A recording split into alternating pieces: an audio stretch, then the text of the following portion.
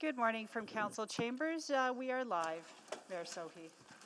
All right, good morning, everyone. I would like to call this meeting to order. At this time, I would like to acknowledge that we meet on the traditional land of Treaty 6 territory and acknowledge the diverse Indigenous peoples whose ancestors' footsteps have marked this territory for centuries, such as Cree, Dene, Sotu, Blackfoot, and Korasu, as well as Métis and Inuit, and now settlers from around the world. And I will do a roll call of council members. Councillor Wright. Good morning. Councillor Knack. Good morning. Councillor Principe. Good morning and welcome back. Thank you. Councillor Stevenson. Good morning. Councillor Paquette. Morning. Councillor Tang. Good morning. Councillor Hamilton. Good morning. Councillor Rutherford. Good morning. Councillor Salvador. Good morning. And Councillor Cartmel is representing the city. He'll be joining us shortly. Councillor Rice. Good morning. And Councillor Tang. Sorry, Councillor Jans. Good morning. Okay. All right. Adoption of the agenda. Councillor Hamilton. Good morning. I'll move that the November 14th, 15th, 2022 City Council meeting agenda be adopted with the following changes. The addition of 7.1, the proposed 2023 to 2026 operating budget. Addendum 1, operating budget service packages for motions. And Addendum 2, 2023 to 2026 user fee schedule. Item 7.2 on the 2023 to 2026 carbon budget. Addendum 1, carbon budget Appendix A. Addendum 2, carbon budget Appendix A. And 7.4, 2021 Edmonton Police Service Annual Report. Item 7.7, 2023 Council and Committee Calendar changes, and replacement attachment for item 7.3, 2023 to 2026 Council Budget Deliberation Process Attachment 1. Okay. Second. The second by Councillor Rice. So just to City Clerk, the 7.1 and 7.2 are cross-referenced. Do we need to make the agenda changes at this time to uncouple them? No, we'll make them after the Later. items are selected for debate. It's just a quick procedural motion. Got it. Okay, so please vote. Yes, for me. Thank you, Councillor Tang. We have all the votes. Display the votes, please. That is carried. And approval of the minutes. Councillor Knack. Thank you, Mayor Sohi. I'll move the approval of the minutes from the October 31st, November 2nd City Council meeting and the November 1st, 2022 City Council public hearing. Need a second. Councillor Stevenson seconded. Any errors or omissions? Seeing none, please vote.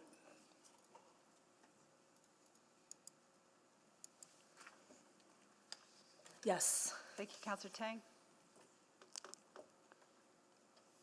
We're just waiting for one more vote. I just got booted out of East Lab. I'm a yes. Thank you. We have all the votes. Display the votes, please. That is carried. Protocol items.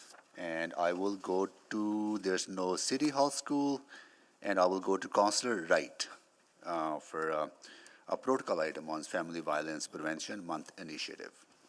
Thank you, Mayor Sohi. I'd like to take the time to highlight that November is Family Violence Prevention Month in Alberta.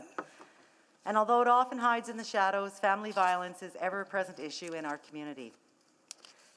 Everyone has a right to be safe in our city, yet our province has the third highest rate of self-reported spousal violence in all of Canada. It cuts across every line of geography, income, age, ethnicity, and social status. And even more compelling is the fact that 1 in 3 Albertans will experience domestic abuse in their lifetime. This means that multiple people in this very room have likely survived family violence or know someone who has.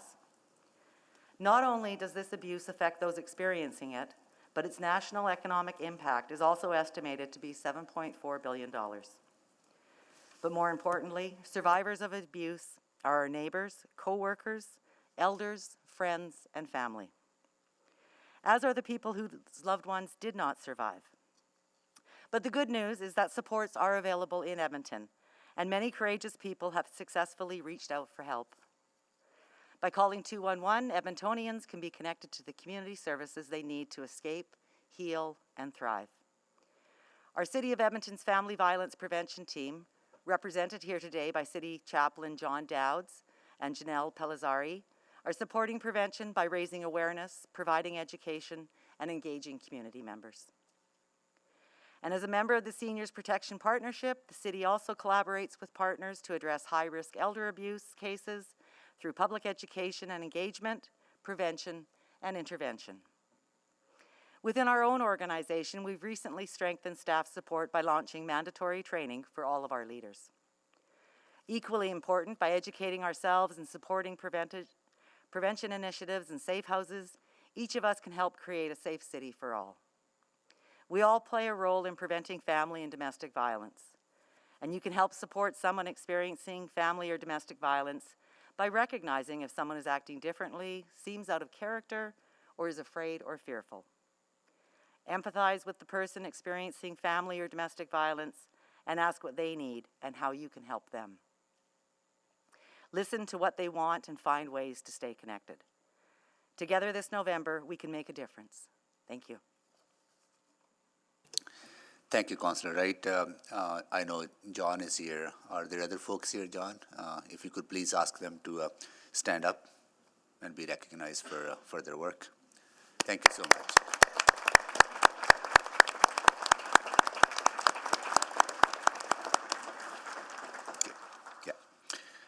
Councillor Principe on the high school football's 100th anniversary. Thank you, Mr. Mayor. I'm sorry I'm not there in person today. I'm not feeling well, so I thought it best to work from home today. But I really, it is my pleasure to have this opportunity to take a few moments this morning to recognize an incredible anniversary. On November 5th, our city reached a significant milestone of 100 years of promoting and regulating high school football across Edmonton. In 1922, the first ever league was operated in Edmonton and featured the original 6 schools: Eastwood, which became East Glen; West Glen, which became Ross Shepherd; St. Mary's, St. Joseph's, Strathcona, and Victoria. Since that time, the number of high school football teams in Edmonton has grown to 24. Throughout this century, players, coaches, and fans have overcome many challenges. The pandemic forcing the cancellation of the 2020 season being one of the challenges.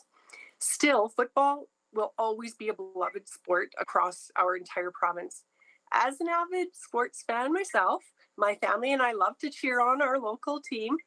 At the professional level, the Edmonton Elks are the most successful franchise of the CFL modern era with 14 Grey Cup wins. There's nothing more thrilling than watching your favorite player score a field goal or land that game-winning touchdown, or doing it yourself even. Edmonton is a city that supports connection, team building, and physical well-being, all of which high school football players are exposed to. On behalf of City Council, I would like to thank Metro Edmonton High School Athletics Association and Football in Alberta for fostering these positive environments for high school players, coaches, and spectators, and for encouraging unity and school spirit. We particularly want to congratulate the following contributors that we have here today. I hope they're with us or with you all in chambers today. Michelle Ross with High School Athletics, Metro Edmonton High School Athletics Association. Tim Enger, Executive Director, Football Alberta. And Dan Alosio, VP of Officials, Football Alberta. Please stand if you're able to. And if you're there, thank you so much.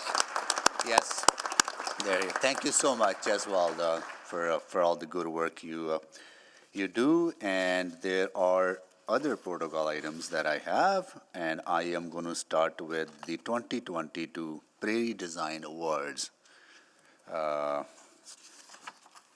Every 2 years, Alberta Association of Architects, Saskatchewan Association of Architects, and the Manitoba Association of Architects celebrate new standards of creativity and skill in architecture, interior design, and landscape architecture. This tri-provincial collaboration has recognized design excellence in the Prairie since its inauguration in 2000. 2 categories awards are awarded: Award of Excellence and Award of Merit. During this year's Prairie Design Awards, a total of 17 buildings received awards, of which 4 City of Edmonton buildings were recognized. The Award of Excellence went to Edmonton Public Library's Capilano branch. And the Award of Merit went to Kathleen Andrews Transit Garage. Paul Kane Park Redevelopment, CoLab, and the Community Arts Laboratory. Congratulations to city's project teams, including industry partners, who worked together to develop and deliver these award-winning projects. These buildings help improve the quality of our public spaces and architecture. They encourage the kind of creative and innovative perspectives that make a city great. Good urban design gives life and character to our neighborhoods and helps to build communities by creating vibrant, attractive places to live and work. We have several contributors on these projects with us this morning, so please join me in acknowledging their exceptional work. If you're present with us today, please stand as I call your name. City of Edmonton and Public Library team, Craig Walbaum, Brad Watson, Philip Nestiak. Yeah, stay standing. Yeah. Don't please. Yeah, don't be so quick to sit down. Carol Belanger. Carol. Pilar Martinez. Caroline Land. Claire St. Uben. Here you are. Michael Schneider. Craig Marple. Terry Bohechuk. Doug Cernacki. Steve Benga. Susan Munier. Mune, right? Yeah. Margaret Smith. Travis Kennedy. And project partners, Annalise Peticu, from Peticu Architects. Yeah. Ben Wagermakers, PCL. And Jan Croman, RPK Architects. Dave Lamache, Delnor Construction. James Sousa, Delnor Construction. Pat Hansen, Architect, Morrison Hursfield. Travis Gibson, Graham Construction. Okay. Peter Osborne, GEC Architects. Emma Dunn, GEC Architects.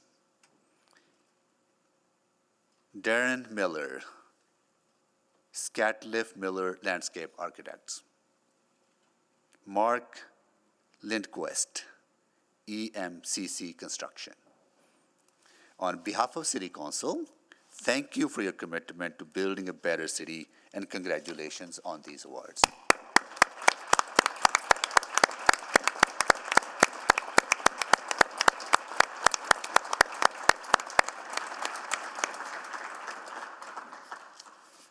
All right, the next one is Blatchford District Energy Sharing System. I would like to take a moment to recognize Associated Engineering and City of Edmonton's Integrated Infrastructure Department for receiving 2 Canadian Consulting Engineering Awards for their work on Blatchford's District Energy Sharing System. The awards are recognized as the industry's highest honor and are offered to the most remarkable engineering feats featured by Canadian firms. The district energy sharing system is a critical component in achieving community's vision to be carbon neutral and to run on renewable energy from -40 to +40 degrees. This innovative system has been providing renewable energy to heat and cool homes in Blatchford. Blatchford's energy system is one of the 20 projects from across Canada selected for an award of excellence.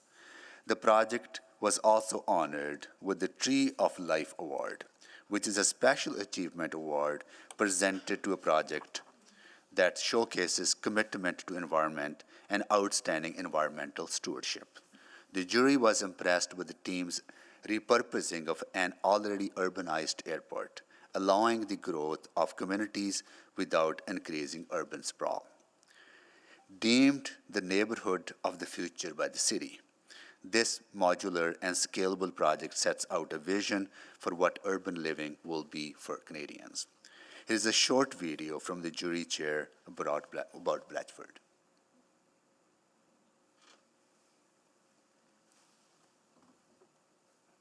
The Tree for Life Award is presented to a project that showcases commitment to the environment and outstanding environmental stewardship. This is an example of implementing technology at a much higher scale than I've seen or we've seen previously. It's not just a single lot, but a whole neighborhood. And it's also being implemented in the challenging situation of within a pre-existing city. This project is really important because it shows how we can create innovative, sustainable communities. It's also showing how we can come up with new energy systems to create communities that are resilient and sustainable and livable. This is an example of how communities can be built, and the success of the Blanchford community will inspire and drive this technology scale up and implementation across Canada. Congratulations, Associated Engineering, for winning the Tree for Life Award.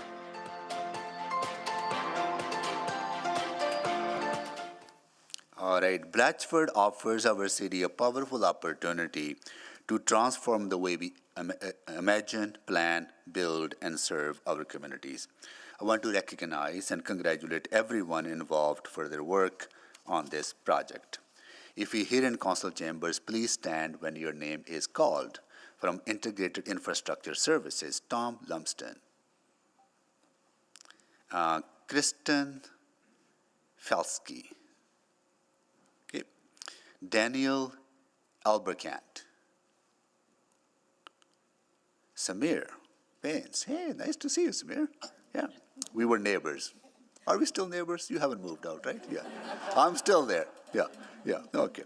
Phil Nestiak and Cheryl Mitchell from Communications and Engagement. And from Associated Engineering, Helder Alfonso, as well as Owen Mierke. Congratulations to each and every one of you.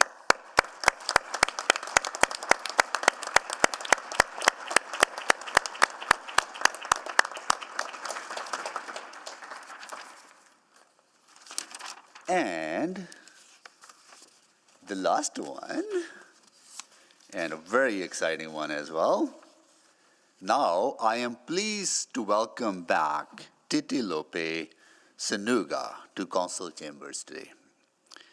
In July of 2021, Titilope was appointed our 9th Port Laureate. Edmonton has long been known as a center for arts and culture, a community that embraces and supports the makers, creators, and storytellers who live here. Over the years, Edmonton has been fortunate to have passionate, creative, eclectic Port Laureates who have captured the life of our city through poetry. For the past year and a half, Titilope has been acting as an ambassador for our city's literary arts community. She's a poet, playwright, and performer, and runs poetry workshops around the world for both adults and youth. She has founded the Breath in Poetry Collective, which is an extension of her collaborative and sharing nature. She is the author of 3 award-winning collections of poetry and has composed and released 2 spoken word albums. Her current project, Tenderness Yeg, provides Edmontonians the opportunity to share their stories of hope and healing. Please join me in welcoming Titi Lope, who will share a poem with us today.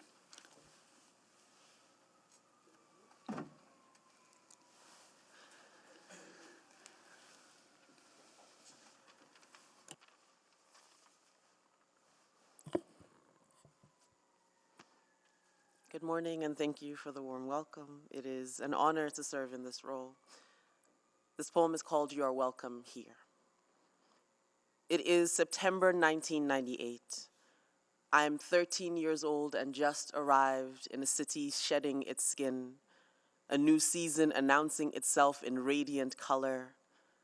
I come to know this city, just as I come to know my own body, blooming in an apartment on White Avenue, my tongue curling around the word home.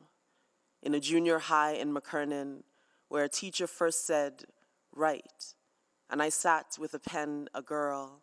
I watched the years gather on the page and stood with a blade, a woman, knowing how an artist makes a tool of what could otherwise be a weapon. This is what the first makers knew, before this place was even an idea, how to carve with as much tenderness as strength, how to create something warm enough to gather round, watch the flame illuminate the faces of those who can only bear witness, those who let the tears pool shamelessly in their laps and say, tell me another story. And they did, calling time mercifully to a halt, bless the stories that transport and transform on Boyle Street, on Jasper Avenue, bless the music we make in Millwoods, in Castle Downs, in Ritchie, where the instrument asks and the dancer's body answers in Bonnie Doon. A painter is pulling stories from their head, and everything they know of beauty is what the heart tells the eye, and it does not lie. Bless the open door art makes of all of us, in our art walk, the way our downtown sparks our heritage and folk, our Kerry West and blues, in all the ways artists at the fringe claim their center. Festival is just another way we say you are welcome here.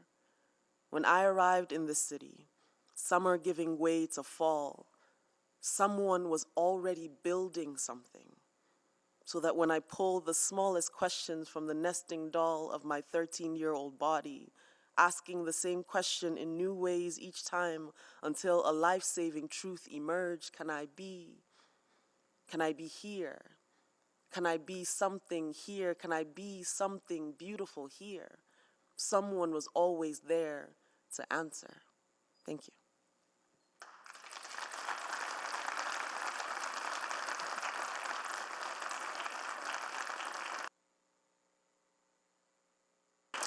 Thank you so much, Titi Lope. Nice to see you again. Good. All right, so that concludes our protocol items.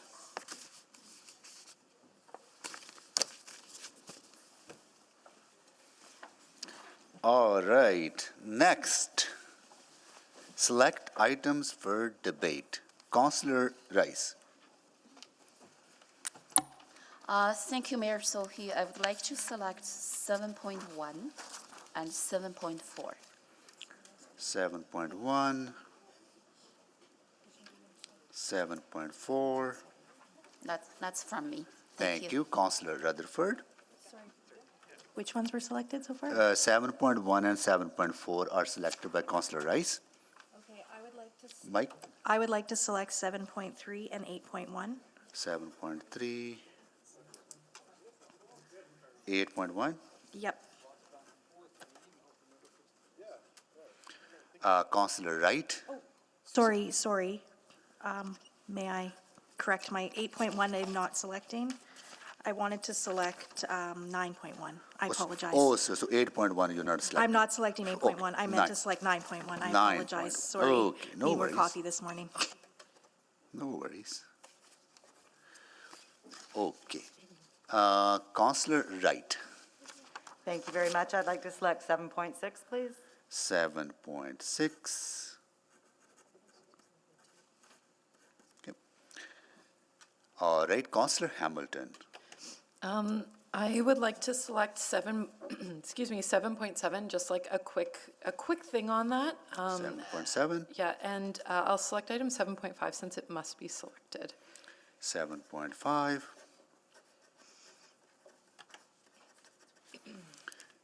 Councillor Jans, Thank you. Could I select 7.2 and 7.3?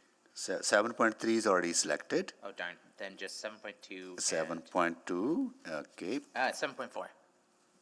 No? 7.4 is already selected. Okay, 7.1. No, 7.2. 7.3. Okay, I'm good then, thanks.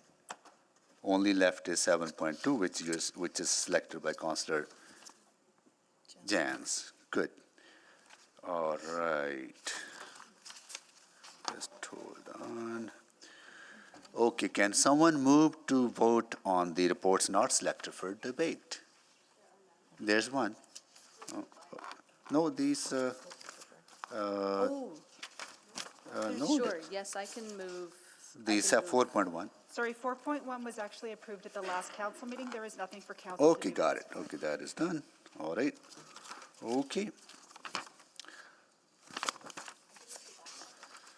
All right, select item and vote on reports done. Request to speak. We don't have any request to speak. We do? Yes, Oh, what is it? but it's during the regular portion of the meeting. Well, this is on the, Item 7.7. we do not hear from members of public at council. We'll see where we land on that item. It probably end up at committee if approved by council. There'll be the opportunity for anyone to speak to that. Yep. Okay.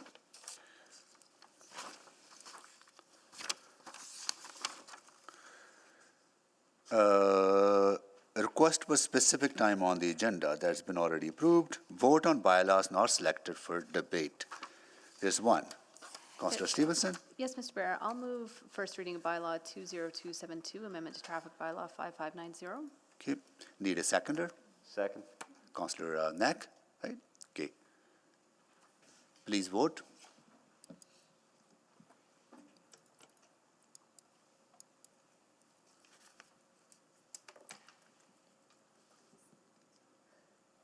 Just waiting for one vote.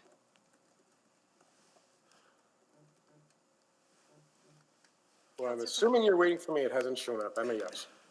Thank you. We have all the votes, Marcel. Display the votes, please. That is carried. I'll move second reading of bylaw 20272. Second. Okay. Oh, Councillor Salvador, are you on board to speak or just? Okay. Procedural for 7172. Okay, no worries. Okay, yeah. Please vote. I'm a yes, Madam Clerk. Thank you.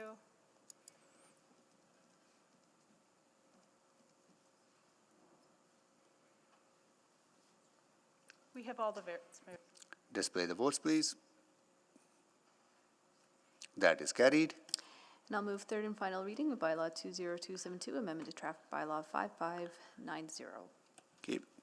Sorry, could we Consideration. Could we deal with consideration? We need please? consideration. Sorry, of yeah. course, Yeah, consideration yeah. of third reading. Second. Okay, consideration, please. Vote.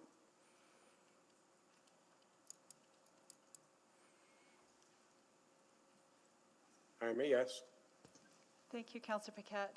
We have all the votes, Marcel. Display the votes, please. That is carried. And now I'll move third and final reading of bylaw 20272. Second. Please vote for the final reading.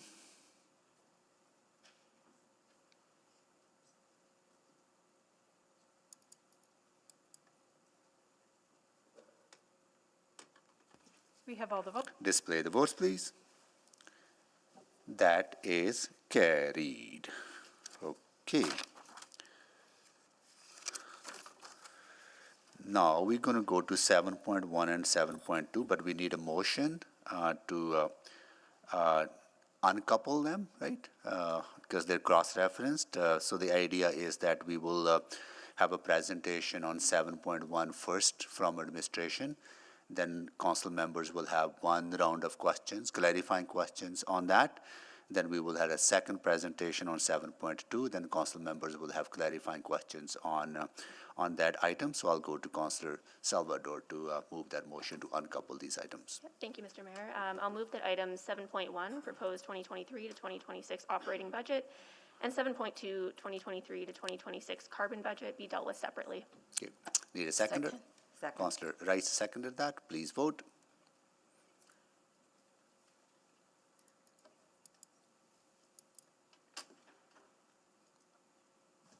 We have all the votes, Mayor Sohi. Display the votes, please.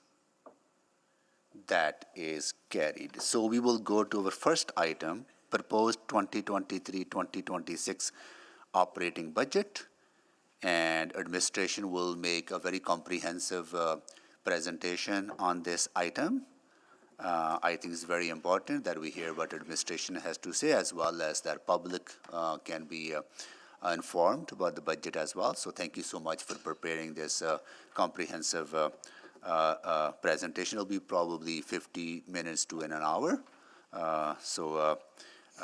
And I'll go to our city administration to do so. And once the presentation is concluded, council members will have the opportunity to ask clarifying questions, one round of questions for council members. Then we will send this item to public hearing. Good. All right, go ahead. Thank you. Good morning, Mayor Sohi and members of council. This morning, we are pleased to present the proposed operating budget and our first ever carbon budget, which will be in the next item. In a budget as complex as this, there's a lot to go through. So for about the next hour, we'll go through the process, the challenges, the input, and the options. And we'll also outline the carbon budget in the second item today. Then we'll talk about next steps and ongoing work to finalize the budget. Here to lead you through the presentation today is Stacey Padbury, our Deputy City Manager of Financial Corporate Services, Jennifer Flaman, our Deputy City Manager of Community Services, Harm Ride, Deputy City Treasurer and Branch Manager of Financial and Corporate Services, Jody Graham, Director of Budget Planning and Development, and Felicia Muthiardi, our Corporate Economist. While many staff helped develop the budget documents before you today, the finance and budget teams have done the heaviest lifting in bringing this budget forward. The 900 pages of budget represent thousands of hours of their work, including this past weekend. When we are building the capital and operating budgets, administration starts at the beginning. Connect Edmonton and the city plan. They set our vision and map out the direction that budgets will follow, and the budgets confirm how we resource different strategies and programs to move us and how far and how fast we can move towards that vision. As is the case with both Connect Edmonton and the city plan, the budget documents are prepared with input from across the community. In January, we confirmed with City Council what your priorities are and how they align with the vision articulated in these strategic plans. Administration conducted research, engaged with Edmontonians, and surveyed Edmontonians to find out what is important to them. We asked about how they experience our services and whether they would like to see increased or decreased investment. Edmontonians have told us they deeply value City of Edmonton services, transportation networks so they can move around their city when and how they choose, protection services to keep them safe, natural spaces to enjoy, recreation programs to keep people healthy, and community services to help people feel included. While our community is highly diverse and individual people have countless different preferences, there is consistent support for the city's work. We know because Edmontonians tell us that the city efforts make a difference for the people who live here. The proposed budget before you today maintains the services Edmontonians have said are important. As we considered the many building blocks which were part of the budget, we started with some core beliefs. Programs matter, the work matters, and every budget decision has an impact on the lives of Edmontonians, which is why this budget represents such a critical balancing act. We considered current programs, what was offered by city administration, and our related agencies, boards, and commissions. We considered what is offered and what is needed. And we also looked at the circumstances around us. We reviewed the economic context of our city, the post-COVID recovery in the city and elsewhere. We looked at the comparatively high inflation rates and what that means for operating costs and local pocketbooks and affordability. We looked at the economic pressures facing our city and others and the limited ability of businesses and property owners to take on additional taxes. We also looked inward. As we were performing this work, branches and departments were working collaboratively to identify integrated insights and ensure that the corporation is moving forward in alignment with the city's strategic plans. We evaluated and assessed services and sub-services to aid in the prioritization of the budget, to confirm that we are understanding impacts and opportunities. As part of this work, we also reviewed where work can be reallocated and where there are efficiencies to be made in the city. Alongside the development of the four-year budget, for the first time, we also considered the carbon impacts within the budget. This is a very new area of work for the city and for all governments, I would argue. The carbon budget tallies the carbon impact of budget decisions. It does not recommend specific projects for funding. It considers how those budget decisions will affect emissions. And I want to be clear that this is a tool for understanding impacts. It's not a tool for allocating resources, and it's not a financial strategy for getting us to net zero. There may indeed be work ahead on those issues to come in our future. We also considered the big issues that matter to you and to Edmontonians: housing, economic development, community safety and well-being, climate transition. The budget includes projects which steadily advance our work in these areas, but you will not see large investments in transformative projects. For example, there are emissions reductions from our purchase of green electricity, and there are economic benefits to continuing our downtown and Chinatown vibrancy initiatives. These are the right steps given our limited resources at this point in time. And that is intentional. Transformational projects require significant funding. And given economic conditions, we're not recommending significant increases. And given Edmontonian support for existing programs and services, we are not recommending significant reductions in these programs that would free the resources required to do more transformational work. Using this approach allowed us to prioritize spending decisions and our advice to council. These budgets involve assessment and judgment. We didn't approach the budget in a formulaic way, so there are no across-the-board increases or reductions. That is intentional again. Instead, we used all the information available to recommend a budget that balances council's vision with the everyday needs of Edmontonians. The hundreds of pages of information before you reflect our best advice, how to use the resources we have to accomplish the work we need to do to build the city of Edmonton that Edmontonians have imagined. Especially in light of economic challenges, we have worked to keep tax increases reasonable. The proposed rate of 3.9% annually translates to an increase of about $27 next year, bringing the total tax levy to about $718 for every $100,000 in property value. This is well below inflation estimates at this point. We know that you will face some difficult conversations ahead as you bring your insights to the discussion. And while this document reflects our best advice, I can assure you that administration knows the final budget will likely not be exactly what has been presented here today. And when the budget adjustments are finalized, I can assure you administration will faithfully execute the direction that you provide, and we will execute this budget. Also, if you want to make different, bigger, and more transformative changes on things like climate action, we are happy to provide more advice through our deliberations on the options available to do so. But they will involve slowing or stopping larger initiatives in either the capital plan or operations budgets. So before we get to the choices ahead, let's go through what we are proposing, and I'll now hand over to Stacey and her team. Thank you. Before we walk through in detail how the operating budget was developed, I want to take a moment to highlight the difference in approach between the operating and capital budget process. In the capital budget, we start first by determining the total funding available, then allocating that funding to capital projects using the prioritization criteria and balancing both growth and renewal needs as we described in our presentation on the capital budget. With the operating budget, Council starts with the base operating budget, deciding what services it wants to provide and at what level that service will be delivered. Those expenditures are offset by user fees and other revenues, and the difference determines the tax levy required to deliver those services. Next slide, please. There are two parts to every budget equation: revenues and expenses. Most of the city's services require tax revenue to sustain operations.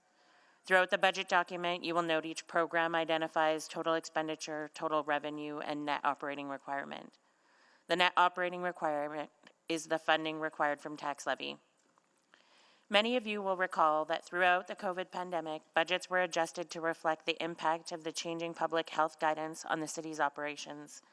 Early in the pandemic, the city adjusted budgets to manage expenditures in a time of significant uncertainty, not just uncertainty around the pandemic, but the uncertainty that federal and provincial governments would offer financial support to municipalities. Once federal and provincial funding was announced, the one-time savings resulting from the pandemic initiatives was appropriated within the Financial Stabilization Reserve to mitigate the risks that the post-COVID recovery would have on certain revenue streams across the city. Many of the city's services have been impacted by the pandemic, and while they're recovering, certain of the city's revenue streams, transit, recreation, and parking in particular, are not expected to recover to pre-pandemic levels until later in the budget cycle. To limit the impact in the early years and to avoid a permanent tax levy increase for a temporary decline in revenue, administration chose to apply reserves to offset lower revenue in the first 2 years of the budget. Recognizing that Edmontonians are also experiencing rising costs, this budget has only modest increases for user fees. In particular, transit fees remain static over 2023 and 2024 before increasing slightly in 2025 and 2026, with a similar pattern in recreation facility user fees. Next slide, please. On the expense side, like all Edmontonians, the city is experiencing rising costs from inflation. In particular, the city is experiencing higher fuel costs to operate the city's vehicle fleet, including the transit fleet that Edmontonians rely on, higher utility costs to keep facilities operational, rising personnel costs to address both employee growth and wage growth for thousands of Edmonton employees who reliably deliver the city's services, and higher debt servicing costs from a combination of both new tax-supported debt and higher interest rates. As a city, we're able to borrow at fixed rates, but we borrow as we build, and rising interest rates increase the cost of servicing the debt for projects that are currently under construction or have yet to commence construction. Our debt servicing pressures are largely related to transformational projects like the continued expansion of our LRT network and converting Yellowhead Trail to a freeway. The city is also leveraging debt to build the Lewis Farms Recreation Center and Library, and significant renewal projects we're recommending move forward, like rehabilitating the high-level bridge and starting to replace the city's original LRT trains. When combined with several years of tax increases well below inflation, this places considerable strain on the operating budget. To address these pressures, administration focused on budgetary restraint and program deferrals. While we start with the base budget, we don't simply add inflation to every line in the base budget to arrive at expenditures. Business areas are asked to manage cost pressures, and throughout the city, program areas took a thoughtful approach to budgets, addressing cost pressures that they were experienced through innovation, internal reprioritization, and deferring growth until later years. This approach allowed us to limit the tax levy increase at a time when the economy is experiencing inflation at 6.4%. Next slide, please. To build this four-year operating budget, we started with a base budget, or what it took to deliver the services to Edmontonians in 2022.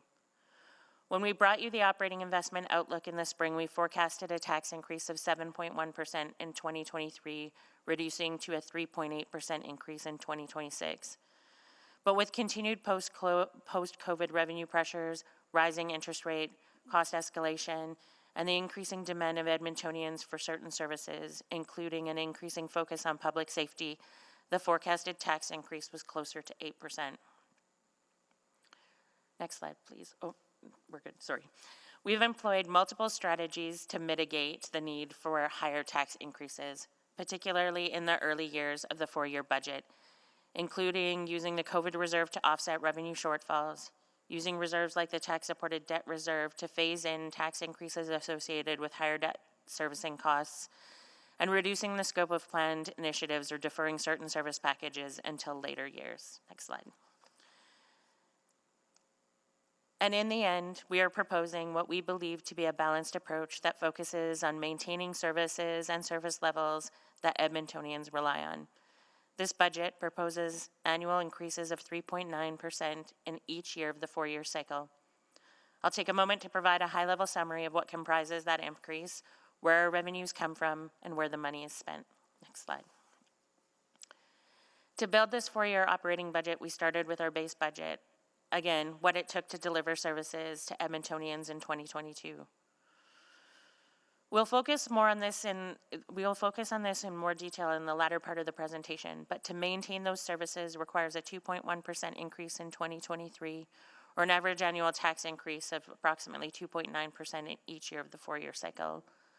This includes the impacts of debt servicing, which are significant in this budget. The tax levy increase also includes more than existing city services. We also have to respond to a growing city by growing our services, and the proposed operating budget includes modest increases over the 4-year period to grow existing services to serve a growing city, including funding for the next municipal election. The budget includes new or enhanced services that respond to emerging needs, like funding for the downtown vibrancy and Chinatown strategies. And this budget funds the operations of new infrastructure that we've built based on previous capital budget decisions, as well as servicing the debt used to finance that infrastructure. This includes new fire stations, implementing a safe mobility strategy, operating new LRT lines, another phase of Nature's Wild backyard at the zoo, and the planning needed to open the new recreation center at Lewis Farms. In terms of police funding, the proposed budget includes a $7 million increase to the base budget for Edmonton Police Service in 2023, which equates to $28 million over 4 years. This increase is based on the updated funding formula, and administration will re-examine it in the new year. Next slide. The graph on this side provides a high-level breakdown of the funding sources that comprise the $3.2 billion operating revenue. Property tax revenues account for more than half the total funding. User fees, franchise fees, and EPCOR dividend account for more than 20% of revenue, while grants, transit, and other general revenue accounts for the remaining portion. Next slide. This slide reflects the proposed 2023 to 2026 operating budget expenditures based on the primary services provided. This is one way to illustrate the breakdown of the city's operating expenditures, which aligns with the way the public engagement tools were introduced to Edmontonians. We illustrate this very high-level perspective of the expenditures from a service-based lens, using categories that are generally of greater interest to the public. The budget binder is developed and presented in a more detailed level by department to ensure fiscal accountability throughout the organization by branch and by program. Various allocations are made to reflect different categories you see here, such as allocations for corporate-wide expenditures within corporate programs. Next slide. Before we go further into the details of the operating budget, I want to draw your attention to new information. Administration released the operating budget on November 3rd. On November 2nd, EPCOR announced an $8 million increase to the dividend it pays annually to the city. Administration was not aware of this increase during the budget development process, and as such, this provides additional revenue over and above what was contemplated in the budget. And we'll come back to this a little later in the presentation. Let's begin with the strategic context and a high-level view of how Council's vision and direction inform what we build and activate throughout the city. In previous presentations, we shared the strategic documents that guide the preparation and alignment of the corporate business plans and the 4-year budgets. Incorporating these visions and plans ensures that we're moving in the right direction. This is a busy slide that you've seen before, but I do want to take a minute to talk about the strategic planning framework and the high-level timelines we're looking at when building a city to welcome 2 million people. It's the city plan that outlines the choices we need to make to realize the goal of a vibrant, healthy, sustainable city of 2 million. Connect Edmonton sets the direction for our future and outlines where the city needs to change today to realize the vision for Edmonton in 2050. It has 4 10-year goals that will be revisited in 2028, which means over the course of building a city for 2 million people, there will be at least 3 strategic plans. Each time we bring you a budget, we develop operating and capital investment outlooks Done every 4 years, these plans provide a 10-year forecast. In turn, these documents inform how we make decisions and allocate our resources in the 4-year planning and budget cycle, which is decided through the corporate business plan and the operating and capital budgets. And you can see from this slide that there are a number of budget cycles in our journey to 2 million people. It's important that we make progress in each cycle to reach goals over time, but it's not necessary or feasible to implement everything within a single budget cycle. We bring you a strategic approach to achieve the vision and future and balance the needs for transformational change with the current economic constraints. But as council, you ultimately decide how far and how fast we move at every point in the journey. You'll likely hear us refer back to the corporate weave throughout budget deliberations as a wayfinding tool to describe our financial recommendations. Although most of the budget is allocated to the provision of services led by the city's operating departments who imagine our city, steward the building of our assets, maintain our vast network of assets, operate our services, and animate our facilities and spaces, those operating departments require support from the city's internal departments who guide the city, connect Edmontonians, enable employees, and steward our assets and resources. This is an integrated budget. And just as we considered the capital budget, specifically the infrastructure we build, the operating budget now considers all that is required to make those assets and services meaningful to Edmontonians. I'll now pass it over to Felicia Muthiardi, one more slide. The development of the operating budget for 2023 to 2026 was guided by the city's strategic planning framework, and the city's long-term goals are outlined in 2 documents, Connect Edmonton and the City Plan. Connect Edmonton sets the direction for the future and identifies where changes are required. It's aspirational based on that vision of Edmonton in 2050 and focuses on those 4 strategic goals that require transformational change: healthy city, urban places, regional prosperity, and climate resilience. The city plan combines the municipal development plan and transportation master plan, includes direction for environmental planning, social planning, and economic development. The city plan's 5 big city moves are bold and transformative priorities that advance Connect Edmonton's goals and point the way as we deliberately build our city on a journey towards that population of 2 million Edmontonians. The big city moves are greener as we grow, a rebuildable city, a community of communities, inclusive and compassionate, and catalyze and converge. And council has confirmed with us their 6 priorities for the 2023 to 2026 cycle that focus on providing services to Edmontonians and transforming for the future. These priorities are influenced by both formal engagement with residents and the regular interactions councillors have with their constituents. The council priorities that helped focus administration's effort in the prioritization of this budget are community safety and well-being, arts and culture, 15-minute districts and district planning, the mobility network, economic growth, and climate action and energy. I'll now pass it to Felicia Muthiardi, our corporate economist, to provide an economic overview. Thank you, Stacey. Good morning. So we have covered inflation trends and the conditions driving prices higher in past presentations to council. On the consumer side, we focus on changes in the Consumer Price Index, or the CPI. What is charted here is a different way of looking at inflation, with price changes for headline consumer inflation, so the all items series, in shelter in the Edmonton Census metropolitan area, and provincial inflation for energy and food purchased in stores since 2019, which we'll use as our pre-pandemic benchmark. The components selected were intentional as they are non-negotiables with limited options for substitution. Energy and food purchased from stores have seen very strong price growth, which is putting pressure on Edmonton households. Shelter price growth has generally tracked closely to headline inflation in Edmonton since the start of 2020. Now, house prices have not risen as much in Edmonton as in other Canadian jurisdictions, and Edmonton is still relatively affordable compared to some other major cities. But shelter prices have been largely influenced by utility prices, which have increased significantly. The CPI is not meant to be a cost of living index, but based on price trends for food and energy alone, it is undeniable that the cost of living in Edmonton has increased significantly. Now, we don't have information to tell us about the lived experience of Edmontonians, but based on available household spending data, higher food and utility prices are likely having a larger impact on households who make up the bottom 40% of the income distribution. Next slide, please. Looking ahead, we are expecting the economy to recover to pre-pandemic levels by the end of this year, but with growth rates to moderate between 2023 and 2026.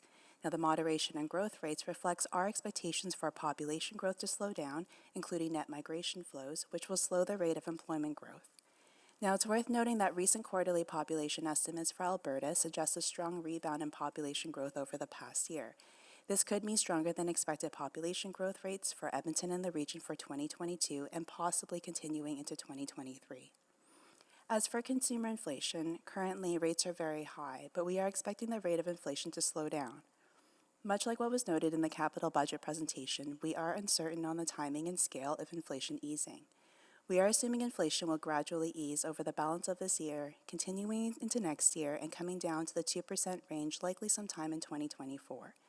Now, uncertainty on the path of inflation, particularly how long it will take to come down to that 2% range, presents a risk to our outlook as persistently high inflation means consumption is more costly and higher interest rates intended to slow the pace of inflation. It means it's more costly to borrow. The two shocks are forcing a trade-off in spending with priority given to essential items, but even then, price pressures remain significant. Next slide, please. I'd like to close out the economic context section with a slide on population and how our age structure is projected to change. Now, Edmonton has a relatively young population, which works to our benefit. But with expectations of slower population growth, including net migration flows, our population is expected to age. We've already seen evidence of this through federal census data. The median age of Edmonton's population was 36.8 in the 2021 federal census, but in 2016 it was 35.7 years. What I've charted here are dependency ratios for two groups. We have youth dependents, so those under 15 years old, and for seniors, for those who are 65 years and older, and they're relative to the share of the population between 15 and 64 years of age, which we'll refer to in this case as our working age population. In a nutshell, dependency ratios can tell us about how our age structure is changing, but in this case, how our age structure is projected to change. I like to point out that these ratios are based on age and are not intended to diminish the contributions made by people, especially youths and seniors who are classified as dependents. Rather, this is intended to illustrate over the long term how more people are expected to move out of our working age population via the rising seniors dependency ratio than into it as indicated by a declining youth dependency ratio. This can tell us as well about how the demands for city-provided services and programs may change, particularly with an aging population. Now, as Edmonton's population ages, labor force participation is expected to decline, which could constrain growth to our economy's productive capacity or potentially reduce it altogether. Income per capita may also decline due to reduced labor force participation. An aging population is also expected to have a financial impact on spending by higher orders of government, with more dollars needed on healthcare spending as one example, but with a declining number of persons to finance it. I'll now turn things over to Jody Graham. Priority-based budgeting was implemented over the course of 2021 and 2022 to develop the 2023 to 2026 operating budget that is based on the City of Edmonton's highest priorities. These priorities define the focus areas over the next 4 years to achieve the long-term strategic goals set out in Connect Edmonton and the City Plan. The priority-based budgeting process was implemented in 5 main phases. The result is the 2023 to 2026 operating budget that aligns Edmontonians' property tax dollars towards the city's greatest priorities. Phase 1 was determining services, understanding what do we do. To meet the corporate objectives to serve Edmontonians and manage the corporation, the City of Edmonton identified approximately 70 different lines of service and approximately 140 sub-services that advance one of the 16 corporate outcomes. Applying a prioritization at the sub-service level enabled better informed decision-making when developing the 2023 to 2026 operating budget. Certain principles such as transparency, comparability, and measurability were considered when establishing the sub-services to enable a suitable level of granularity required for decision-making. Phase 2 was costing of services. How much does it cost? Once the city's sub-services were established, an allocation was done across each of the department and branches to obtain estimated costs for each sub-service. This provided an order of magnitude to further inform decisions throughout the prioritization process. Phase 3 was determining priorities, understanding what do we need to focus on first. To determine the priorities for the next 4 years, strategic criteria were established for public-facing subservices in order to best serve Edmontonians and progress on the strategic goals of the city plan and Connect Edmonton. Strategic criteria were also defined for internal supporting services that to best manage the corporation. These strategic attributes were used to assess how well the subservices advance the strategic goals and priorities of Edmontonians, administration, and council. In addition, each subservice was evaluated against a consistent set of data called basic program attributes, which were used to assess why the city provides the services and how they impact Edmontonians. The 5 basic program attributes capture the important aspects of subservices outside of their strategic importance, as they would remain consistent between cycles, even as strategic goals and priorities change. These attributes are as follows: mandate to provide the service, reliance on the city to provide the service, the portion of the community or organization served, change in the demand for service, and cost recovery of the service. Phase 4, score services. How well do we currently align with our priorities? Each subservice was evaluated and peer-reviewed against the 5 basic program attributes as well as the strategic attributes. This ensured sufficient information and nuances of each subservice were considered before making any budget decisions or recommendations. As all scores were peer-reviewed across the corporation to ensure consistency, transparency, and accuracy in the final evaluation. The 5th and final stage were insights on actions to take. What do we need to do to align our financial resources to our priorities? In addition to using all of the information gathered through the priority-based budgeting process, administration considered performance and risk measures, current service levels and strategies, and policies affecting their subservices. This was all used to develop insights for the most appropriate actions to take over the next 4 years to ensure financial resources were allocated towards higher priorities, focused areas where needed, and allocated from areas that had less alignment to the city's priorities. Next slide, please.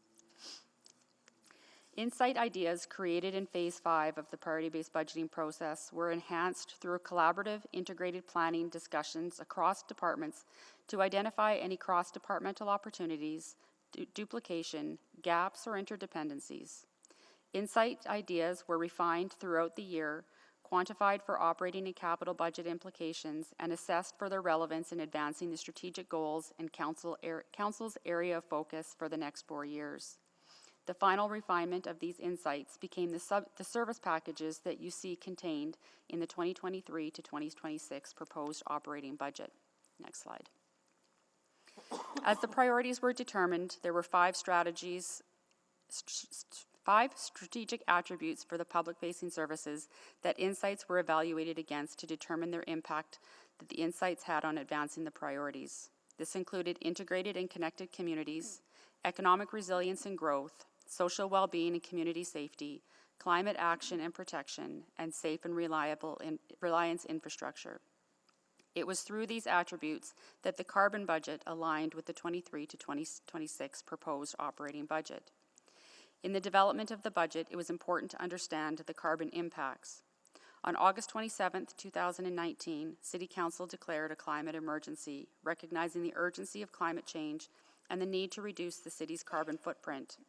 This is highlighted in the operating budget priorities through climate action and protection. The city plan emphasizes the importance of climate action through Greener as We Grow as one of this big city moves and Connect Edmonton through the climate resilience strategic goal. For the first time ever, the City of Edmonton formally implemented a carbon budget in connection with the development of the 2023 to 2026 operating and capital budgets.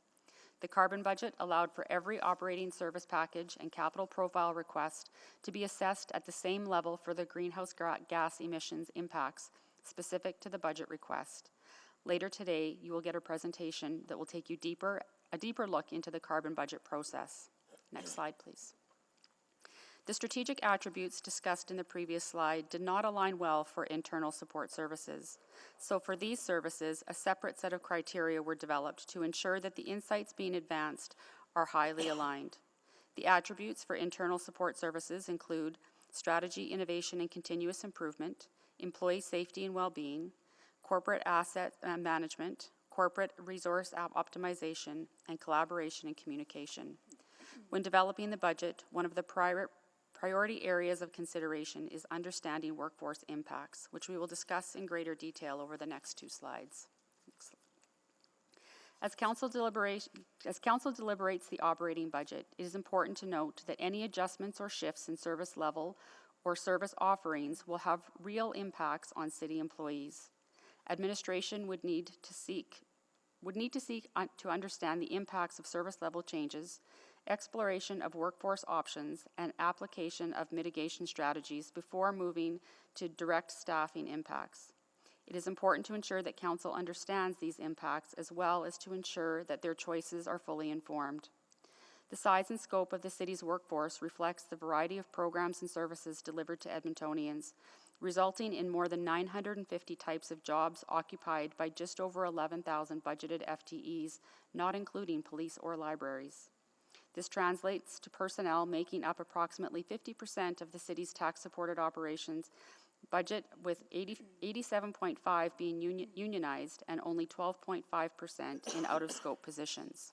Next slide, please. When adding new services or increasing service levels, the cost of new FTEs will be a primary consideration.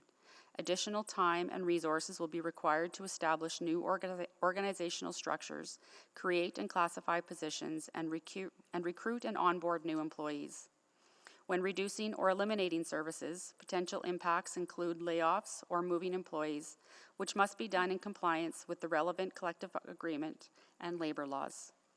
Equally important it is imperative to align with administration's respectful workplace policy and consider the impacts on the employee experience and trust in leadership. Time and resource will be required to identify positions, complete the position displacement and bumping process, manage any grievance disputes that arise, and meet termination legislative requirements. In the event the council considers service level reductions where layoffs are required, different processes are used for unionized and out-of-scope employees. Labor laws call for fair financial settlements in lieu of notice for out-of-scope staff. Under the city's collective agreements, a bumping system is in place for unionized staff. Generally, the most recent hires in the job classification being reduced would be the ones to lose their jobs. These processes mean that there are often impacts to a greater number of employees and it takes longer to complete. Next slide. It is also important to consider how the services we offer are aligned with our goals and the needs of Edmontonians. When comparing the results of the priority-based budgeting process with the satisfaction survey conducted with Edmontonians, 57% of the sub-services that scored in the priority-based budgeting were also of high importance for Edmontonians. Sub-services like bus and LRT, fire response, and snow and ice control are areas of high alignment. An additional 20% of high-ranking services, such as street sweeping, housing, parks, and open spaces, were of moderate importance to Edmontonians. On the top left is 4% of sub-services like community cleanup, on and off-street parking, and paratransit, which are of high importance to Edmontonians, but scored low in the priority-based budgeting. And on the bottom right it's approximately 3% of sub-services like subdivision development and multi-mode pathway maintenance, which are of high importance in the priority-based budgeting process because of the reliance on the city to provide these services, but were noted as low importance for Edmontonians. Taken together, this demonstrates that 84% of the proposed 23 to 26 operating budget is highly aligned to achieve the city plan goals and meet the needs of Edmontonians. In other words, we are on the right track. The city plan goals developed with and for Edmontonians are consistent with the service offerings Edmontonians deem most important now. Next slide. We have spoken at length about the research and engagement administration has conducted this year. I will not go into details again, but I want to highlight the key takeaways from our extensive conversations across several research and engagement initiatives. Council knows better than anyone how deeply Edmontonians value the city services they have come to rely on. Our work clearly makes a significant difference in our residents' lives. While there are some differences in opinion on which services are most important, there is a high level of agreement on the importance of roadways, including keeping them clear and maintaining them, bus and LRT service, community safety, fire rescue, parks service, and parks This proposed budget reflects these priorities. Edmontonians told us that they are finding it difficult to cope with inflationary pressures right now and ask that we do whatever we can to keep tax levels as low as possible. They do understand that we are facing significant inflation ourselves and understand why tax increases are necessary, but they want to see the results of their investment in their community and in their daily lives. They want to be assured that we are careful and prudent in our planning to ensure that we are as efficient as possible in all of our operations. This budget reaches beyond city administration, which are the departments that report to the city manager. It funds other organizations on an ongoing basis, while others getting funding for the service line or a single project. Many organizations rely on the city's budget for funding or make requests to council for funding. For example, the Edmonton Police Service is city-owned and has a separate governance structure as dictated by the Police Act, reporting to the Edmonton Police Commission. The Edmonton Public Library and Explore Edmonton are also city-owned but report up through separate boards. In both situations, council must fund these organizations as the majority of their funds come from tax levy and they are fully dependent on the city to provide funding. Outside of the city-owned organizations, there are 3 other types of organizations that receive funding from the city. These include non-city corporations like the Greater Edmonton Foundation that receives their funding via ministerial order, partner organizations such as REACH and TELUS Worlds of Science that receive funding to support programs in line with city priorities on an ongoing basis, and other organizations that council provides funding based on specific requests, like C5 Northeast Community Hub and the Edmonton Screen Industries, that receive multi-year funding to support specific programs, but council can decide to suspend funding.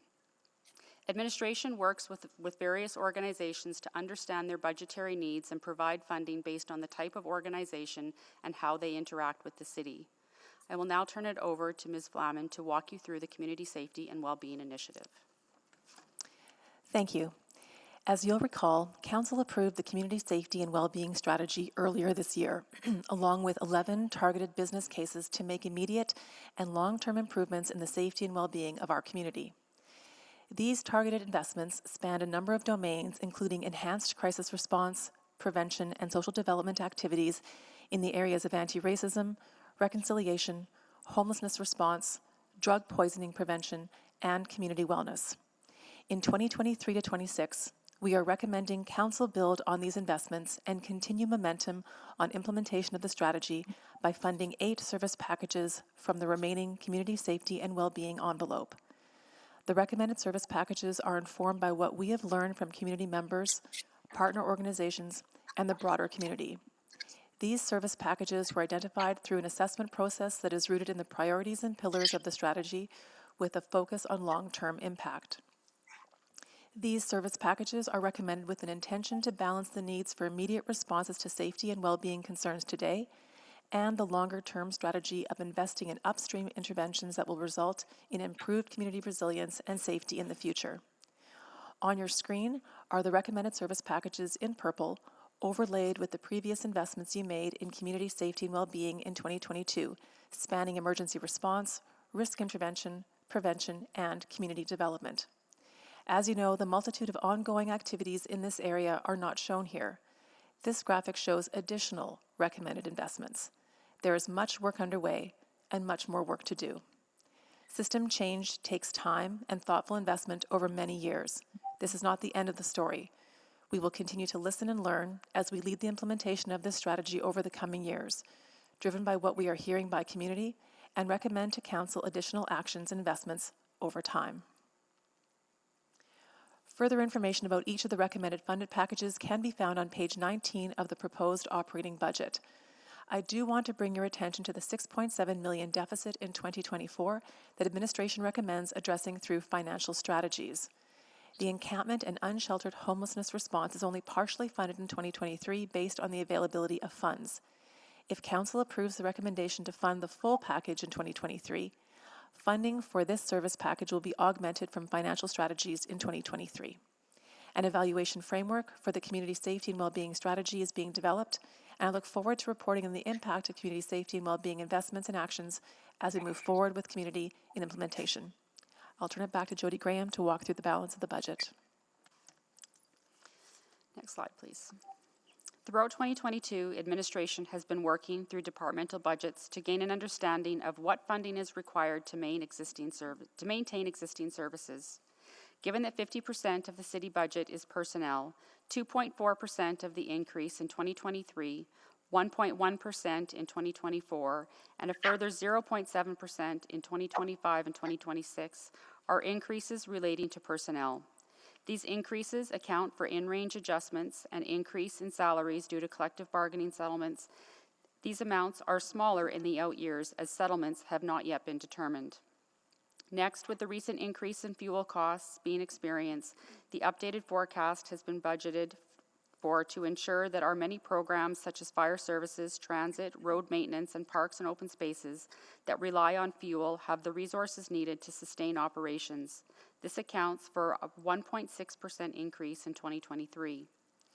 Debt is an ongoing component of the city's capital financing structure and is integrated into the city's long-term plans and strategies. It must be affordable and sustainable and must maintain flexibility to ensure debt is response to emerging financing needs.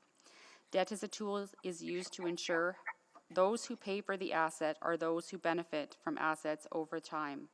Debt servicing costs are contributing 1.3% in 2023, a total of 2.2% in 2024, 2.1% in 2025, and an additional 2% in 2026. This includes the funding required to complete the previously approved capital projects, as well as the projects being proposed to be funded with debt in the 2023 to 2026 capital budget, such as the High Level Bridge and Horilac Park projects. The next category of corporate and other expenditures is contributing 2.9% in 2023, 3.3% in 2024, a reduction of 1.1% in 2026, and an increase of 2.4% in 1.1 in 2025, and an increase of 2.4 in 2026. The category includes all the other types of expenses that are detailed further in the budget by category section throughout the budget binder, which are shown at the corporate, department, and branch levels. These include expenses such as transfers to reserve, contracting costs, and consulting, utilities, fleet operating costs, training costs, as well as corporate expenditures such as insurance premiums and legal fees. The incremental reduction of 1.1% in 2025 is due to the different variables, including the funding for healthy street operations provided to EPS coming to an end in 2025 for 0.3%, an increase to franchise fee revenues and investment earnings within corporate programs, which reduces the impact on the tax levy a further 0.3%, and a $7 million transfer from the Financial Stabilization Reserve in order to subsidize the shortfall from service packages funded through the Community Safety and Wellbeing discussed earlier. In the final category, revenues and offsetting funding strategies, administration was able to use various strategies that allow the city to address temporary issues such as recovering from the COVID-19 pandemic revenue without making permanent adjustments to the base budget, and can be used as a tool to address new initiatives until funding is at the stable level in the base budget. The strategies used to develop the budget include applying COVID-19 pandemic funding, which was appropriated from the Financial Stabilization Reserve in the earlier years of the budget to offset shortfalls and support recovery in transit, recreation facilities, and parking revenues. The use of the tax-supported debt reserve to support capital project financing. These strategies reduced the tax levy to maintain services by 6.1% in 2023, 2.7% in 2024, 0.2% in 2025, and 0.6% in 2026. The result is that in order for the city to maintain existing services, the tax levy impact is 2.1, 3.4, 1.5, and 4.5% from 2023 to 2026, respectively. Next slide, please. With the previous increase in mind, administration also knew that it was important to ensure that we are continuing to move forward with initiatives that advance the direction of the city towards its long-term goals and council priorities. To provide a high-level overview, funding of 0.2% in 2023 and 2024 was allocated to advance council priorities. Increases of 0.2%, 0.1%, and 0.2% are being provided in 2023 to 2025 respectively to fund growth of existing services such as funding the next municipal election. However, as election funding is only needed every 4 years, it is removed from the budget in 2026. Thus, you see a reduction of 0.2% in 2026. Funding to provide new and enhanced levels of service is contributing 0.6% in 2023, 1.9% in 2025. These increases include funding for the Chinatown and downtown vibrancy strategies, as well as one-time infusion to replace the shortfall of the Traffic Safety and Automated Enforcement Reserve to stabilize the Safe Mobility Program with tax levy. The 0.9% shown in 2026 is a reduction in the ongoing levy once the TASER revenue is balanced and funding is set at sustainable levels. Operating impacts of capital include funding for those projects that were completed during the 2019 to 2022 capital cycle and are now ready to be put into service, as well as the anticipated costs that will impact the cycle based on the proposed capital projects. These increases account for 0.4% in 2023, 0.2% in 2024, 0.3% in 2025, and 0.5% in 2026. The final addition is the increase to the Edmonton Police Service based on the approved funding formula for the 2023 year only of 0.4%. Work will continue in 2023 to work on a permanent funding formula. With the addition of these categories, administration is recommending a 3.9% tax levy increase in each of the next 4 years. Next slide, please. To provide a bit more detail, this slide illustrates an example of the initiatives that are included in the 3.9%. Example of growth on existing services includes the 2025 election, agile corporate security services, and resourcing for the Employee Service Center.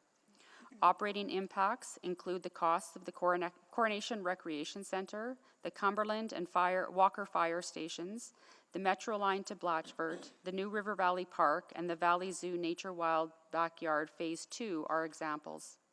New and enhanced services include Chinatown and downtown vibrancy strategies, corporate integrated data solution, fleet strategy and governance implementation, and safe mobility programs. And finally, council-directed initiatives that are being advanced in the 2023 to 2026 includes C5 Northeast Community Hub, Missing and Murdered Indigenous Women and Girls Action Plan, Encampment and Unsheltered Homeless Response, and Problem Derelict Properties initiatives funded from the Community Safety and Wellbeing funding. With all of these initiatives that are advancing, administration had the difficult task of determining which initiatives would remain unfunded in order to keep the tax levy at a responsible level. Next slide, please. Initiatives that have remained unfunded in the proposed 23 to 26 operating budget include on-demand transit permanent funding, census, on-street construction and maintenance variance for growth in existing services, operating impacts of capital such as roadway maintenance, asset maintenance, in-car video, police IT systems application enhancement, Fort Edmonton Park expansion, urban forest maintenance and care, and parks and open spaces, inventory growth maintenance, as the associated capital projects are also unfunded at this time. Examples of new and enhanced services that remain unfunded are increased access to library services, enhanced cleaning and disinfecting, nuisance and invasive species monitoring and control, reinstatement of the Community Investment Operating Grant and Affordable Housing Grant programs. And council-directed initiatives that remain unfunded include enhanced snow and ice control, REACH 24/7 crisis diversion, urban farms and gardens, festival support and growth, reinstatement of the outdoor pool operating season, and delivery of the tiny home village. While administration recognizes the importance of all of these initiatives, the decisions needed to be balanced with affordability. Can you go back up one slide, please? The next two slides lay out funding options available should council wish to make amendments to the proposed 23 to 26 operating budget and the implications of those options.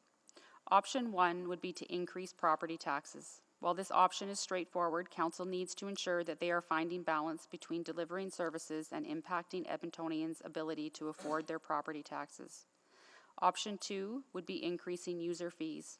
Raising fees can impact future revenues, and too large of an increase may impact ridership for transit or attendance and memberships at recreation facilities. Option 3 would be unfunding a funded service package. While these are not underway, unfunding could result in initiatives that are highly aligned to city plan or initiatives that are mandated or have high levels of reliance in not advancing. Option 4 would be reducing or eliminating an existing service. This option may impact the quality of service currently being delivered to Edmontonians and or create subsequent unintended impacts as well as significant labor implications. Should council reduce an existing service, direction on the level of service reduction is necessary to avoid unintended consequence of service reductions.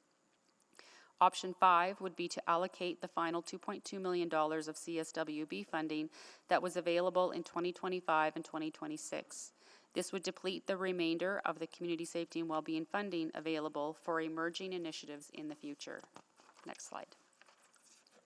Option 6 would be utilized to the newly announced EPCOR dividend to fund services. This option allows other service packages to be funded without increasing the property tax levy. The next two options are for one-time initiatives only. The first option is using the council contingency. This funding source has $700,000 per year available and is available to council to fund these initiatives on a one-time basis without impacting Edmontonian through the tax levy. The second option is to use the Financial Stabilization Reserve, which is one time from the 2022 year-end surplus. The full amount will not be known until the 2022 year-end close. The forecast surplus will be presented to council on December 5th. Next slide, please. One of the primary goals throughout the development of the operating budget was to ensure that the current services that Edmontonians have come to expect were maintained. On-demand service launched in April of 2021 as a result of a council motion to bring forward options to address the first kilometer, last kilometer challenges upon implementation of the bus network redesign. This service is being delivered through the contract service model that was funded for 2 years until April 2023. Permanent operating funding is required to continue the service beyond this point. Ongoing funding for the on-service demand could not be accomplished within the 3.9%. However, with the announcement made on November 2nd that the city would be receiving an additional $8 million through the EPCOR dividend, administration is now recommending that this funding be used to permanently fund this service. Next slide. Before concluding this presentation, we wanted to provide council and the public with a brief overview of how to navigate this very large package of documents that form part of the FCS 01394 report in front of you today. Attachment 2 is the report that is 898-page proposed 2023 to 2026 operating budget. This document includes 7 appendixes. Appendix A outlines the approved changes to user fees, fines, and permits as part of the 2023 to 2026 operating budget. Appendix B includes the list of all cities' outstanding debt and its associated projects. Appendix C outlines the definition and process for the city's priority-based budgeting method. Appendix D details the city's reserve fund, which is restricted for specific requirements or made for emergent financial needs. Appendix E is a description of the city's financial policies applicable as administration planned this budget. Appendix F describes the accounting procedures and standards used in the city budgeting, and Appendix G defines the number of financial terms applicable to understand the budget documents. And finally, Amendment 1, sent last week, contains responses to all of the motions made by council to bring service packages into the 23 to 26 budget deliberations. And Addendum 2 was necessary to reflect the 2023 fees for assessment and tax services approved by council bylaw on October 30th, 2022. And I'll turn it back over to Stacey to conclude. So this concludes our presentation on the proposed 2023 to 2026 operating budget, which aims to balance maintaining the services that the citizens of Edmonton have come to expect and keep property taxes at a responsible level. As of 8 a.m. this morning, the question and answer system has been opened up for council to submit their written questions on the budget. Questions are due by 4 p.m. on November 21st. Administration will post answers to the councillor questions by 4 p.m. on November 28th. As a reminder, there will be a public hearing on capital, operating, and the utility budgets on November 28th and 29th. Presentations from board and commissions on November 30th, and a presentation from EPS on December 1st. And at that point, we'll begin the budget deliberations, starting with capital.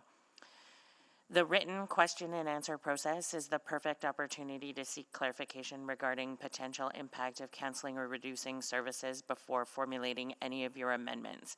We're now happy to take questions. Well, thank you so much for preparing this presentation to all of you. Tons of time has gone into developing this budget and this presentation. So really appreciate all the hard work that has been put into this by the administration. And we'll go to questions from council. And I will start with Councillor Rice. She exempted this item, and each of us will have 5 minutes to ask questions, clarifying questions. So please focus on questions only. Councillor Rice. Thank you, Mayor Sohi, and thank you for this comprehensive presentation. So my first question is regarding 2022 actual spending. And so I just want to confirm we don't have that information, right?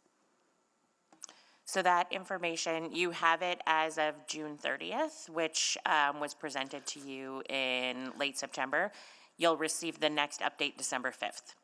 December 1st for the final actual spending for 2022. No, that'll be as of quarter 3. You won't know your final actual spending until March of 2023. Okay, so then my question is compared to the 2021 actual city operating spending. So we have the increase about 7% for this budget. So it's around like $243 million. Is that correct? And I just want to confirm based on the data presented in the operating budget.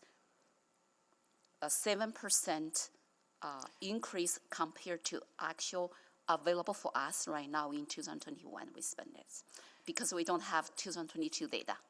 Yeah, so the budget proposed here is approximately 8% higher for expenditures than it was in 2022. Okay, thank you for that clarification.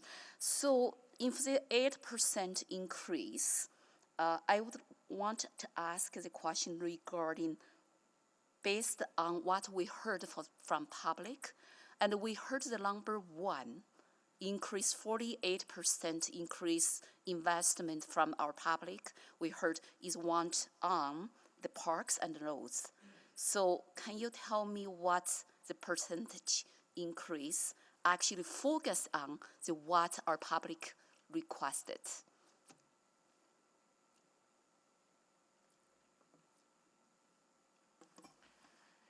So I'd have to do a little work to speak to that probably intelligently, but that's fine. yeah. Yeah, that's fine. I just want to put a point here, and if our public request 48% and focus on one of our city's core responsibilities as the parks and road services, I want to see that be reflected in this 8% increase for the budget. So that's his second question. The third question is talk about 0.6 increase and for the tax increase and amount and 3.9%. Do you have a specific breakdown and between the Chinatown and the downtown area? I would like to see that breakdown, and because this 0.6 points increase is a big point increase compared to the 2.1% maintain the existing services. So we can get you the breakdown. I would just draw your attention to the fact, though, that new and enhanced services, the 0.6%, downtown and vibrancy and Chinatown strategy are just one component of that So number. I would like to see the breakdown and for that portion, and then so we'll appreciate that breakdown. So the next question is about if city maintain existing services, the only tax increase will be averagely for 4 years 2.9%. Is that right? Yeah, if you take the maintain Yes. existing services, add up the 4 years, divide it by 4, you get about 2.9% per year. Yes, and so if we want to keep the maintain the existing services level, that means for 2023 is only 2.1%. That's correct. It's not a smooth increase throughout Okay, the so cycle. my next question about operating impact of capital projects. So my understanding is the two impacts, and one is about debt services, and we already have that list, and one is about the checkpoint ones for the PDMM. And so, for example, the Heritage Valley Recreation Center, and then for the package to the checkpoint, and that is under the operating budget, right? So the operating impacts of capital that you see in the line here. Checkpoint one. No, this is just for activating already existing capital. So it would be here in this particular line, that 0.4 that I showed on the slide earlier is funding new fire stations, the operating new LRT lines, the operating impacts from Nature's Wild Backyard at the zoo, and some of the planning for the Lewis Farms Rec Center. So not Thank you, including Councillor checkpoint Rice. one. Yeah. Okay, so Yes, thank you, Councillor other Rice. questions will be in writing. No worries. Thank you, Councillor Rice. Councillor Salvador. Yeah, thank you, Mr. Mayor, and thank you so much for the excellent presentation and all of the countless hours that went into this. So yeah, just wanted to start by picking up on something that you said, Mr. Corbold, around, if we want more transformative work on climate, administration can bring forward options during deliberations. And I guess one of the things that I'm struggling with is that at this point, accelerated action on climate change isn't necessarily council saying go farther and faster. That's direction and sort of an expectation that's built into the energy transition strategy. So wondering if you can elaborate on what those options could look like if council was interested in seeing those brought forward, and maybe why some of those options weren't included in the presentation, or in the budget presentation, rather. Yeah, I think it's about making big changes to previous direction that's already been provided to council.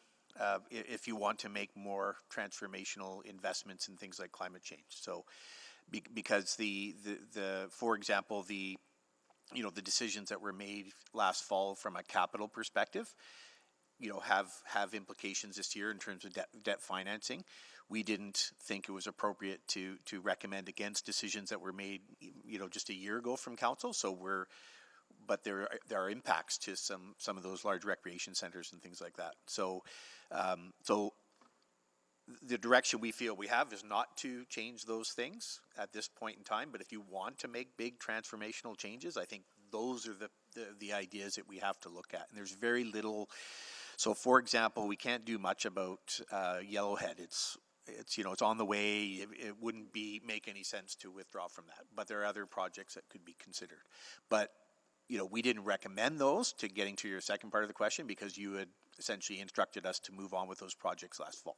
So, right. Yeah. Okay. Well, I really appreciate that answer, and I guess what I'm hearing is that if there is that desire, room has to be made in order to see those transformative climate actions. Correct, and I think the transformative ones are very expensive ones. So when you think about retrofits, for example, even the first transformative retrofits in city infrastructure alone are $100 million almost, right? So these are large, expensive things to do that I think are important to do, but that and balancing with where we are financially. Right. Okay. And just to follow up on that. Just recognizing that over the next decade within the energy transition strategy, that's when we're supposed to be accelerating and scaling up. And I guess I worry that if we don't start now, we're actually not going to have enough runway to do what we said we need to do. or just to tweak that metaphor a bit, it's kind of like we're running away from something, and if we don't run fast enough, the game is going to be over before we even begin. So with the current proposed budget, if it's passed, I would love to hear your assessment around the viability of ever staying within our carbon budget, at least without massive costs down the line. Yeah, I mean, well, I think on the carbon budget, we've done a first step in terms of sort of assessing what we're doing. I think there are a whole bunch of other steps we need to make in the next transformation of the carbon budget, and I think that's something we'd work on in the next big budget. So I'm not sure if I'm answering the question you had, though. So. Well, I just look at, we're expected to surpass our carbon budget by 2037, and if we're not taking action within the next 4-year window, that window is going to close pretty quickly. So do we even have the capacity to stay within our carbon budget if we are not making investments now? Yeah, I think it'll be a huge challenge, and I think this is typical globally of the challenge we're seeing with climate action, and I'll just see if Ms. McCabe wants to add to that. It will be very challenging. We're in a decade right now of needing swift action on the climate files, and that's being recognized in the world. The UN released a report that says that the gap is closing and that swift action is needed right now in order to meet global targets to reduce global warming by 1.5 degrees. Okay, thank you. Really quickly, during the capital presentation, I think there was a question around the best way to leverage Rapid Housing Initiative and other partnered funding for housing. And there was a little confusion whether that was on the capital side or the operating side. Can you just provide some clarity for us, please? It would be on the operating side because it's mostly infrastructure that we don't own as a city. So when we've invested in that Rapid Housing Initiative, it's been operational. We do believe that to do that, using this budget would be coming out of the Financial Stabilization Reserve. Thank you. Thank you, Councillor Salvador. Councillor Knack. Thank you, Mayor Sohi, and thanks so much for all the work that went into this. So I have just a few questions now and then probably submit a few more in writing. The first question relates to, and it's touched on a little bit in the presentation and the slide around offsetting funding strategies, but I might have missed it. I read through it all over the weekend, but of course my brain is a bit of a blur after doing that. So what I didn't see is in other budgets we've typically had a dedicated section to break down sort of the various cost-saving strategies that we've gone through, savings that have been found and efficiencies that have been found to help offset increases. And besides a specific reference in the EPL budget, I don't think I saw it anywhere else, and so I'm just wondering, do we have that information? I don't need it right at this moment. I can submit a written question, but just want to get an idea of that. Yeah, I think you don't see it here because the approach was different this time. While in previous budgets, we ran specific initiatives internally to drive to reductions, and if I go back over time, they were broader, like 2% for innovation. We gave people targets. We didn't do that this time. This time what we did is we asked people to manage their cost increases to keep their percentages as low as possible. So they did it internally, utilizing a number of things across the organization, be it innovation, but we hadn't quantified those. Is there, and I appreciate that might involve a lot, but I think for me, I always found that valuable, even if it was done internally this time around, to showcase to Edmontonians that this is an ongoing exercise within city administration. And so is that, I guess what I'm asking is, I'd like to submit that as a written question. Is that going to be seen as a too large of a body of work to get that? I do think that would be a significant amount of work for us to be able to get that. I think we could, if you ask your question at a higher level, we can provide you with almost like benchmarking against what an area might have experienced inflation versus what they actually put in as a proposed increase. I guess the other thing I would add, Councillor, is those previous efficiencies that were directed through the budget, they continue to be achieved every year. And I think we could certainly highlight that because we didn't just do those efficiencies for 2 or 3 years and then stop doing them again, they continue to carry on in every base budget going forward. So if an efficiency was found 3 years ago, it continues to be found every year after that and included in the next 4 years of this budget. So I think about things like, we've talked before about, photocopiers, and we've talked about travel, and those efficiencies are still very, very tight because we've essentially addressed the policy changes, in small p policy in the direction of the corporation, that continues to constrain those kinds of spendings. So I think that we can certainly outline for you because we achieve them every year. I think there might be value, and the way I'm looking at it is very much how EPL designated in their submission. They have a one paragraph piece to say, I think they found $150,000 this past year that they've used to help inform what they ultimately asked for, and so being able to do that and appreciate it at a high level way, I think is an important step that we continue to do as time goes on. So I'll try to ask that in a more generic way in the written questions. The only other question I have, I'll probably do it in actually, no, I think that's probably it for now. I can just submit the rest in writing. I'm down to a minute. Thank you. Thank you, Councillor Knack. Councillor Tang. Thank you, Mr. Mayor, and thank you everyone for this tremendous work. I'm hundreds of pages into that document, and it's a fascinating read. I just want to, I'll start with, I was wondering, I think, Ms. Graham, you have mentioned that there are, integrated discussion cross-departmentally, but I was wondering, do we also have that kind of exercise with our external partners as well? The priority-based budgeting exercise was primarily focused on those departments that report directly to city manager, so. Okay. Yeah, I guess where I'm coming from is, I see a lot of unfunded service packages from outside organizations, many of whom will be presenting on the 30th.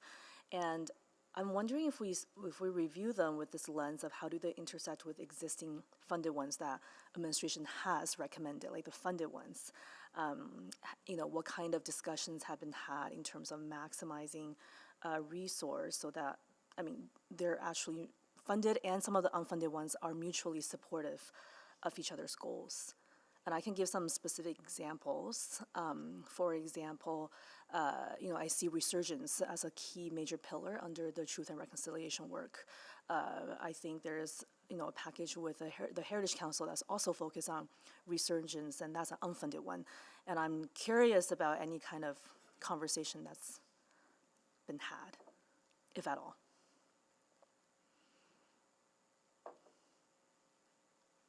Yeah, we didn't get into specific conversations with the agencies, boards, and commissions on those levels of intersection. Okay, great, good to know, thank you. I would just add, Councillor, that I think with the release of the budget, like I've had lots of those kind of conversations just in the last sort of week, a bit more. So I think I think the release of the budget itself is spurring a bunch more of those conversations as we in the lead up to the debates.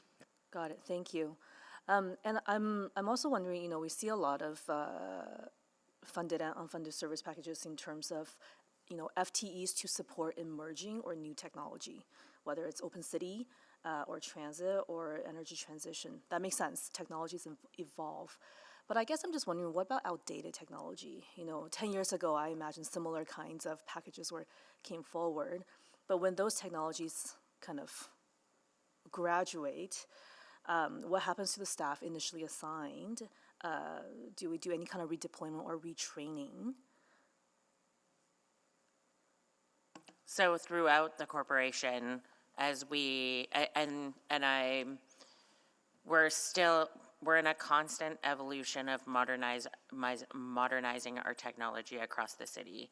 Any technology that is modernized, we take individuals, and individuals are retrained, very much as contemplated as part of our collective bargaining agreements, and only where we would only not do that where we couldn't, or where perhaps a retirement might facilitate an end-of-life system. Maybe a quick example would be fare box maintainers with the moving forward with ARC and everything. The old fare box maintainer role changed significantly, and those folks have been retained and retrained in a different way to enhance the system. So Small number. So the new FTE request that we're seeing is after all of those options are exhausted, and this is the absolutely needed people. Correct. Yeah. Okay. And I think firefighters are a good example for a new fire hall, for example. Right. And I was also wondering about, on the climate adaptation and the energy transition, there's a series of disparate packages, all of which unfunded. There's implementation, then there's supplemental, and there's supplemental corporate for both sides. I'm wondering what's the strategy there? You know, why not all in one? Because I'm seeing lots of, it's a surge of FTEs, and given the intersection with all the issues that these packages will be looking at, I guess I'm just imagining, you know, people might be working across portfolios and cross projects. Yeah, I just wondering what's the thinking there? The thinking was that we knew there might be a desire for council to look at more in this space, and we wanted to make sure that we understood the current financial realities of the city, and so to, you know, package out the packages in a way that might help council determine where they perhaps want to fund more or fund less. And absolutely whatever ends up after the budget is passed, the FTEs that are hired will look cross-corporately in terms of the work that they're doing. Wonderful. Thank you very much. Thank you, Councillor Tang. Councillor Stevenson. Yes, just want to echo my thanks for the incredible amount of work that's been done on this. So many different factors to balance, and I think you've given us a very solid starting point. But I also really appreciate your openness to working with us through the deliberation process to come up with something more transformative. That's certainly something I'll be looking for in climate change, housing, safety, and transit. And I think, you know, following Councillor Knack's line of questioning, I think, you know, to do something new, we sometimes have to stop doing something old. And was just wondering again how we can tell the story of what's changed in the base budget as a result of the priority-based budgeting. When I went through, you know, I only saw 2 instances where branch budgets identified a change to service level or continuous improvement. And I think that's particularly important as we have $10 million of recommended funding for internal support services. So yeah, just again, wondering how we can kind of tell more of that story. So I think in part, what you see with priority-based budgeting is it was very much, for us, a validation procedure. Like while we were told to prepare a priority-based budgeting, in reality, we have been applying a prioritization criteria for the last 10 years or so. And so as we evolved and as we looked at this, and what we tried to show and illustrate to you on that slide is a lot of what we're doing is high priority stuff. So there isn't necessarily always those items that you can quickly drop from the list without having service implications. And so I think what we're really looking at is, because the budget is primarily already prioritized, you'll have to make decisions to make transformative change, as Andre said. You'll have to decide which services are less important for you to deliver. Great, thank you, Jan. Again, I appreciate that you'll help us through that process. Really grateful for the recommendation that was included in the presentation regarding on-demand. This is a technical question that applies in this case as well. The budget shows that an additional 3.6 is required in 2024, or it's on the annualization line, and I don't understand what the annualization line means. And is that an additional 3.6 million that will be required for on-demand in 2024?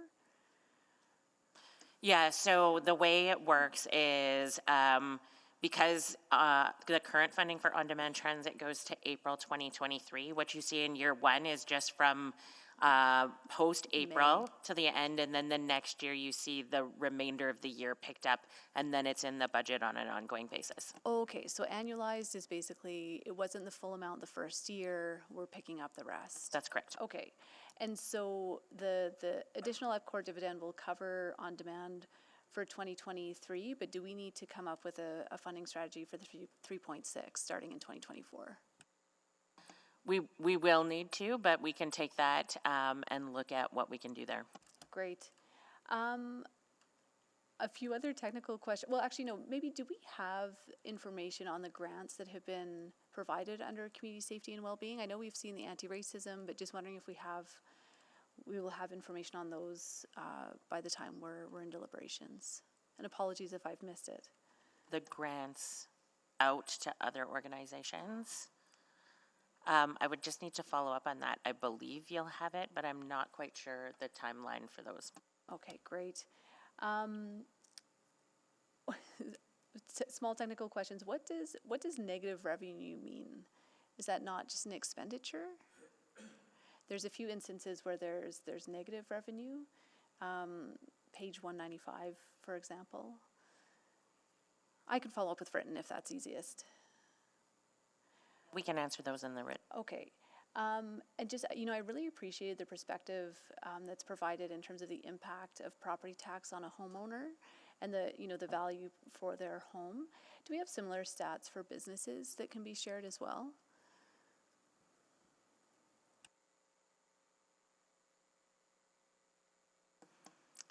I would maybe defer to Ms. Watt, who I believe is online, but when we quote the 27 per 100,000, I think that is for residential.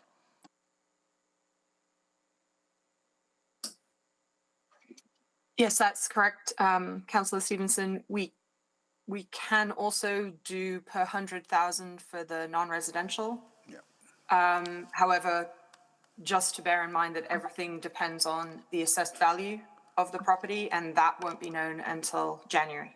Great, thank you so much. And thank you, Councillor Stevenson. Councillor Rutherford? Yes, I'm going to echo again, when reading this operational budget, it's clear the amount of immense work that went into it. And I understand the need to want to be able to tell the story of our efficiencies, but I also just want to say that I appreciate the lack of austerity in this budget in such a tight fiscal time. And so I think that's really important because the inclination is to do austerity measures, and I don't think that's going to help us actually recover. I want to ask a very specific question to get a broad answer. So on page 235, there's animal care and pest management control. It's an unfunded service package, new or enhanced. But what I don't understand, and it's related to the priority-based budget, is as I read this service package, and there's a few service packages like this, it seems like there is legislation requirements for, like it says, compliance with applicable legislation for best practices and animal shelter standards, and it says what will result will be achieved, organization capacity to meet legislative standards. So if we were doing priority-based budget and legislation was sort of our key stepstone, how can we have unfunded service packages that have legislative requirements?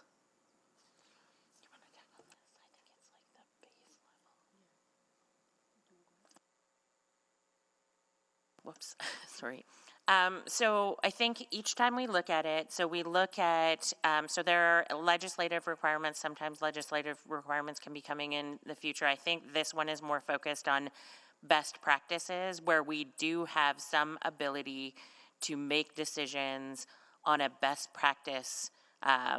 So we might not be doing something from a best practice basis, but we do follow minimum legislative requirements, is my understanding. Okay, because this one says organizational capacity to meet legislative standards. So that to me is different than, so anyway, just I think that there is going to be a few written questions that I'm going to have in relation to those kind of things, because I am confused in seeing a few unfunded packages that seemingly have legislative requirements. So I just want to highlight that, and I will be straight up. I'm going to have about the same amount of questions for operational as I had for capital. So that I just want to give that heads up to admin. One question I wanted to ask, I wasn't planning on asking this today, but I'm very confused by it. In the presentation on the slide around the Community Safety and Wellbeing Fund, it did not mention Healthy Street operation. Can we speak to that? That was already included in the base and is funded in like already above the line. What we talked about in the community safety and well-being slide is the net new. So Healthy Streets is going to be funded and will continue to be funded for 23 and 24, but then we'll reverse in 25, 26. So it was already included. What we talk about is the new initiatives that we're going to be doing over and above that. So it will continue to be funded. But it said council, pre-approved council items, so there was some other items, and I'm sorry, I'm trying to, in real time, pull up that presentation and go to that slide. There are a number of initiatives for community safety and well-being that that you approved throughout 2022, and we just didn't highlight those because we assumed that those were ongoing initiatives that you were already aware of. Yeah, but like, for example, Oops, on that slide, once you pull it up, you'll see that there's total community safety and well-being funds available. Then there's a line that says total allocations from previously approved projects. Healthy Streets operations will be in that line because it's previously approved. And then everything that you see below that is a net new approval of the use of community safety and well-being funding. okay, that's good clarification. I appreciate that. And so I know that one of the options is the Community Safety and Wellbeing Fund. But another thing I noticed in the operational budget was a lot of ongoing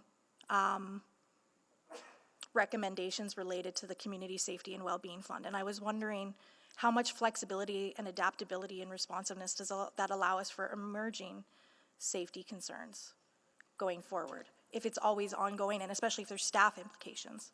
There's currently in 25 and 26 about $2.2 million that has not been allocated out that would still be available for those emerging items, but it will be in the out years. Can we amend some of the funding if it's slated as ongoing to be one-time, multi-year? Yes, if there is something in the community safety and well-being space that you would like to timestamp to a certain period, you can do that as a part of your amendments. Okay, perfect, thank you, appreciate it. I'll submit the rest in written. Yep, thank you, Councillor Rutherford. Councillor Wright? Thank you very much. I'll probably have double the questions that I had for capital. That's my heads up.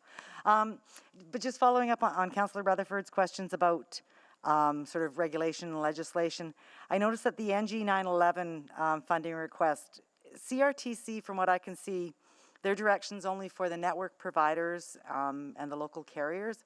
I'm just wondering what's the direction for municipalities that makes this part of the funded packages? This is funding that we receive as part of, as a grant that comes in to actually upgrade and do the work in NG 911 to make sure that we are compliant. And so this is funding that comes in. It's not necessarily us deciding to fund it. It is grant funding that is provided to complete a certain type of work. Okay, so if we didn't have that grant funding, we wouldn't necessarily be doing it. Okay, thank you. Yeah, it's dedicated funding. Okay, and then looking at the satisfaction survey on slide 27, I mean, there's a lot of, I guess, a lot of high importance and priorities, snow and ice, fire. And I'm just wondering, I think like some of my colleagues, why weren't these included as part of the funded packages? I think we tried to balance, I'll use snow and ice in particular, we tried to balance the fact that Edmontonians clearly told us that they wanted a reasonable tax increase, and so we just could not fit in snow and ice enhancements and keep the tax increase at what we determined to be a reasonable level.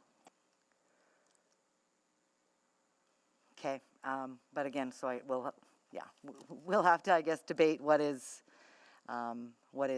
priority and important to, I guess, Edmontonians. Also on that slide, there's nothing, we put about 15% of our budget to policing. Where does that come into play on the satisfaction survey? Were those questions not asked? This slide actually compares what we heard from Edmontonians and priority-based budgeting, and we did not include police in priority-based budgeting. So when we were pulling this slide together in order to do that cross-intersection between priority-based budgeting and what we heard from Edmontonians, we did not include police, libraries, or boards and commissions in this particular analysis because they did not take part in the priority-based budgeting exercise. And if you recall our presentation from a couple of weeks ago, funding for Edmonton Police Service was in fact an area that many people identified, but where public sentiment was actually split. Would, I guess if we took into account Edmontonian satisfactions with policing, would that have changed the way that you prioritize things? It wouldn't have changed it much because, as Ms. Padbury said, it was kind of divided. Some were agreeing that they wanted it to go up, and some were in agreement that they wanted it to go down. So the net impact was kind of neutral as an overall, so it would not have changed these figures. Yes, and I understand the split coming from residents in Spomatapi as well. And then in personnel costs, I know 12.5% are out-of-scope employees, and I'm just wondering what that equates to in dollar value, I guess, or the cost for that 12.5% of out-of-scope employees compared to unionized. That would be a really good question to put in writing, because then we can go back and do the math for you. Okay, We that don't would have be it right here. available? Okay. Yeah, we can figure that out. Okay, perfect. And, I just had a question on, and I'm sorry, I don't have the page. I think it's around about 370 or so. On the fleet strategy and governance, there's, I think, an expenditure in there. I'm just wondering if that's a legislative requirement? I'll maybe defer to Mr. Sebrick. Councillor, I'll just have to have a detailed look at that, but it was related to some of the work that we had done as part of the Reimagine work and the efficiencies around the governance structure and the asset management of the fleet and facilities. So that was sort of an error that was made, or? Not an error. It was based on the estimates of the work that was done at the time. So we could provide you more details in terms of a written response if you'd like. Okay, I'll make sure to include that then. Thank you very much. My time is up. Thank you, Councillor Wright. Councillor Jans. Thank you.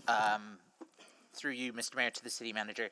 Just checking, the provincial government's still in a $13+ billion surplus. Have we heard from them about additional resourcing coming to pick up their responsibility around homelessness, addiction, mental health, any of those other pieces? I think that is the fact from a financial situation to the first point. To the second point, we know that there has been some increase of shelter resources, for example. We know that Hope Mission's hired more people. We know that there's been an increase of emergency spaces, not yet to the target that was announced on October 1st, but we continue to work with them on a daily basis. And in fact, I'll be meeting with the head DM today to discuss that further. So new premier, new cabinet, election year. If the provincial government were to make some funding announcements in the next 30 days, we could integrate them into our budget and offset any additional tax increase. They have about 30 days, is that right? 30 days for until we're required to pass our budget. Oh yeah, but I don't think we'll see any budget decisions. I don't anticipate seeing any provincial budget decisions until the winter budget. Okay. How about the federal government? Have we heard any noise from them about new announcements around different areas of their jurisdiction? The only thing we've heard is there was a Rapid Housing Initiative 3.0 announcement last week, and I just got the formal letter from the federal government that I'm working through now, and we've got actually a meeting with the federal government tomorrow to discuss how that program will roll out and what our entitlements are and what we can apply for. And it was a $1.5 billion total. Capital or operating? Operating, with 500 going to cities directly and $1 billion going to programs. It's capital. Sorry, capital. Yeah. My bad. Yeah. Okay, so well, that's still promising. It could be helpful there. If I may ask our economist, I just want to unpack the cost of affordability more. Who in the city are? I'm mindful. We talk about 37% of people rent, and we talked about those who depend on public transit and libraries and parks and public swimming. When we talk about the impacts of inflation, who exactly are the ones who are most impacted by inflation? So I say this based on available data, and it's available data for household spending at a provincial level. We just don't have that information for Edmonton specifically, and it also is a bit dated. But when we're looking at the consumption baskets, the comments around those who are most impacted by very strong price growth for food, purchase at stores, and utility and whatnot, they tend to fall within the lowest 40% of the income distribution because more of their consumption is in those components. So roughly 400,000 Edmontonians are most affected by inflation. And would it be fair to say then, or I guess not would it be fair, but are you saying the top 60% then have more elasticity around their resiliency to weather inflation? It's hard to say just because when it comes down to it, a person's financial position and then the shocks that they're enduring, it tends to impact their how they're experiencing high inflation. So it's difficult to kind of tie those concepts in together because it is dependent on the individual and also the household. But Councillor, the people who are most impacted by inflation are going to be those who have the least amount of discretionary income. So those that are using all of their income to meet their everyday needs. Mm-hmm. And do we think those folks are do we have a sense of who they are? Like, we're making generalizations about a million Edmontonians, but I know there's some who are dependent on public transit. If we cut service, that's their only way of going around. And there's a lot of people who are very vulnerable in this budget, and we're treating that captured rider the same as a hockey team owner, but yet there's no. I guess I'm trying to break down who is most impacted. Yeah, so I think the corporate economist gave you sort of what that would look like in terms of provincial data that we have available. But we are mindful of these types of things. We don't always have the data to support the breakdown within the city, but you don't see service level reductions in this budget for transit, and you do see us holding our fare increases relatively low and no increase at all for the next 2 years. So those things are top of our mind when we are doing the budget. Okay, so. Sorry. Oh, wow, already? Yeah. Oh. Yeah. Councillor Principe, can you take the chair, please? Sure, I have the chair. Thank you. Just have a few questions. Just to follow up on Councillor Jan's, the best way we can help people who are struggling, low-income Edmontonians struggling with inflation, is to keep user fees in check, right? That we don't increase user fees, that becomes unaffordable for them to access transit, recreational facilities, or other services that we provide.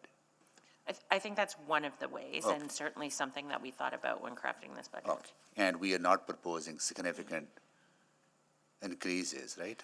No, I would say user fees have very modest increases and mostly in the out years as a general statement, because there are pages and pages of user fees. No, appreciate that. I think that's very important recognition, and thank you for doing that.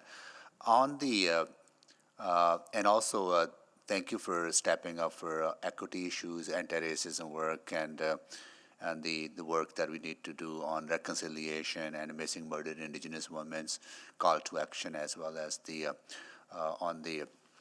on the TRC. That's a very important work. Again, goes to that core of building an Edmonton for all of us.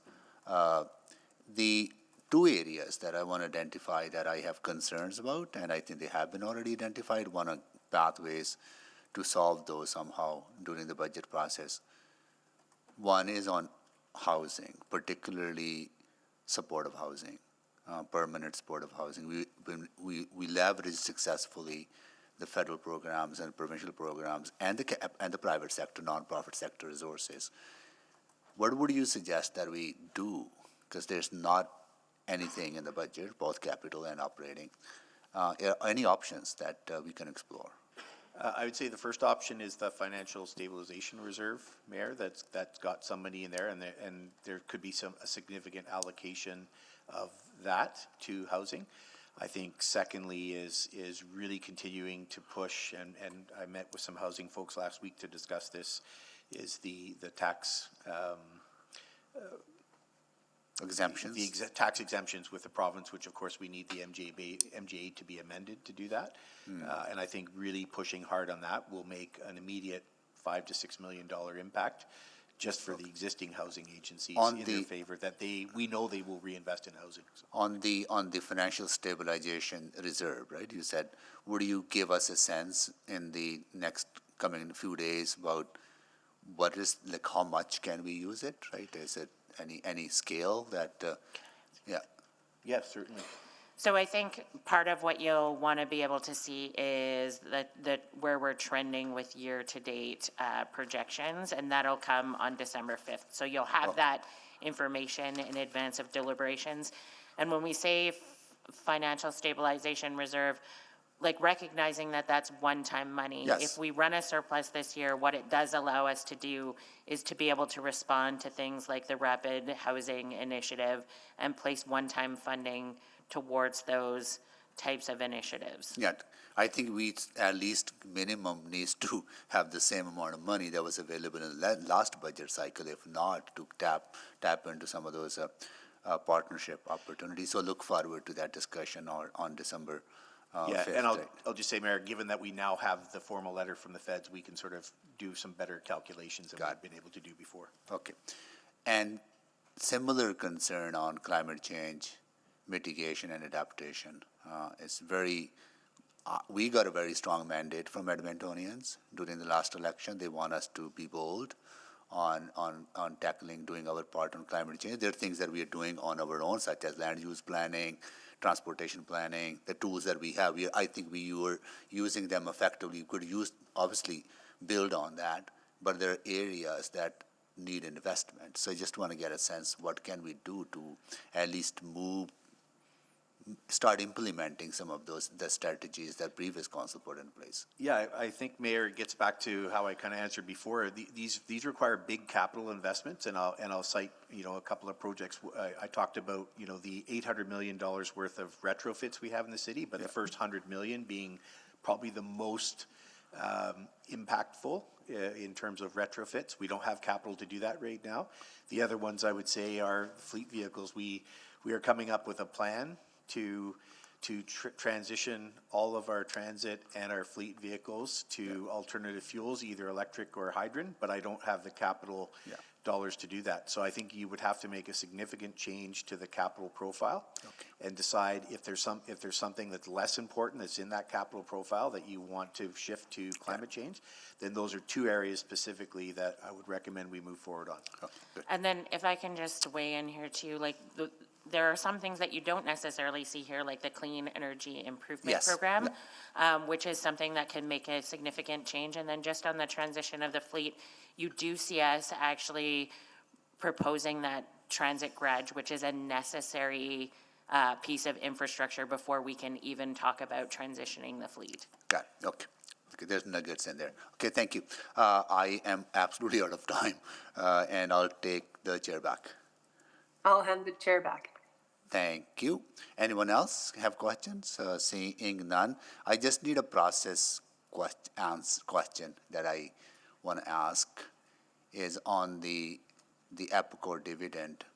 Are you going to be recommending a process for us to go that goes into financial stabilization strategies, then a recommendation to use it for on demand? Yeah, I think, Mayor, there has to be the sort of cash the check motion that gets the money accepted into it. Yeah. But then again, if we had that information before we put the budget together, you probably would have seen a funded package from us for on demand. You need that today, like you need direction? We don't need it today, but we would need a motion, I think, going forward at some point during the process. Okay. Stacey, I don't know if you could. Specific timing required.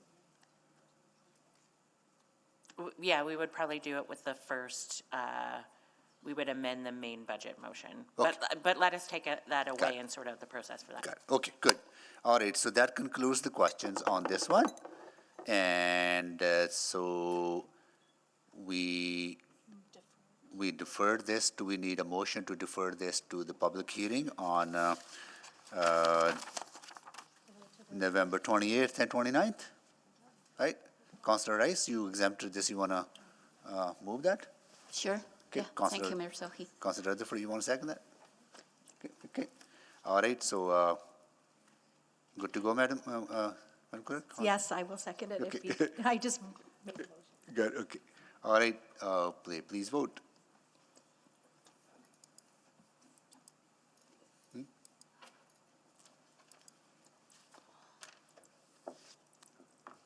We have all the votes? Display the votes, please. That is carried. Okay. Why don't we take a break here, because the presentation probably be longer than 10 minutes on the carbon budget.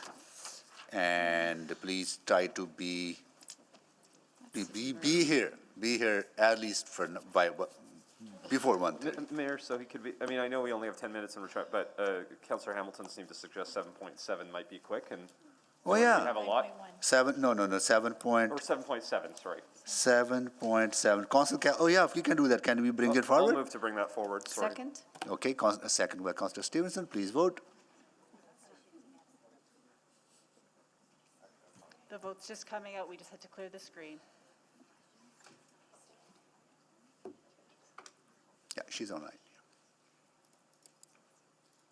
Oh.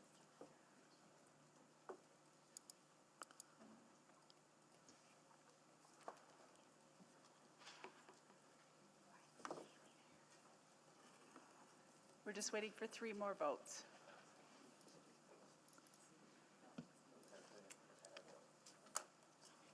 Councillor Rice? Can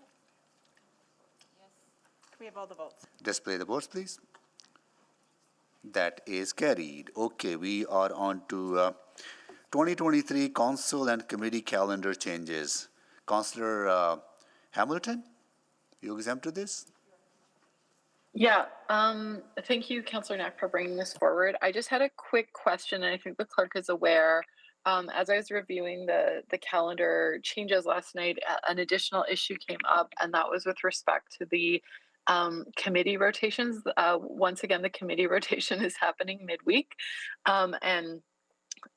so I wasn't sure if we needed a council motion to address that, or if you would prefer, Madam Clerk, to address. Like, I don't know if that's formalized, essentially. So, Madam Clerk, I look to you for your advice in terms of how to address the committee rotation issue. Or, sorry, go ahead. No, thank you very much. So if council can agree to the minor calendar changes, a subsequent motion would be really helpful. So the reason the calendar is presented as it was at the inaugural meeting is that the changeover happens at the end of February.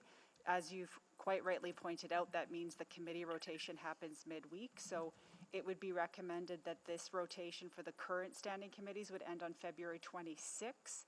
And that's the start of the week, which is the Monday, February 27th, would be when the new rotation would take place. And we've got a draft motion, should council wish to entertain it. Yeah, so it's really just cleanup, and you never know until, of course, you have the calendar for the following year. So I'm amenable to that. But I would look to other members of council to see if they have any questions about that. Otherwise, I'd be happy to make the subsequent motion, Madam Clerk. There's no questions. Councillor Hamilton, can you move the subsequent? Well, I think I have to move after we receive this report. So I'll move. I'll move receipt of information on this report. Sorry, no, sorry, just a friendly reminder, this report's not for information. I made some calendar changes. If you want to just add that subsequent as a point 3, we can do it all as one big motion. Okay. Oh, perfect then. So I'll just read in the motion. So that the orders of the day for May 2nd, 2023 Urban Planning Committee be changed from 9:30 to 5, or they are currently 9:30 to 5, and they be changed to adjourn at noon. And number 2, that the orders of the day for November 1, 2023 Executive Committee be changed as follows. Oh, it just disappeared on me. Recess at noon to 3:45, adjournment at 5:30 p.m. And 3, that the standing committee membership dates change as follows: October 26th to 2021 to February 26th, 2023, and then February 27th, 2023 to June 30th, 2024, and July 1, 2024 to the 2025 inaugural meeting. Thank you. Good. All right. Need a seconder? Seconded by who seconded that? Councillor Stevenson. Okay. All right. Any questions? Anyone to speak? Seeing No one? I think, yeah, okay. So please vote.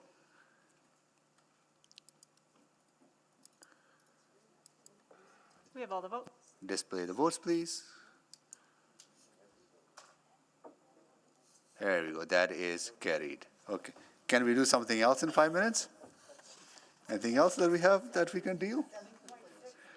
7.6. That'll probably take longer than 5 minutes, consider, right? But wishful thinking. No, you never know. Okay. All right. So okay, we'll take a break now, and we'll be back at 1:30. Until then, we are in recess.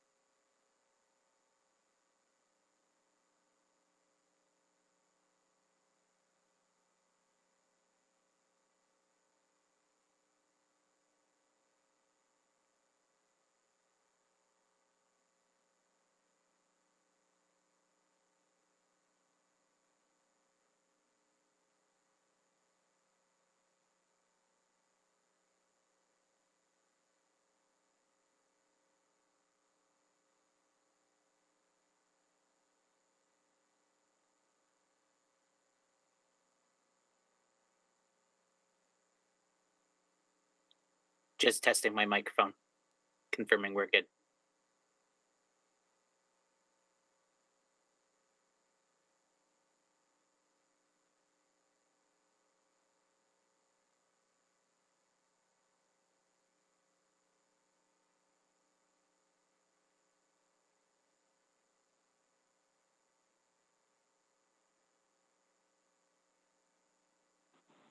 I can hear you, Michael.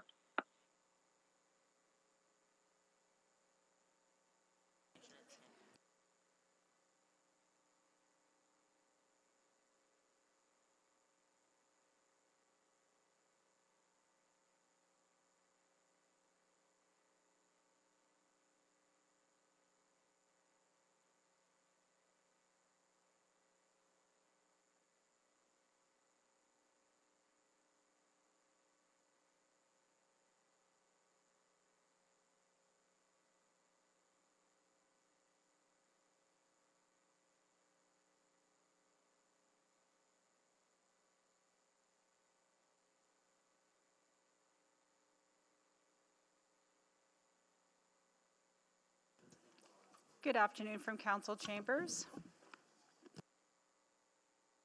Okay, are we ready? Okay, everyone, colleagues, I would like to call this meeting back to order. Do a quick roll call. Councillor Wright. Good afternoon. Councillor Knack. Good afternoon. Councillor Principe. Hello. Councillor Stevenson. Good afternoon. Councillor Paquette. Councillor Paquette. Councillor Tang. I am here. Oh, you are. Here you are. Okay. Councillor Tang. Good afternoon. Councillor Hamilton. Good afternoon. Councillor Rutherford. Hello. Councillor Salvador. Good afternoon. Councillor Cartmel. Good afternoon. Councillor Rice. Good afternoon. Councillor Jans. Good afternoon. All right. Okay, so we are at our time-specific item 7.5, debt management fiscal policy, statutory public hearing. So I'll just explain the process. The city clerk will call the policy to be dealt with. I will call out the names of the people registered to speak. Administration will be invited to provide an overview. Members of the public who have registered to speak will then be invited. Those in favor will speak first in panels, followed by those opposed in panels. Each person will have 5 minutes to make comments.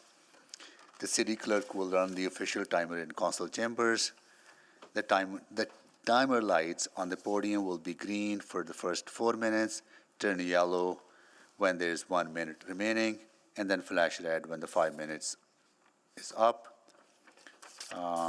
When everyone in the panels has had a chance to present, members of council may ask questions.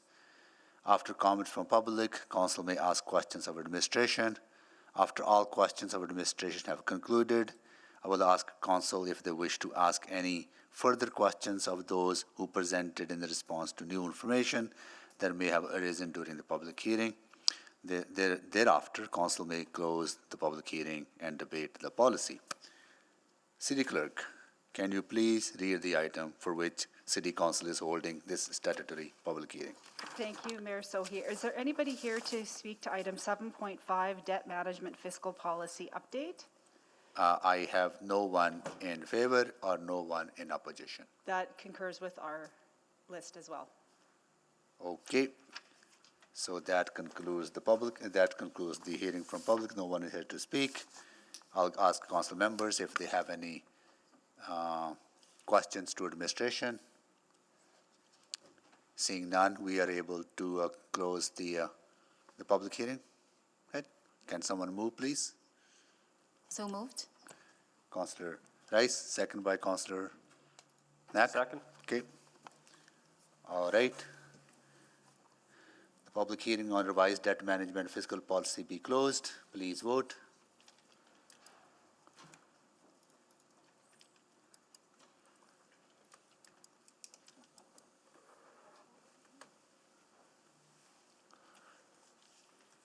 Councillor Paquette? I am a yes. Thank you so much. We have all the votes, Mayor Sohi. Display the votes, please. That is carried. We need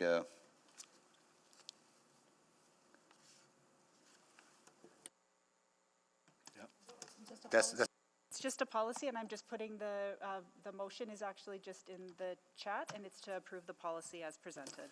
okay. The policy has been, so this is what needs to be moved, right? Yes, please. Councillor Rice, you want to move that?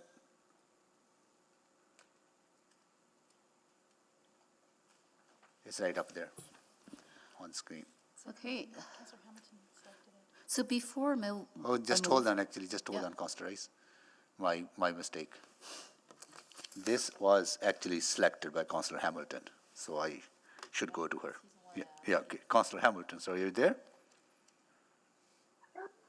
Yes, I had questions, but I'm not in a position to ask them, so you can defer to someone else. Thank you. Bye.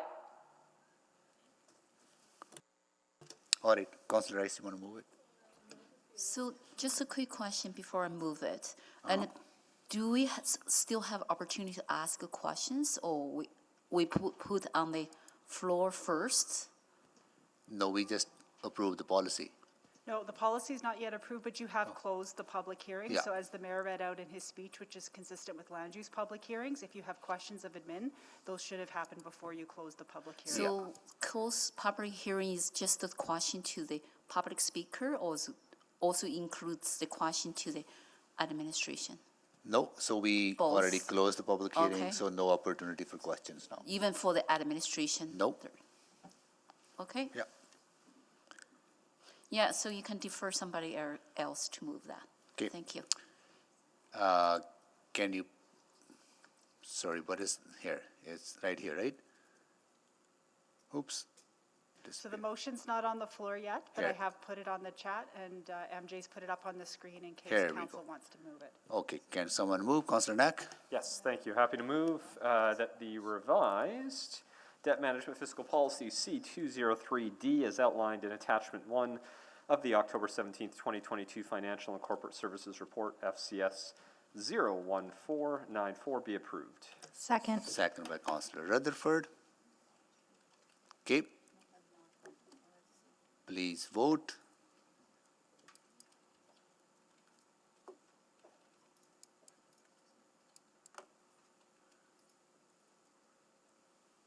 I am a yes. Thank you, Councillor Paquette. We have all the votes. Display the votes, please. That is carried. Okay, now we're back to item 7.2, 2023-2026 carbon budget. And I'll go to city manager and our administration team to make a presentation. Go ahead. Yeah, go ahead. Good afternoon, Council. So to support Edmonton's transition to a low-carbon future, the 23 to 26 budget will be the first time our carbon budget is completed and delivered to Council in conjunction with capital, operating, and utility budgets.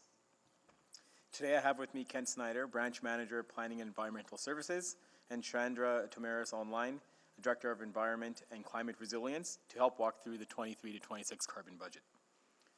Carbon budgeting is a new field of work. The City of Edmonton is one of the first municipalities across Canada that is incorporating a carbon budget into its financial budgeting process. As with the development and implementation of any new process, the City gained a better understanding of the process itself and all the work involved in effectively integrating the carbon budget process into the City's existing processes. This is the first iteration, and the carbon budget will continue to evolve as administration applies its learnings and as the organization and process itself matures. That being said, the 23 to 26 carbon budget makes it clear that action is needed to achieve community and corporate carbon emission targets. The proposed 23 to 26 capital operating and utility budgets include minimal investments in initiatives that will have a meaningful impact on current GHG emission levels. This is due to limited municipal funding and other urgent priorities. While the city has direct control over corporate emissions, it represents only 2% of community emissions. Financial investment in corporate emission reductions alone is not enough. Municipal funding will have a limited impact to meet community emissions targets. You will hear us say this more than once today. climate change is a collective problem that requires collective action. Climate solution leadership through reduction of operational emissions is a part of a much larger effort, one that involves policy development, collaboration and support from other orders of government, private investment, and the actions of all Edmontonians to achieve the targets outlined in the Community Energy Transition Strategy. Next slide. In order to understand the way the city has developed the carbon budget, it's important to understand the basics of the carbon budget. In its simplest form, the carbon budget shows forecasted emissions against target emissions. On this example chart, the forecasted emissions are reflected by the pink line across the top. The starting point for the forecasted emissions is the current state business as planned scenario from the city plan. This scenario assumes that growth occurs according to the city's approved statutory land use plans and historical growth patterns. A number of climate efforts have been announced by other orders of government since adoption of the city plan that will eventually impact the emission forecasts. For example, the federal commitments to a net zero electricity grid and all new vehicle sales to be electric by 2035. Future carbon budget efforts will require ongoing updates to the current state emissions forecasts to account for new and developing actions from other orders of government to provide an understanding of the layered effects of all climate actions. Furthermore, the current state emissions are already reflective of the greenhouse gas reduction impacts of all the actions the city has already taken towards GHG reductions, which we will discuss later in this presentation. The current state emissions are updated for the cumulative GHG impact of quantifiable operating service packages and capital profiles resulting in the forecasted emissions. Because not all requests were quantifiable, as we will discuss later in the presentation as well, the actual impact of budget requests will be different from what is displayed. Emissions could be higher or lower than what is presented. The target emissions are reflected by the blue line in this example carbon budget chart. The target emissions line reflects the gradually declining emissions from today until the date of carbon neutrality. The carbon budget itself is the total carbon emissions allowed from the current date until the target date to be emission neutral. It is shown as the blue shaded area in the lower portion of the graph underneath the target emissions line. The carbon deficit is the difference between forecasted emissions and target emissions, and is the pink shaded area between the forecasted emissions line and the target emissions line. A carbon deficit essentially means the actual emissions, or forecasted emissions, have exceeded the targeted emissions. Next slide. With the carbon budget being new to the city's budgeting process, it's important to understand how the carbon budget should be used. The information in the carbon budget should be used to help inform and guide decisions within the operating and capital budget process. The carbon budget tells us how we are progressing towards our targets, so it gives council a sense of how much more work and investment is required in order to achieve those targets. Secondly, each operating service package and capital profile request being contemplated in the operating, capital, and utility budgets, whether it's recommended as funded or unfunded, is accompanied by a GHG impact assessment. These are included in Appendix A to the 23 to 26 carbon budget. Each assessment will inform council whether that specific budget request will increase emissions, reduce emissions, have no impact on emissions, or in some cases, the emissions impact is not certain yet. Where possible, an actual GHG impact quantification is also provided, showing the amount of the increase or decrease in GHG emissions. When council is debating these budget requests, the GHG impact assessment should be used to help guide the ultimate funding decision. The 23 to 26 carbon budget does not need to be approved and passed by City Council like the operating and capital budgets. It is a supplementary information piece to the main operating and capital budgets. Future iterations of the carbon budget may include specific carbon budgets and targets by area that require approval and endorsement by council. However, we have not matured to that process at this stage of the first iteration. Next slide. A carbon budgeting and accounting framework provides a way to measure progress towards the GHG emission targets outlined in the Community Energy Transition Strategy. The first step in developing the carbon budget is establishing the starting point GHG emissions. The city's carbon budgeting process is based on existing community and corporate GHG inventories, which are updated annually.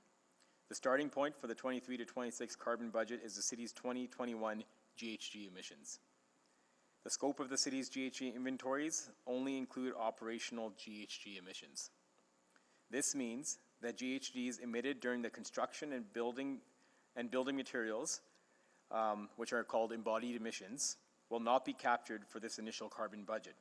As an example, if a road was being built, the embodied carbon that was used in making the road would be out of scope, but the operational emissions of cars driving on the road would be included. Future iterations of the carbon budget will consider inclusion of embodied emissions. The second step is developing a GHG impact assessment of all budget requests. Administration completed a qualitative GHG impact assessment for each budget request that has been advanced for Council's consideration. A qualitative GHG impact assessment provides a high-level overview of whether the budget request will increase, decrease, or have no impact on baseline GHG emissions. There were some budget requests where the GHG impact was uncertain. Where possible, a more detailed quantitative GHG impact was completed. The qualitative and quantitative GHG assessment approach is discussed later in the presentation as well. The third step was to update the forecasted GHG emissions and measure the progress towards the targets. The current state emissions forecast was updated for GHG impacts for those budget requests that could be quantified and are being proposed within the 23 to 26 capital operating and utility budgets. The updated GHG emissions forecast only include those budget requests that are being proposed and are quantifiable. After developing the updated GHG emissions forecast, the city is able to assess its progress towards achieving its targets and gaining an understanding of the carbon deficit that remains. Next step include formulating a strategy to address the deficit, taking into account the financial investments required, and the monitoring and reporting progress towards achieving those targets. This iterative process will allow the city to evolve the carbon budget and its climate strategies to work towards GHG emission targets. Through this process, the city will be able to proactively identify carbon deficits and adjust strategies and actions accordingly. Next slide. So all budget requests for 23 to 26 received the qualitative assessment, which I discussed before. And where possible, a detailed quantification of GHG emissions was also completed, with the exception of those related to transportation, which were quantified on a holistic basis. Appendix B within the 23 to 26 carbon budget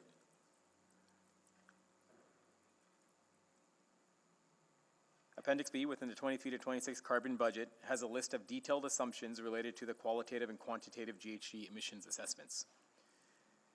The qualitative assessment evaluates direct and indirect or enabling GHG emissions, impacts associated with each budget request. It identifies if there is an increase, decrease, uncertain, or no GHG impact when compared to the current state, operations and services in 2021. The assessment of direct impacts was completed in relation to the 4 pathways in the community energy transition strategy.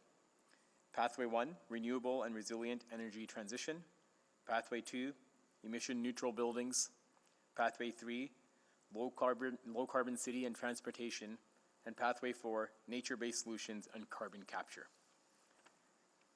We took it one step further, and the budget requests were also assessed for indirect enabling emissions impacts to identify requests that in isolation themselves do not impact emissions, but have the potential to enable emissions increases or decreases.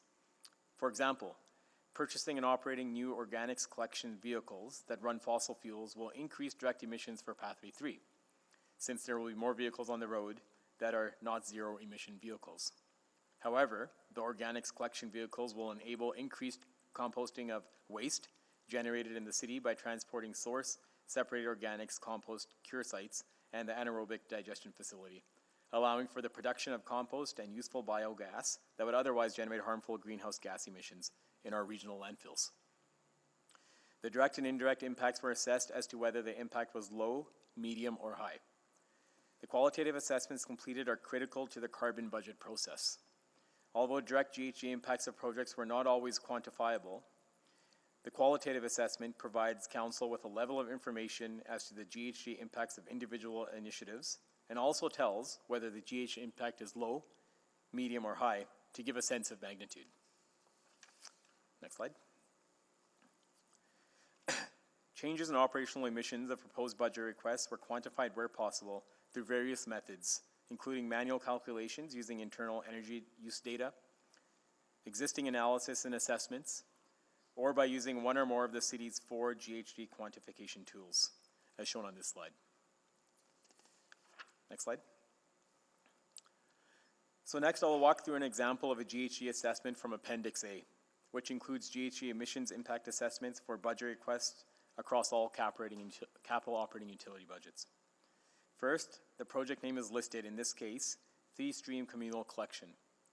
Then there is a checkbox to indicate if the project is an action in the Community Energy Transition Strategy. This project, in this example, supports the Community Energy Transition Strategy. The next 4 boxes indicate whether there is a direct impact to the 4 pathways in the strategy. In this example, the red up arrow in Pathway 3, Low Carbon City and Transportation, indicates that there are increases in emissions to this pathway. This description explains that this is because new collection routes and emissions from trucks required for this work. There are no direct impacts as a result of this project to Pathway 1, Pathway 2, or Pathway 4 emissions. The direct emissions associated with this project were quantified as there are approximately 300 tons of emissions that will be added per year as of 2026 due to the new fleet vehicles, which, although an increase in emissions, is considered to be a low impact. Enabling emissions identify if this project is likely to enable further increases or decreases in emissions through its completion.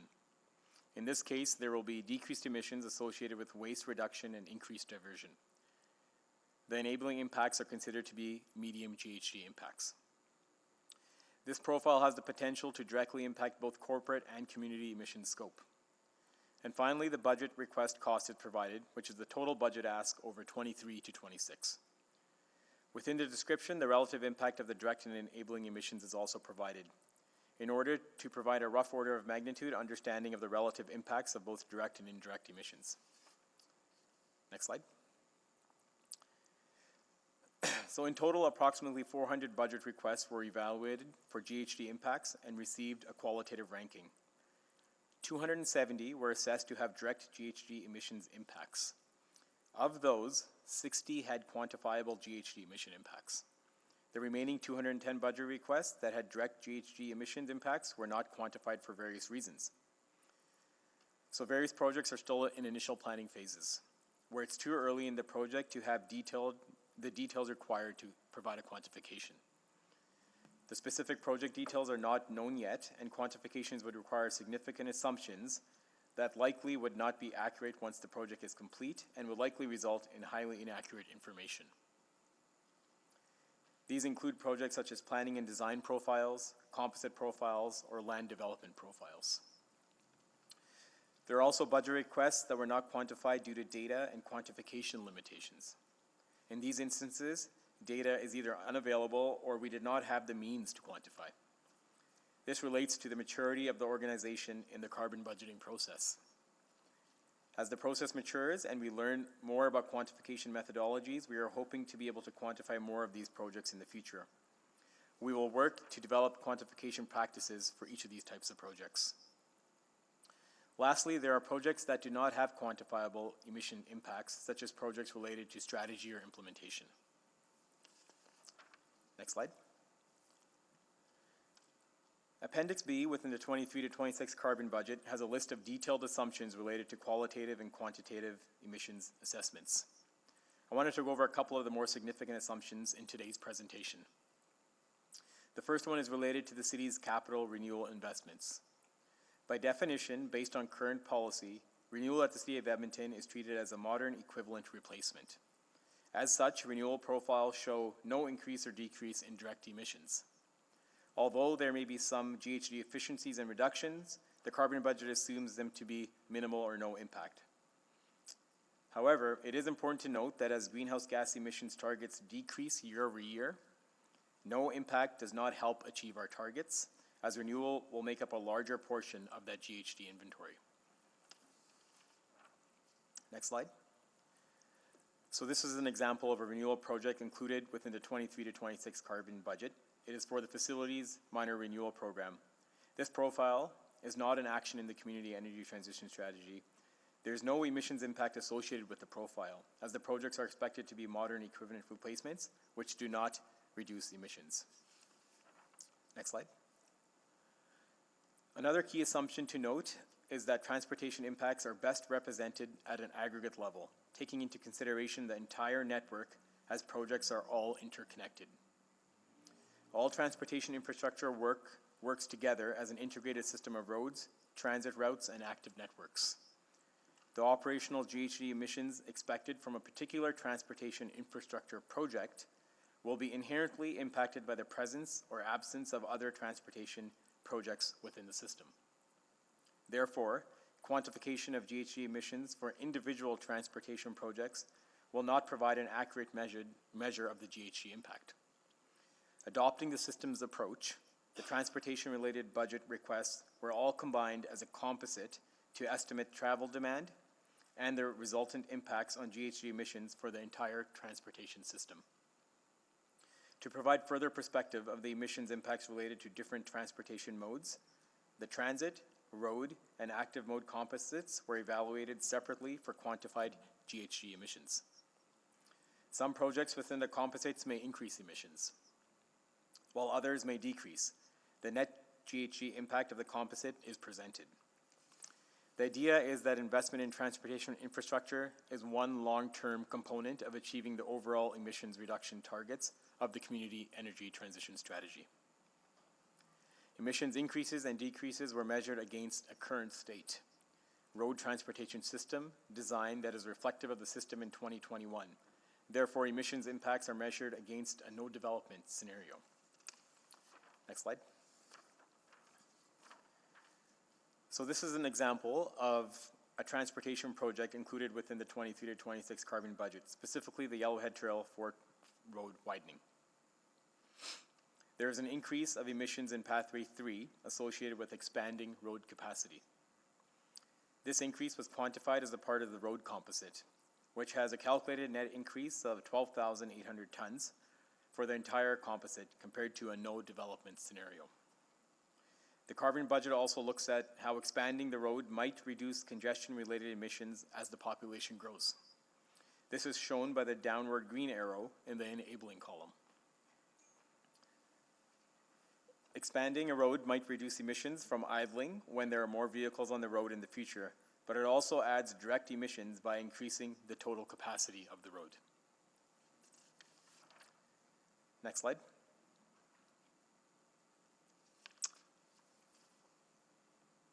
Okay, so I will now, oh, there you go, okay. Yeah. Another transportation project example is the Valley Line LRT downtown to Lewis Farms. There's an increase in Pathway 2 emissions associated with the new buildings and facilities related to station operations. There are decreases in Pathway 3 and 4 emissions associated with replacing personal vehicle trips with transit, and an overall increase in the number of trees along the line. This project was quantified as a part of the transit composite, which has calculated a net reduction of 23,700 tons for the entire composite, compared to a no development scenario. The project enables emissions reductions by supporting a shift in the urban form to increase density. So I will now hand it over to Chandra to discuss the carbon targets and the impacts of those targets as a result of investments in the 23 to 26 budget. Thanks, Harm. Edmonton's energy transition strategy has our boldest targets to date.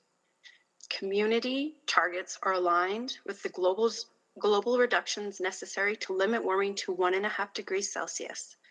This requires a 50% reduction in emissions by 2030 and reaching carbon neutrality by 2050. To demonstrate the City of Edmonton's commitment to climate solution leadership, the corporation has a target to be emission neutral by 2040. This is a decade ahead of the community. It's important to point out that administration is presenting two carbon budget numbers. The first is the fair share carbon budget that was established in the city plan. The second is a carbon budget that's aligned with the targets. The fair share budget goes further than the targets and would require about an 80% reduction in emissions by 2030. This is compared to the targets, 50% reduction. At this time, administration is not recommending that council fund additional fair share reductions.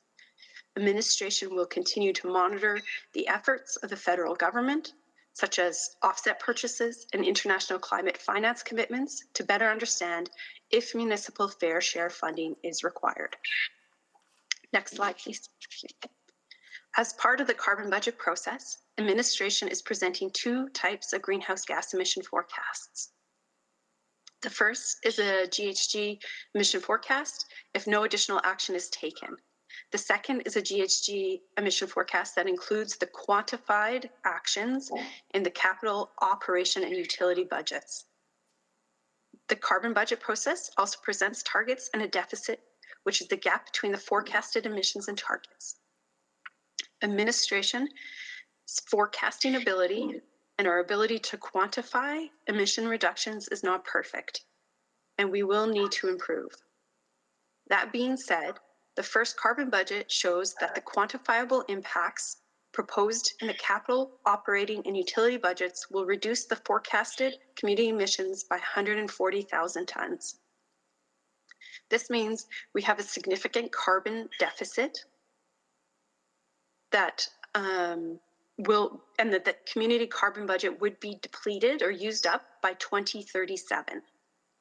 It's important to point out that there are unfunded climate action profiles in both the capital and operating budgets that were not able to be quantified, but will decrease this deficit. Administration has also presented a similar forecast for the City of Edmonton's corporation's greenhouse gas emissions. The city's emissions represent 2% of total community emissions. A key difference between the community and the corporate forecast is that administration is forecasting to meet interim corporate targets within the 2023 to 2026 budget cycle.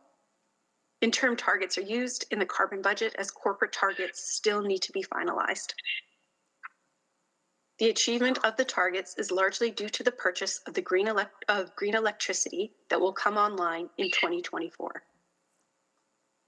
Based on the revised forecast, the corporate carbon budget would be used up or depleted by 2032, and there would be an annual carbon deficit of 169,000 tons a year in 2040 if no additional action is taken. Again, it's important to point out that there are unfunded climate action profiles in both the capital and operating budgets that were not able to be quantified at this time, but will decrease this deficit. Looking at the projects that can be quantified, there are a few examples that have more significant GHG impacts in the 2023-2026 budget. These include various transit initiatives that were assessed to reduce emissions, and various road projects were assessed to increase emissions. Improving landfill gas collection and converting it to renewable natural gas was assessed to reduce emissions. And finally, various city facility retrofit initiatives were assessed to reduce emissions, and the construction of new facilities that are not emission neutral were assessed to increase emissions. Multiple capital and operating initiatives that directly and exclusively fund climate adaptation and energy transition have been proposed as unfunded profiles and packages. These packages and profiles have been prepared to provide council with clear options on how to fund climate resilience through operational and capital initiatives.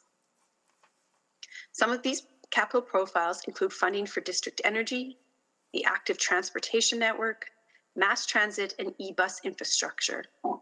As well, there are initiatives such as nature-based climate solutions and initiatives to advance flood mitigation measures related to river and ravine flood risk.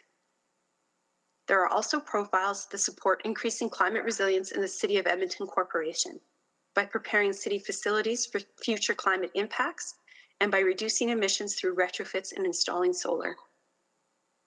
There are also profiles to help prepare city infrastructure for a changing climate and to begin transitioning the fleet and equipment to be zero emissions. There are also 6 unfunded operating packages that support community and corporate focused actions related to the implementation of the energy transition strategy and climate resilience adaptation strategy. I will now hand things over to Kent Snyder, the Branch Manager of Planning and Environment Services, to highlight where we are on this transformational journey and where we need to go. Thank you. So a few concluding slides here as we're getting close to the end of our presentation. Edmonton's efforts towards becoming a climate resilient and energy sustainable city took a significant step forward in 2015, and over the last 7 years, meaningful efforts have been underway. This slide in front of you shows examples of some of the major actions that have commenced in implementing our energy transition and adaptation strategies. The actions are broad and include both community and our corporation. Actions have ranged from improving our transportation system to allow for zero-emission trips, supporting homeowners and businesses to reduce their emissions, investment in district energy systems, and working with important partners like EPCOR to make our community more resilient to climate change. When administration brought the energy strategy forward for approval several years ago, we shared with Council that local carbon budgets are bleeding edge, and thinking, precision, and methodologies around this field of work will continue to be refined based on new knowledge and improved scientific understanding. Our first iteration that you see today of completing a carbon budget alongside financial budgets provided valuable learning that will be incorporated into future processes. Administration will develop a series of carbon checks or assessment points that would be similar to how capital budget estimates are refined as the project advances through the various project delivery phases. Administration will also need to develop new methodologies and tools to provide decision makers, like Council, with climate information needed to monitor progress and calibrate our actions going forward. The actions implemented over the last several years focused on building a foundation that we can continue to build from. This foundation that is coming into form, we know, is only the beginning. The decade in front of us includes a rapid and significant scaling up of our climate actions if we hope to achieve our goals. Moving forward will require a significant level of investment from all sectors, plus a series of policy interventions. Along our journey, we will need to be nimble and resilient in our approaches as the field of climate change is evolving quickly, with new research, tools, and initiatives and announcements emerging.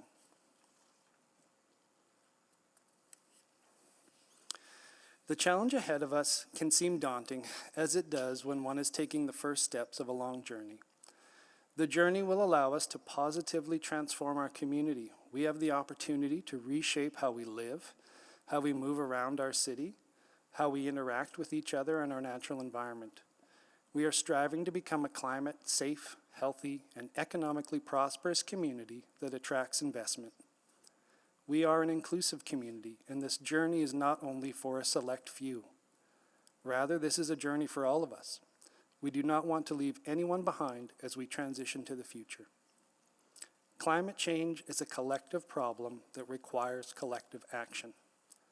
The city is just one among an array of key stakeholders.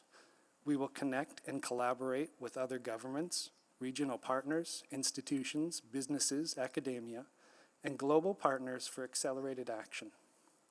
Partnership and a willingness to work together will be required to achieve our climate resilience outcomes. Our journey is both aspirational and achievable. That concludes the presentation of the carbon budget, and we can take questions now. Thank you. Well, thank you so much for the thorough presentation, and also the work that has been undertaken in this area. Like we are, I think, first municipality as mentioned that's doing this important work. I think that's very important for us to acknowledge and appreciate. I know there has been some, I would say, unreasonable criticism in the media over the last week of the work. But I think I want you to know that this is very important work you're doing, and so thank you for undertaking this work. All right, what we will do, we'll take one round of questions on this, and then this item will be postponed to the public hearing for 28th and 29th of this month, and this was selected by Councillor Jans. And I'll start with you, Councillor Jans. Go ahead. Thank you for this. I just wanted to unpack that last slide a bit about this being a collective problem requiring collective solutions. And I was wondering if administration had seen that study from Oxfam that just came out November 7th, that billionaires emit 1 million times more greenhouse gases than the average person. They did a study and found that, in fact, contrary to average people, the wealthiest individuals' investments account for up to 70% of their emissions. They know that their lifestyles, from private jets and yachts and travel, there's thousands and thousands of times higher than that of the average person. And it really does seem like a small group of people do need to take action in this area, being the billionaires. But the looking at this piece here, I just wanted to have administration contextualize maybe. I mean, I could drive back and forth on the Yellowhead for 365 days, and that still wouldn't even total the carbon emissions of a billionaire on a private jet. Am I incorrect here? Hi, Councillor Jans. Stephanie here. You're correct. Climate change is really impacted and differently by different people, and that there are some people who, with privileged lifestyles, who have a much larger carbon footprint than some of the world's poorest nations. And so that is a true statement, but despite that, it is still a global problem and requires everybody to take action on it. So I'm interested, though. I mean, I'm interested in I guess, where, as we as council see our role here in advocating from our learnings of this carbon budget. Like, we can, municipalities alone can't solve this, and just asking people to, take one fewer hot shower a day, while we have a system with just completely inexcusable inequality, it's hard to marshal support if we're just asking people to, everybody else to sacrifice except for the ultra rich. I don't think that's what administration's recommendation is in our climate or energy transition strategy. What we've suggested is that the City of Edmonton has a fair share approach. And when we look at that collective action, we suggest things that will help advance our own operations. We're also suggesting things will help advance the community's transition, such as the Clean Energy Improvement Program that allow Edmontonians to be able to produce some of their own energy requirements. Yeah, and I guess I can't ask. Well, has council taken a position in the past around climate change, around some of more advocating for progressive solutions from the federal government around taxation and inequality?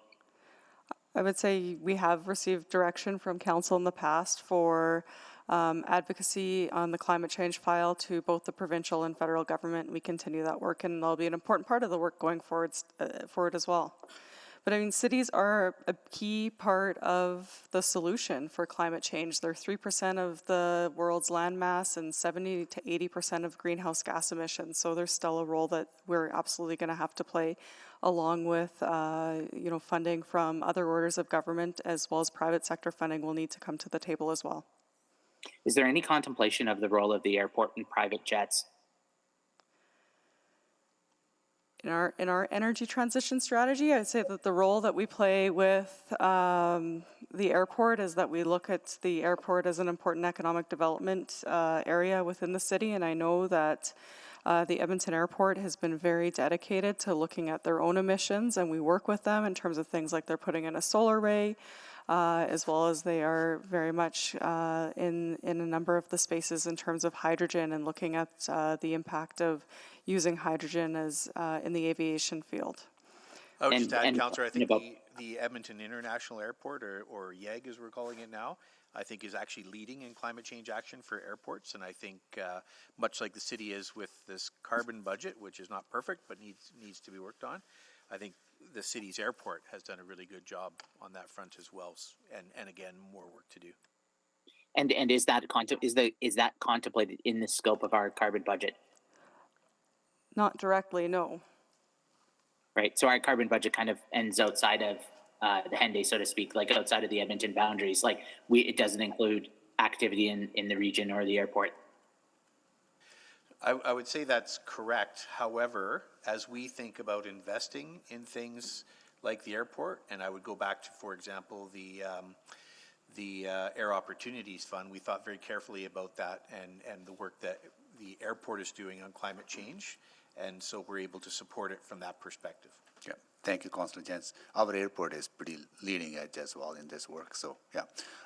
Councillor Salvador. Yeah, thank you, Mayor Sohi, and just want to start by recognizing how important this work is and to express my appreciation to the team who pulled it together. I know how challenging carbon accounting can be, and really pleased to see Edmonton taking this first step.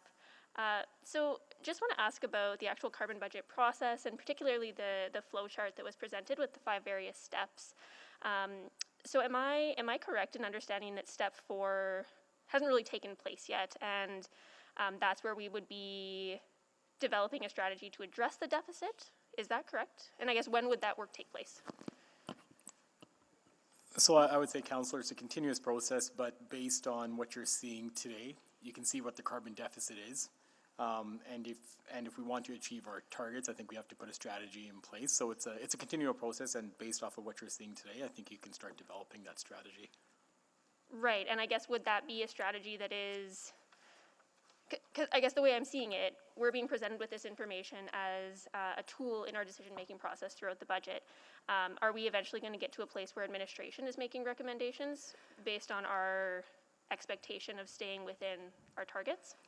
Councillor Salvador, yes, we do an annual update on our energy transition strategy and our climate adaptation strategy, and based on the decisions that come out of this budget, we'd have to bring forward corrective actions to council in order to suggest the things that will need to be funded in previous or in next iterations of other budgets going forward. Yeah, and I would just add, Councillor, that step 4 is in fact the absolute place we have to focus on right now, and that's the worldwide problem in terms of achieving targets. We're just not there yet. And so we're going to have to do a lot of work in that step, for sure. Right, okay. And then just wanted to actually follow up on a question that was asked with capital budget around getting some data related to Edmontonians' perceptions around climate change and climate action.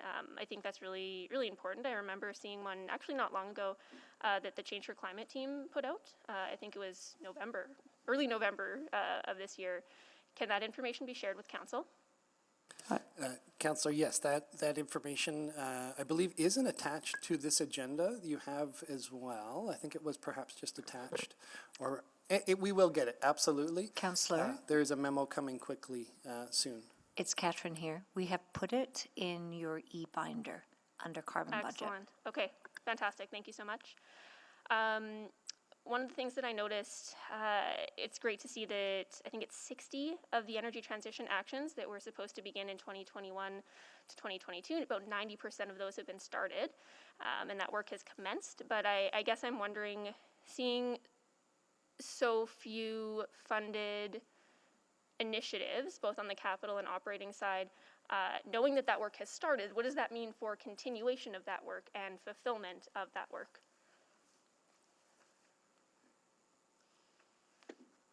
Councillor Salvador, for clarification, you mean the stuff that's currently underway? Yeah, so sort of the 60 actions that were started through the energy transition strategy, it's great that we've started them, but with, not a lot of funding going towards it in this proposed budget, how do we finish those and make sure we're achieving those goals? Understood. There's a lot still built into the base budget, so we can follow up in terms of what those 60 things that are underway, what would continue going into the next budget cycle. Okay. Do we know how many actions are expected to commence in the 2023 to 2026 period for the energy transition strategy of the 105 actions? I'm not sure, but perhaps Director Tamaris might be able to provide some information.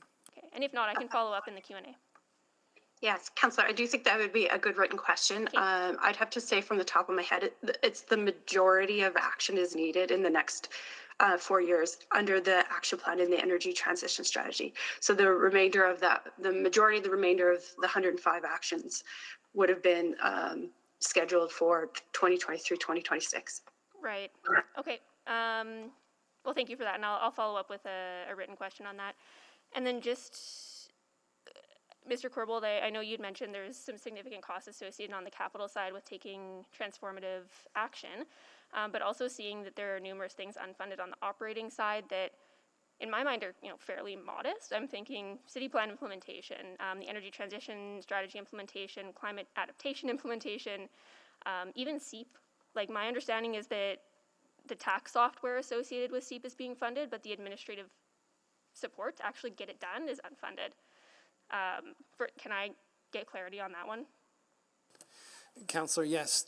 So you are correct in how it is described in the budget, but there is some nuance there in that some of the administration outside of the tax might be part of the borrowing bylaw. So we're not certain it's needed to be funded through there.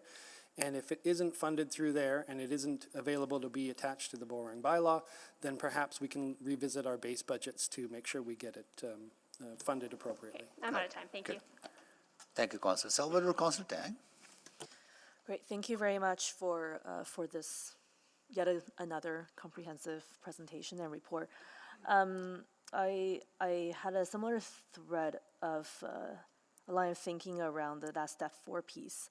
And I understand we don't currently have the methodology, it's not mature enough to really assess and quantify emission at the strategy stage. But I think the whole time I was reading the report, I was thinking, isn't that where we should start? And I guess, and I also understand, I can appreciate that, given the sort of the early stage assessment of this tool, we weren't able to quantify all the unfunded capital and operating requests related to this space. But I just want to confirm, they are important to help us reduce that carbon deficit. I think that's what I heard Ms. Tamara say. That's correct. Yeah. And do you have a sense of scale in terms of, if these were funded, this much would be reduced? Probably not to the level of detail that you're looking for, but it would be a good written question to understand what would have a big impact. Okay, that's... Councillor Tang, I just want to add to that. So, the qualitative assessments, like I mentioned, they are pretty key to this whole process, because in there we do try to give some level of magnitude of the GHG impacts, whether they're high, medium, or low. So that's where when we realized we can't quantify everything, we provided that qualitative assessment. So that's where you can get some of that indication for some of these profiles and operating service packages. Okay, that's helpful, thank you. And then I think the other thing I had a hard time reconciling is that we have stuff on the capital side, we have stuff on the operating side. What if one gets approved? Like, what if some of the capital piece gets approved, but the operating, we just couldn't fit it in? Do they not go hand in hand? Yeah, they do, which is why we look at capital first. I think depending on what capital changes you made in this area, we might have to revisit from some of the operational, which is exactly why we do capital first. Okay, great, thank you. And then as we adjust the capital, operating, and utility, are you also going to be doing the same adjustment on the carbon side? So that we might have, in the same way we might have a refreshed, tax increase level, might have a refreshed carbon Absolutely. budget estimate? Yeah. Okay. Yeah. And that's what this tool allows us to start doing now, officially. Yeah. And I was also wondering, given that we're fresh in this space and it's a fresh, relatively emerging field globally, did you have much to learn from other cities, maybe not in Canada, but around the world? Not really. So you just we're leading in this space. Yeah. And there's other people waiting for us. Well, not even waiting. They've seen it, and now they want to learn more about it. And so I'm wondering how much say did our Energy Transition Climate Resilience Committee have in this final report? Given that we have some subject matter expertise on that, who could probably have lots of sounding board to this. I would say they were definitely involved in the process, and we heard them, and they publicly criticized the result as well, which I think is fair. Like, I understand the speed at which we want to go, and as the mayor said, there was some public criticism of it, and every one of those criticisms, I think, is fair. We're just trying to get started here. So I think it is a bit of a back and forth, but we certainly presented them the carbon budget in an early stage. We heard from them concerns about, for example, we weren't capturing all the carbon impacts, and so I think we'll just continue to work with that, and we're up to the challenge of responding to that criticism and working harder to keep moving forward. On the aspect of other municipalities, I do want to point out that several of our colleague municipalities across the country were trying to get to a carbon budget this year, and I don't know of any that were able to actually get as far as we did, so I think that's important to take that first step. Yeah, and I take your point about that this is a supplemental information, but I think it's a pretty key one in the context of the many important tools we have to help us assess this. I know it's not easy, and I know the whole time I was going through this, I just find myself keep asking the question about if this is so important, why are there so many things unfunded? And I look forward to that conversation in the coming weeks. But again, thank you very much for this report. Yeah, and I think the simple answer to that question is tax tolerance. And what are people, like, I think people in Edmonton feel very strongly about climate action, but, it's a question of how much there's also a lot of pressures on people from an affordability perspective. So I think the difficult work ahead in the coming weeks is to figure out what is that right balance for Edmontonians. Mm-hmm. And there's a report coming next week, I think. Yep. Yeah. Thank you, Councillor Tang. Councillor Stevenson? Yeah, thank you. I do want to echo sort of the congratulations for getting this done. It's incredibly exciting. I think, taking that first step is always the hardest part, and but it's great that we've done it. That's the first hurdle, and continuing to move forward. We've now got a really solid starting point. So thank you very much for that work. Not only for our city, but again for the example it shows across the country. And I think it's kind of hard to untangle sort of the carbon budget itself, and then sort of how it did or didn't inform the other budgets as well. So there were a few narrative pieces in the budget that I just wanted to touch on. So, it talked about some limited municipal funding and other urgent priorities, and it's something that I struggle with. I mean, I certainly see the urgency of housing and mental health in our communities. But again, I believe that the climate is the only thing that we have stated as an emergency. Is that true? I think in terms of having defined it from a council perspective, I think that's true, Councillor, but I would certainly, we certainly talk about things like housing and houseless crisis. We talk about we also talk about the the crisis we have of drug poisoning, and those are real issues out there every day. Whether they have not been necessarily defined as an emergency, like climate action has, but yeah. Yeah. So, and I think that's what I'm struggling with, because again, I do see those crises and care about them deeply. But again, what does declaring something an emergency mean, and how that informs our actions and our decisions ahead? When I think maybe just affirming as well that every reduction is a positive one. Is that correct? I know there's sort of talk that we can't do everything alone, but everything we can do does positively contribute. Is that fair? Absolutely correct. Yeah, progress is progress. And to your previous question, Councillor, as well, the graphs we show neat lines going down. But we all know progress sometimes is spiky and up and down, but as long as it's trending in that direction. And so I think perhaps emergency over a longer time scale is a little bit tough to process for all of us, of what does that truly mean. Yeah, and I think that's what the declaration can help do for us, right? Is it provides that immediacy that otherwise, as you say, can be easy to lose sometimes, again with some very visible and significant challenges that we face in the present. Maybe just following up from Councillor Salvador. So there's sort of two contradictory questions. So the first is the work required for step 4. Is that currently funded? Like, do we have resources to advance that work? When you say step 4, you are referring to developing strategy to achieve carbon targets. We have that on those graphs. That's why I'm a little confused. We know what the strategy is. We need a number of actions in order to fulfill that large gap that's shown there.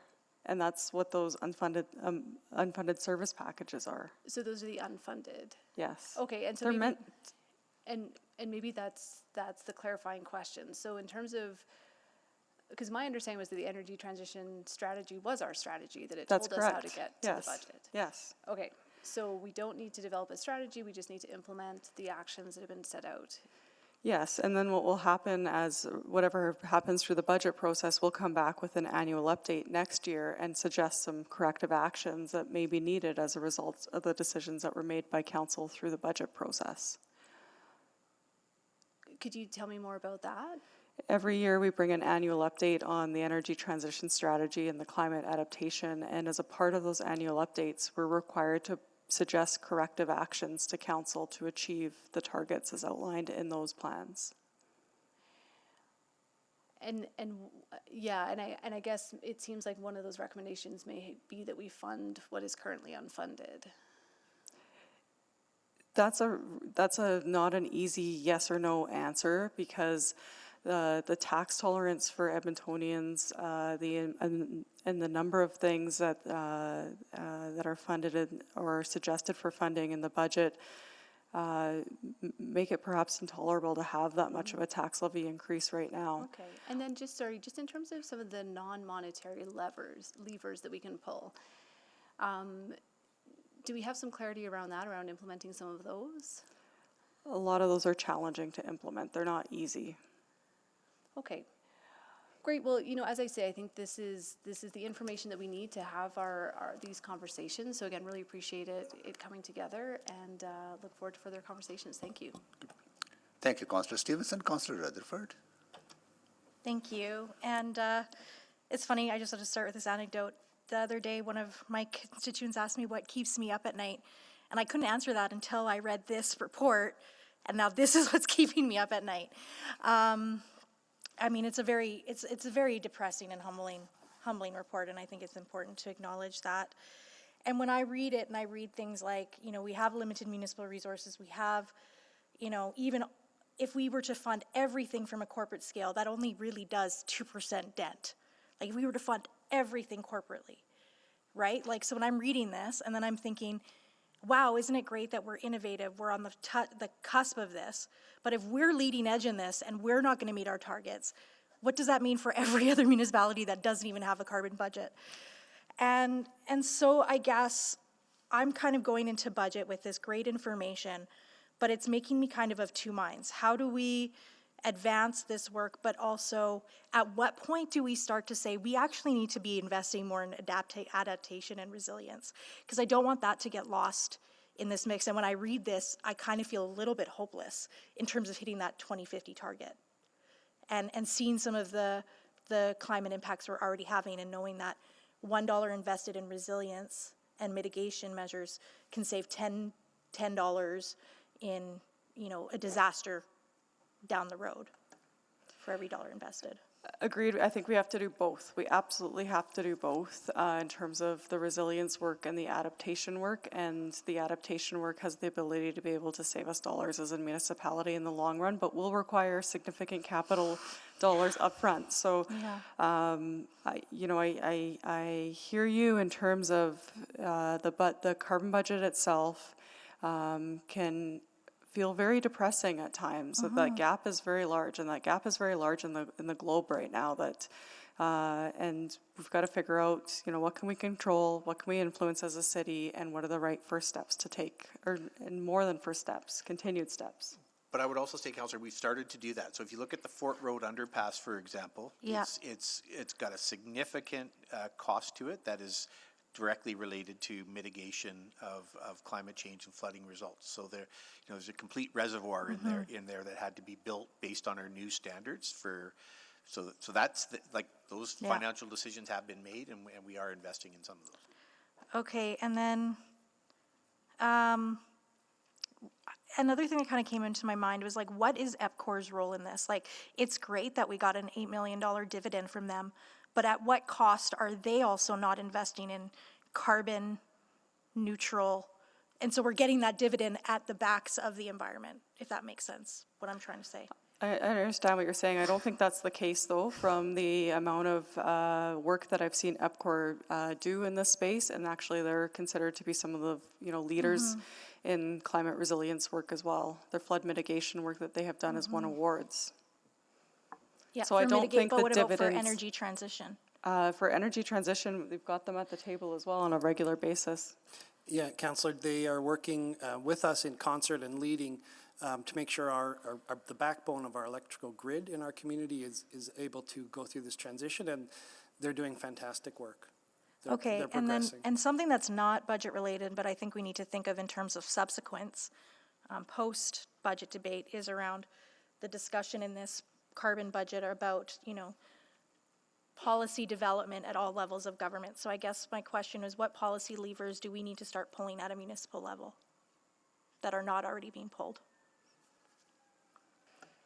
I don't know the answer to that question right now. I know there's a number of things that we've got underway. One of the big things I'd say coming out of our department is the zoning bylaw renewal, the scale up of the, which we're doing jointly with finance, the scale up of the clean energy improvement program. So that's some of the things that we could follow up for you. That would be great, greatly appreciated. And then I guess my last question, while a bit controversial, is, we didn't have, when we made some council decisions, even as a new council in the fall of 2021, we didn't have this as an overlay in that decision making. And I would say, I guess my question to administration is it recommended to review those decisions in light of this new information?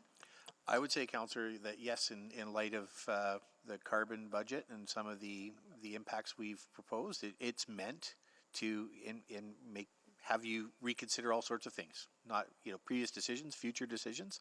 I think that's a fair part of the process, and that's the only way it's going to work, is if we are open to changing course and changing direction on things. Yeah. Perfect. Thank you very much. Thank you, Councillor Rutherford. Councillor Rice. Thank you, Mayor Sohi. I really appreciate Mr. Coble mentioned about the affordability of living for Edmontonians. My question, I hope get answer to support my understanding how we can use this budget to really reflect, we support our Edmontonians' affordability for living and with lots of cost increase. So the first question, I do know, and so this budget and associated with specific dollar amount. So can you tell me about the total carbon budget dollar amount? What is percentage and in our entire budget? So the carbon budget isn't about dollars. Yeah, the carbon I budget is understand. about the GHG reduction. So I can't, if your question is how much is it, like this really is a piece of information that is supplemental to the financial decisions that you make on the budget. I understand that, I get it. And then this is just a set of tool and for us to help us to reach the goal. And then, but this, I do see the budget dollar amount attached and with each services and with each initiatives and help us to achieve the goal and then achieve specific and then GHG and impact goal. And I do think that would be helpful for us to make decision what's the associate dollars total attached and with those. So, Councillor Rice, I don't know if it's an exact number, but if you look at page 28 of the carbon budget, it does show in there. Yeah, at each item, yes. Yeah, it shows service What's the packages total? and capital profiles. and the associated cost of those. And Yep. those are proposed, and they have GHG reduction impacts. Yes, do you have total number? I just give me that total number. I don't need the explanation because we don't need to make decision right now. So if I add these numbers up, Yeah. it's over $2 million. So over $2 million. So this over $2 million. Sorry, over $2 billion once you Two- consider over all the $2 billion. once you consider all the transit composites. Yeah, sorry about that. Okay, that's I was wondering. Over $2 billion. So among this over $2 billion is everything is a new planning dollar attached or is it increased dollar attached? So what is increased percentage of this $2 billion? Sorry, I'm not sure I'm fully understanding what you're asking. I just want to ask, because this is not the first time we're doing this type of things, and we have the budget from previous budget circle. So for this 2023-26, what's the increase dollar amount attached with this $2 billion?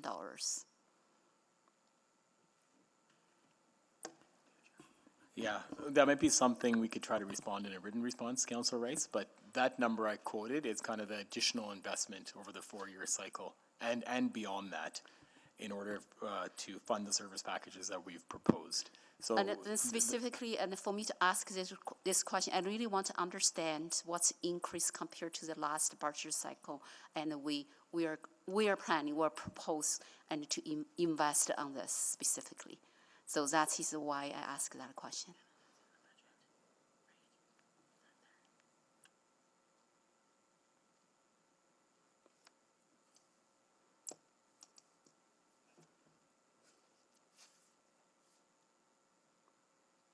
Okay, so if you don't have that answer, that's okay, and I will follow up offline.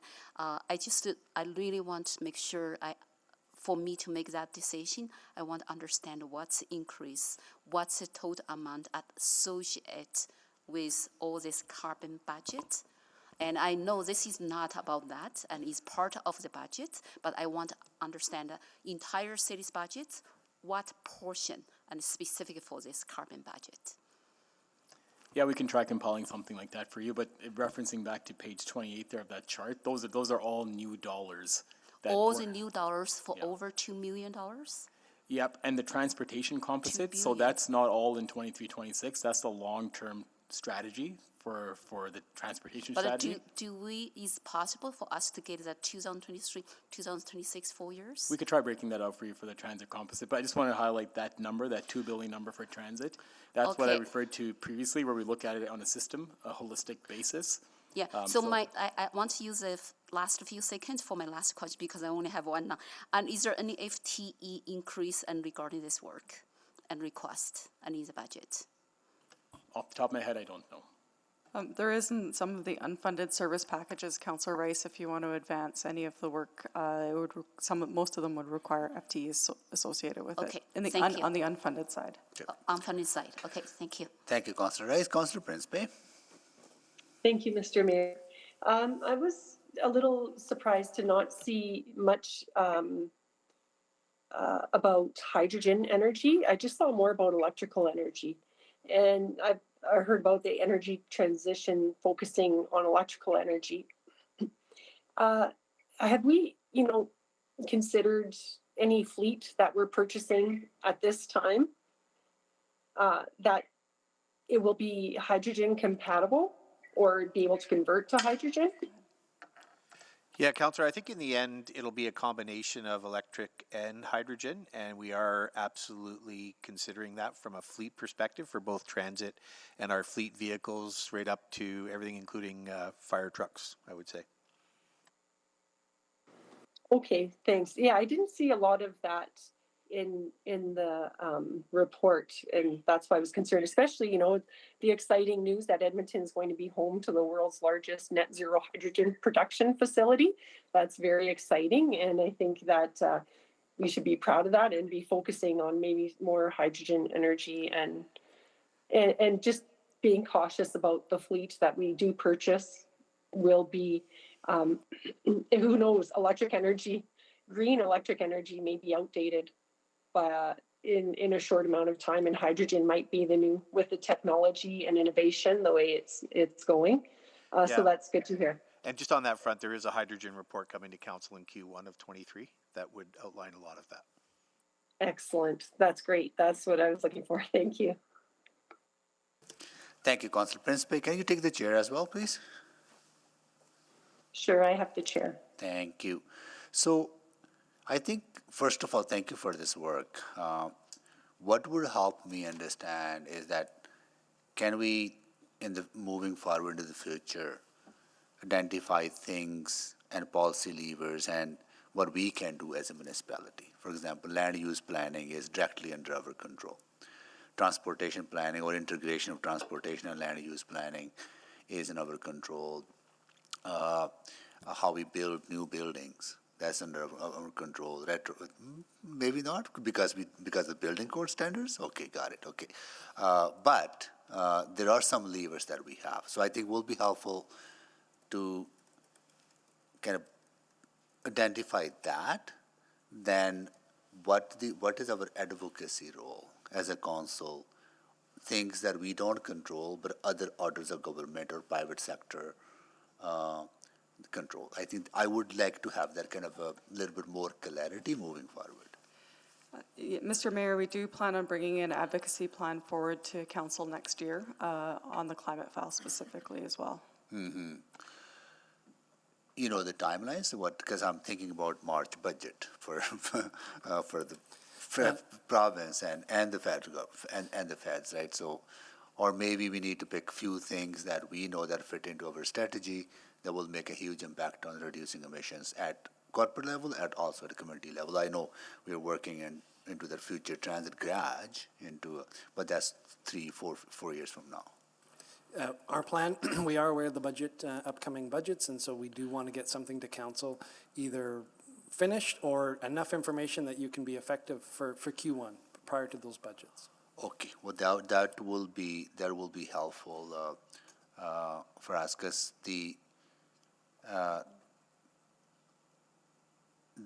I know there's mandate letters being issued at local level, at provincial level. There's reference to climate change in some of that area, right? So, and I just want to make sure that we understand what we can ask for and can we deliver. So that's the broader question I had. Okay, good. I'll take the chair back. I will give you back the chair. Thank you. So that concludes the questions on this report, and this will be postponed to the budget public hearing. So if somebody could move that, Councillor Tang, you want to do that, or? Sure. Okay. Need a seconder? So moved. Second. Was Councillor Wright? Okay, Councillor Wright seconded it. Okay. Please vote.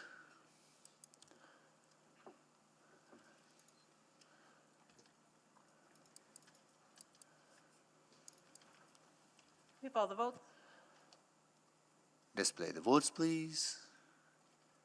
That is carried. Okay. Now we are going into our next item, 7.3, 2023-2026 Council Budget Deliberation Process.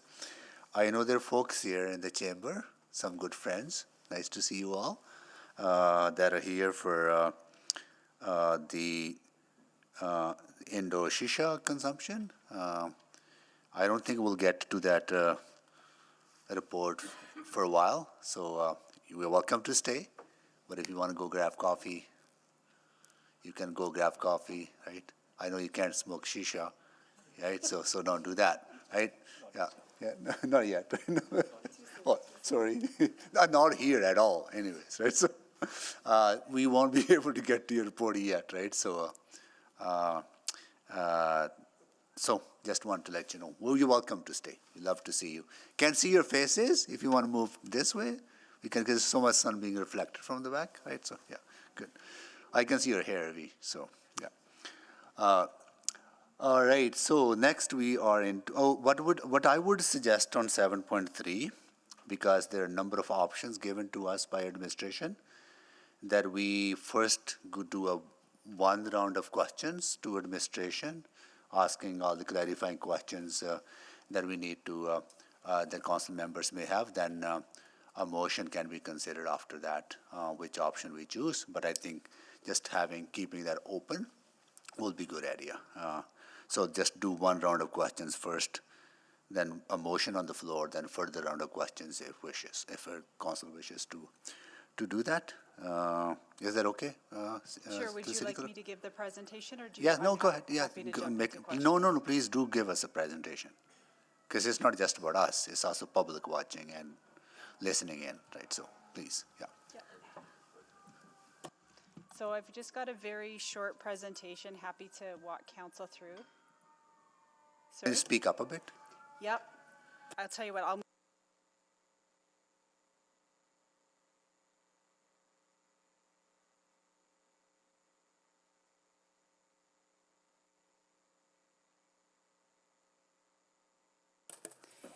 Thank you, Mr. Mayor.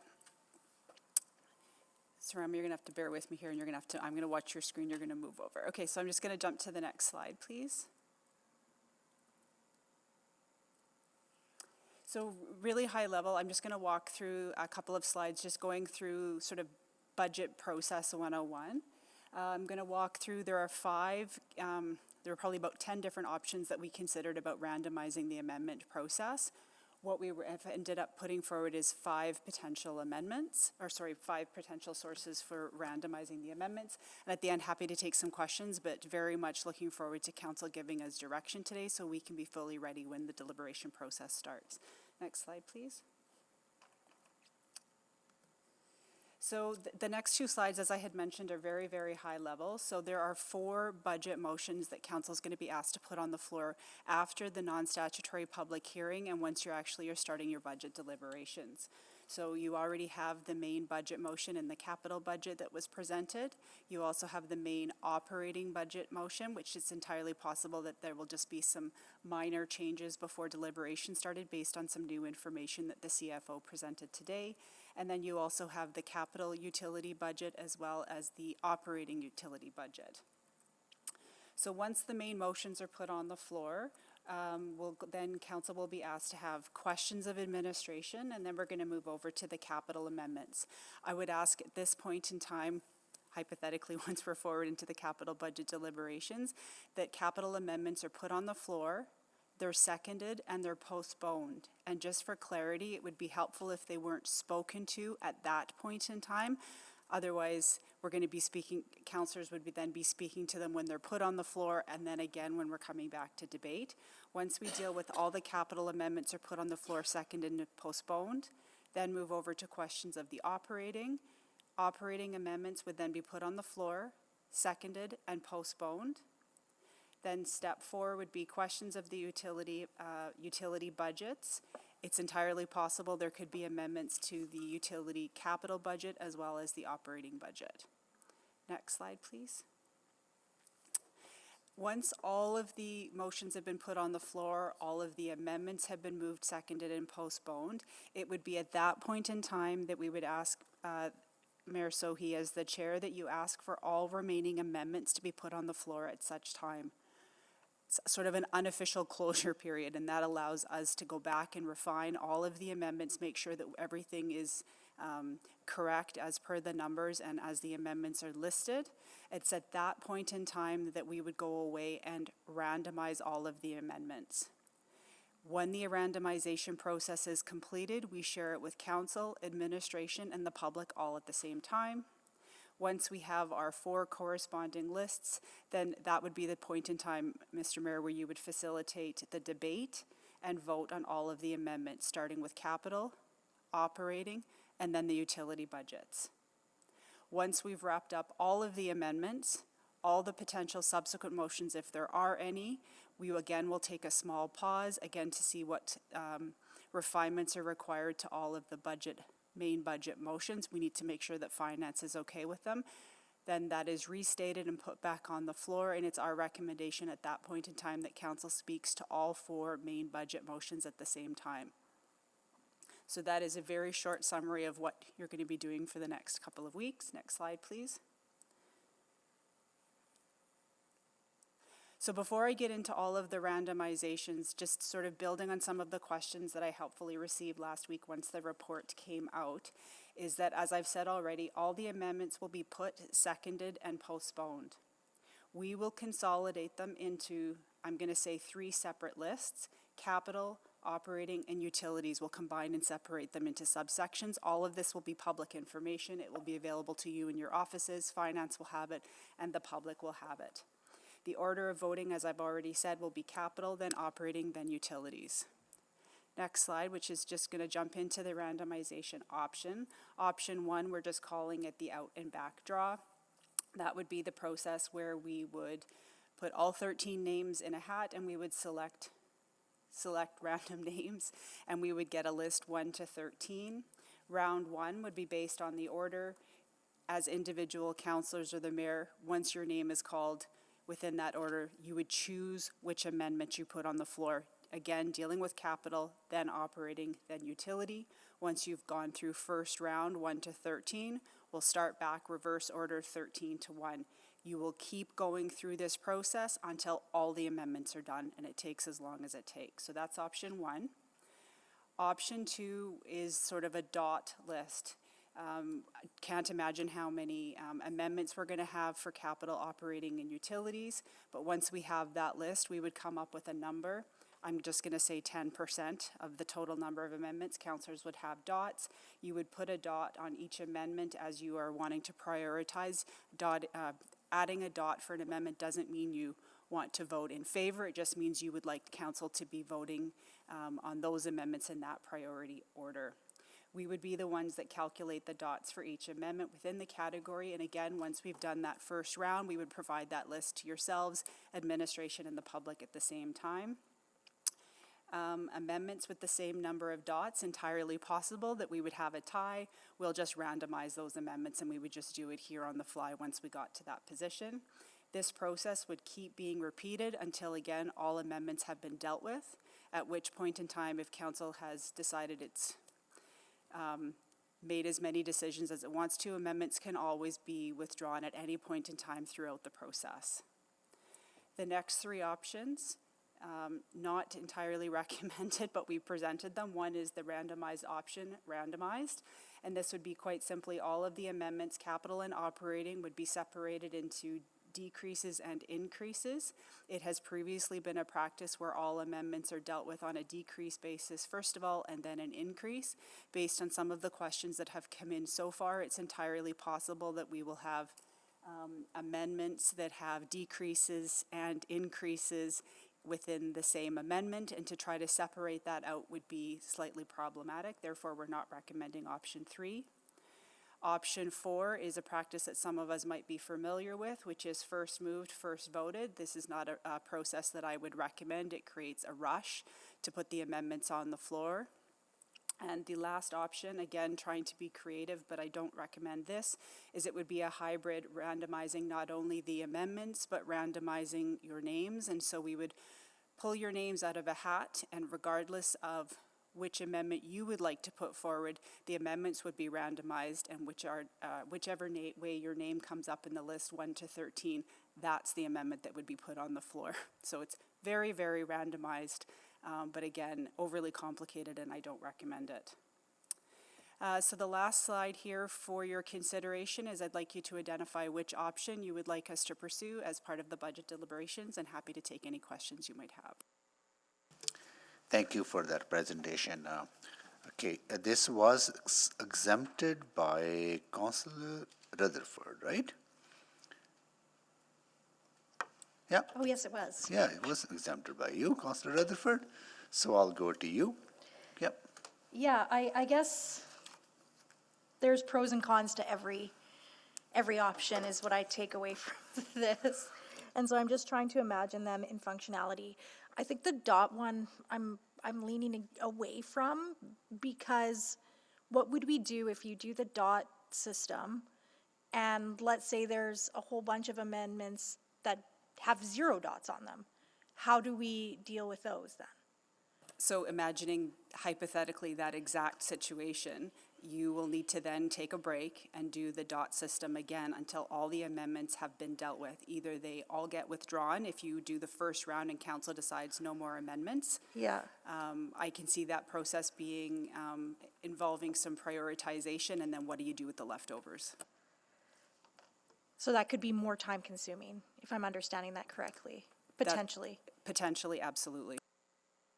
Okay, that's good input. But the pro of that one is that we deal with ones that are really pertinent to council right off the hop. Correct.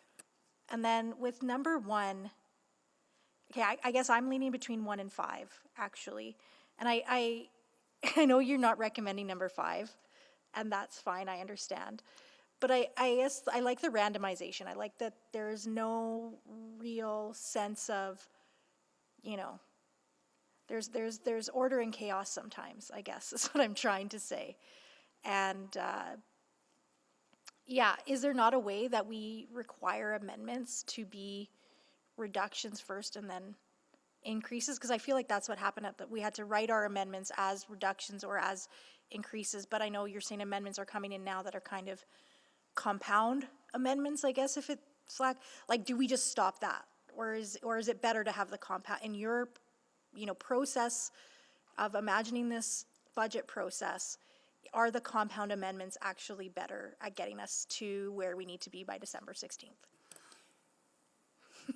So just sticking purely to process. Yeah, we're talking process From right a now. process perspective, I think clarity is kindness. And I think for not only you, but for the public to know what amendments are going to be dealt with in what order is extremely helpful for administration as well as for the public. The double randomized, if you'd like to call option 5, can it work? Absolutely, but I think all of our time is best spent making sure that we are as transparent as possible and that the process doesn't actually overtake the debate. Okay, but so then I guess if you have compound amendments, so let's say I move reduction in this capital profile for addition of money in this capital profile, right? And I'm number 5 in that in-out system, and Councillor Knack is number 1, and he's also eyeing the same capital profile for reduction for funding something different. Can you walk me through that process? Yep, absolutely. So that's entirely possible that what's going to happen, and using the house analogy, to pick on Councillor Knack, if he wants to take money away from the red house to fund the blue house and his amendment passes, but you've also given us an amendment that's number 5 to take money from the red house to fund the green house, your amendment's out of order because that funding source is no longer available. So I don't see that as a problem. I think that's completely transparent and within the bounds of the process. But then do we need to, should we be informing? I guess, yeah. No, that's, I'm going to listen to what other councillors have to say on this one because I think all of them have pros and cons. Yep, that is the case. Councillor Jans.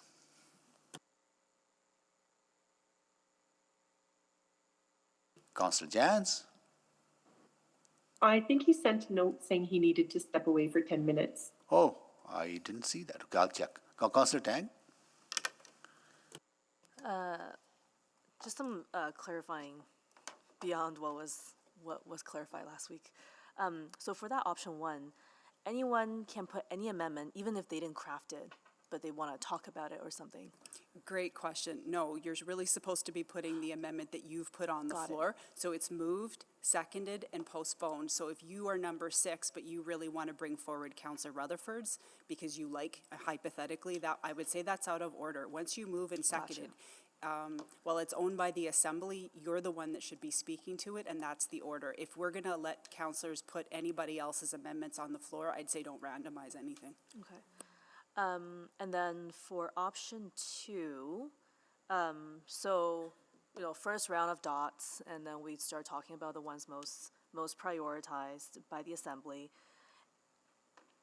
And once something is on the table, it's just a matter of who signs on first to speak to it in that order and still whatever, within the 5 minutes, and then we'll keep doing the rounds until, I just want to clarify that. Yeah, so great question. So regular rules of debate apply. So just Okay. forget that it's an amendment number 5, just to pick that. Once that, say that got the second most amount of dots and that's the amendment on the floor, that happens to be your amendment, you get to speak to it, so you'll have your 2 Okay, minutes. Then it's gotcha. just regular rules of Okay. debate.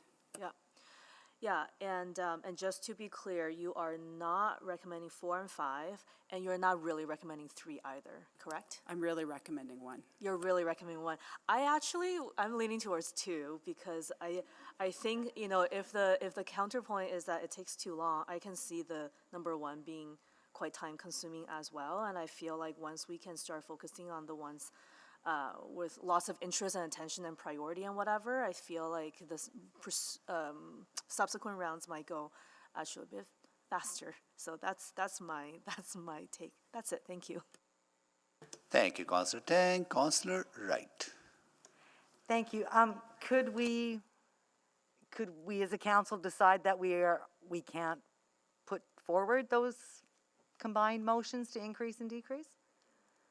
So the principles for putting forward an amendment or a motion just means that it needs to be valid, and that's as per your bylaw. So I would suggest it's not in council's best interest to start hamstringing the debate before the debate's even started. When the amendments come forward, we will work with finance. If something that is being requested is not feasible, we'll work on that behind the scenes. Because I would rather know that the funding from the Red House is available for other purposes, whether it be the blue or the green or whichever colors you guys are going with.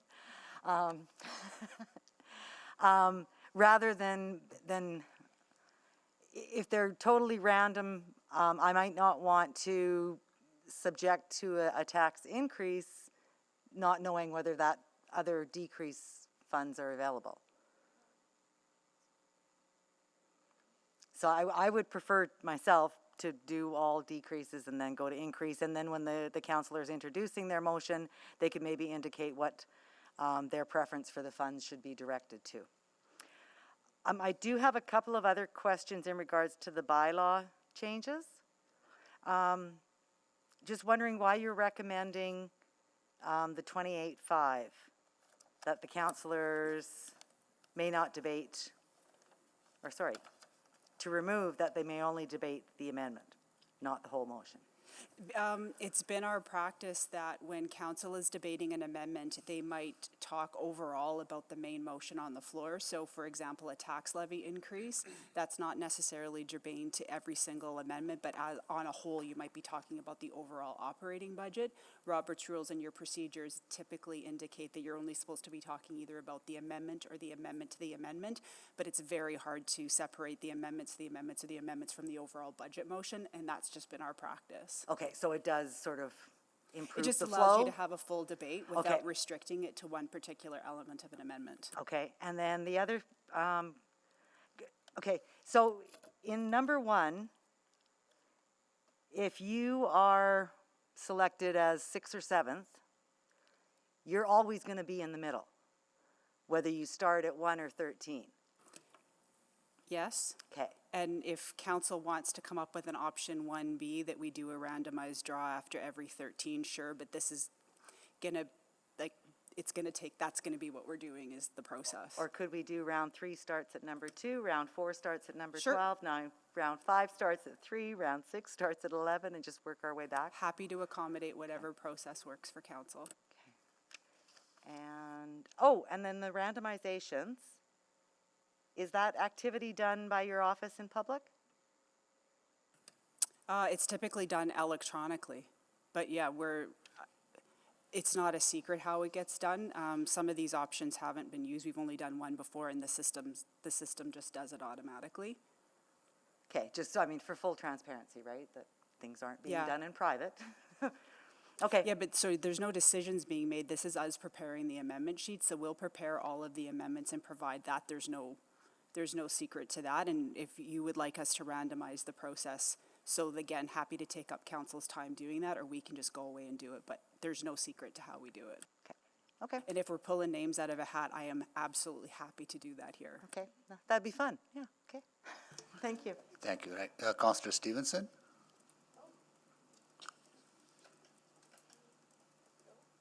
Yeah, and Karen already sorry. had it. Wrong. Yeah, thank you so much. Lots of fun options here. I think I agree just in terms of that desire to have all the decreases first before the increases. So again, I'm hearing that we can't really formally limit ourselves that way, but is there a way that has that been done in the past? Is there a way that we affect that? If that's a decision for council, I would suggest you let me think this through, and I just want to make sure that I'm not offside with the CFO. But if that's the direction of council, that you want to deal with all of the decreases before the increases, then I would say if we get requests to draft motions that combine both, we'll say they're invalid and out of order. Okay, great. And still like per budget, right? So all the decreases for capital, then all the increases for capital. Okay. Then I liked Councillor Wright's. Yeah, I mean, to be honest, I liked the full randomization. I agree that there can be order and chaos sometimes. It means that I don't have to agonize over the strategy of which I prioritize first. We just kind of leave it up to the universe. Just wondering with the out and back. So presumably too, if someone ran through all of their, so someone only made 5 amendments, someone else made 10 amendments, we would just hop over that person subsequently. Correct, yeah. Okay. Yeah, I mean, I think we're just variations on a theme. There's probably no perfect way, but I do like full randomization. I like all decreases first. And I will leave it there, but open to many different options. Thank you.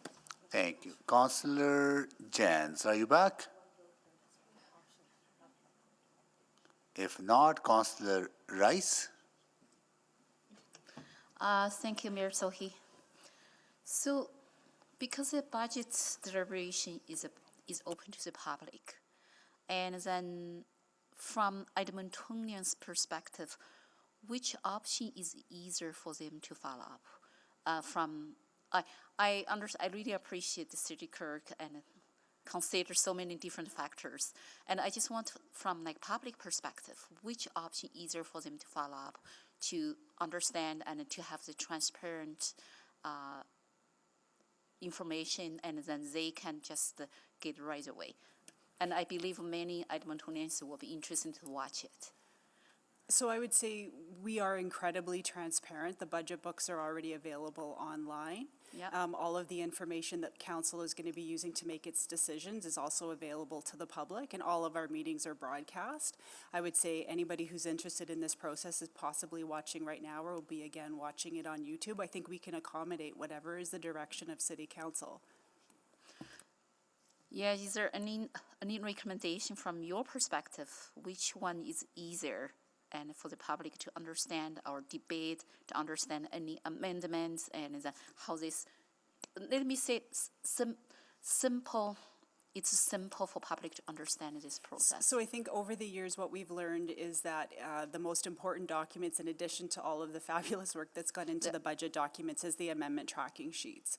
And so we make sure that those get loaded up into the system at least twice a day. We always make sure the media has it, as well as your offices. Regardless of the option that you choose, if you choose one of the options that allows us to randomize in advance, we're happy to do so.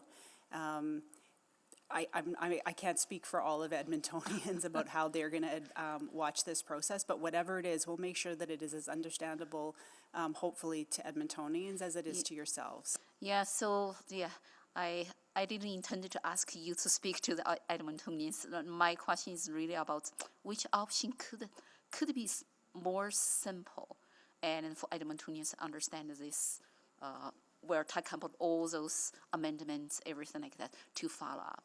So that's my first question. So that is how I am thinking the first factor to choose the options. So I just try to get some sense on that. Well, I mean, I think the easiest thing right now is there's a motion on the floor, then there's an amendment to the amendment, and that's the debate. But I strongly don't recommend that it be a race to put amendments on the floor and that they would be debated in that order. That has been the practice in the past, and I don't suggest that. But again, if that's what council wants to do, we're happy to accommodate it.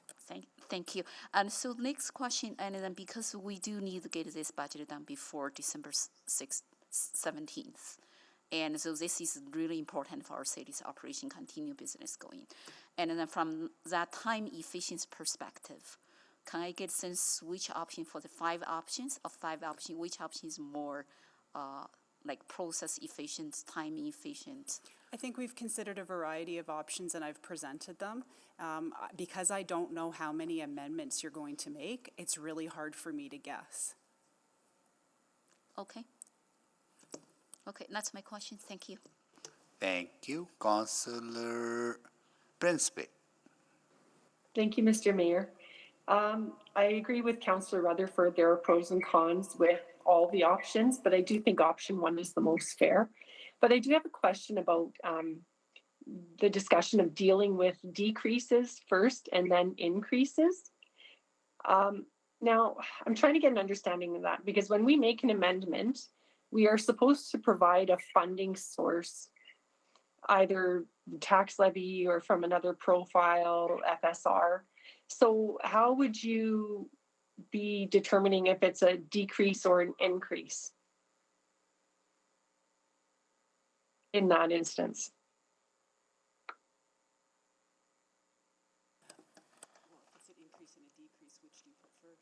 Yeah, so let me try this.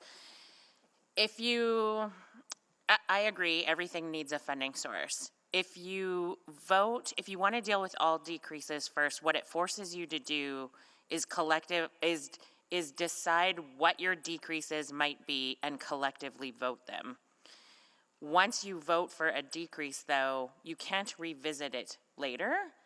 And so not knowing what the decrease is being used for can be problematic later in the deliberations. And you can do it, I think what the clerk and I are saying is you can do it either way, but each of them has consequences. And so just to build on what the CFO is saying is if you are looking to unfund the red house, the blue house, and the yellow house, so that you can fund your rainbow-colored houses, but those amendments fail and you've already given us that amendment, how does that fit into the process, hypothetically? Right. Okay. Thank you. Yeah, that was my only question. Thanks. Thank you. Councillor Paquette. Oh, not Councillor Jens? He's away from it, so good. Oh, okay. Sure. Yeah, so thank you for this, and thank you, everyone, for your thoughts. It's been very helpful. Pardon me. Oh, I'm in agreement I am back. with, I can go after Councillor Paquette, though. Thank you for holding time. Okay, sure. I'm in agreement with Councillor Principe on option 1. Looking through the options, I would also lean toward option 2, except that I feel that we're entering the gray area of debating before we debate, where we're prioritizing things without actually hearing the rationale or justification. So option 1 seems to be the fairest way to proceed. So that's where I'm leaning. The randomized approach, while chaos does appeal to me, it also may end up being a little bit unmanageable as far as our timelines go, and we really will have a constrained amount of time. So not only will we be being careful with the budget, we're also going to be being careful with the scant minutes we have in this budget debate. And then option 4, first move, first voted also, I mean, obviously looks like just a big rush, and that's probably not okay either. And the randomized draw. The reason I'm not really a fan of that is because then again, you might have a councillor who has like 1 or 2 amendments, and then you might have a councillor who has like literally like dozens of amendments. I have no idea. And so that you lose a bit of fairness that way. So Mr. Mayor, I am leaning toward option 1. Thank you. Okay. Thank you, Councillor Paquette. Councillor Jans. Yeah, thank you. Just to clarify, are we through the round of questions now, or are we in debate? We are asking questions on the options. Oh, my bad. Okay. I thought everyone had gone through their round. My bad. Okay, so yeah, so just to clarify then, I guess, as I look through the options, I guess I'm wondering, with option 2 seems to be the only option that actually has a sense of what the majority of the assembly do want to put on the agenda. Like if we were setting the agenda, at least a majority would have to agree to putting those items forward. Am I like I understand the other options do sort of try and put forward like a equity and a fairness to the individual, but it doesn't seem like any of them answer that question of, well, how do we make sure we're having the right conversation that a majority of councillors want to have first, especially before we, agree to spending any money? Shouldn't we be having the conversation about what the body wants to have a spending conversation about first? Could the clerk clarify?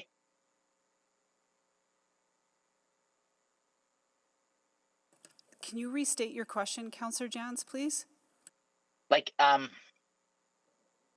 So I'm looking through the options, and option 2 seems to be the only one that takes kind of the will of the group into account. I would agree with that.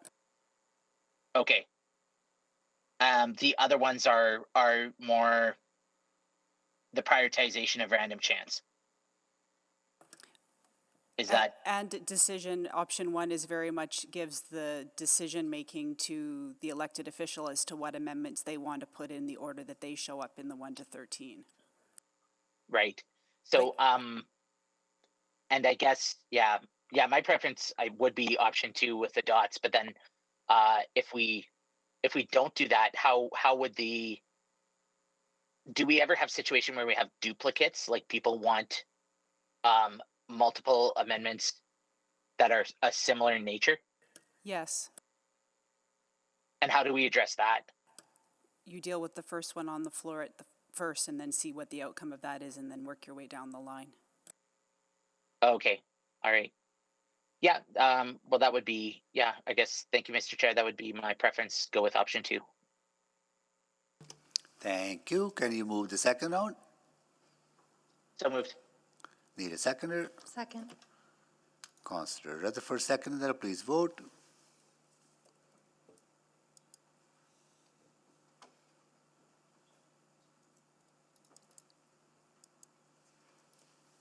We're just waiting for 2 more votes.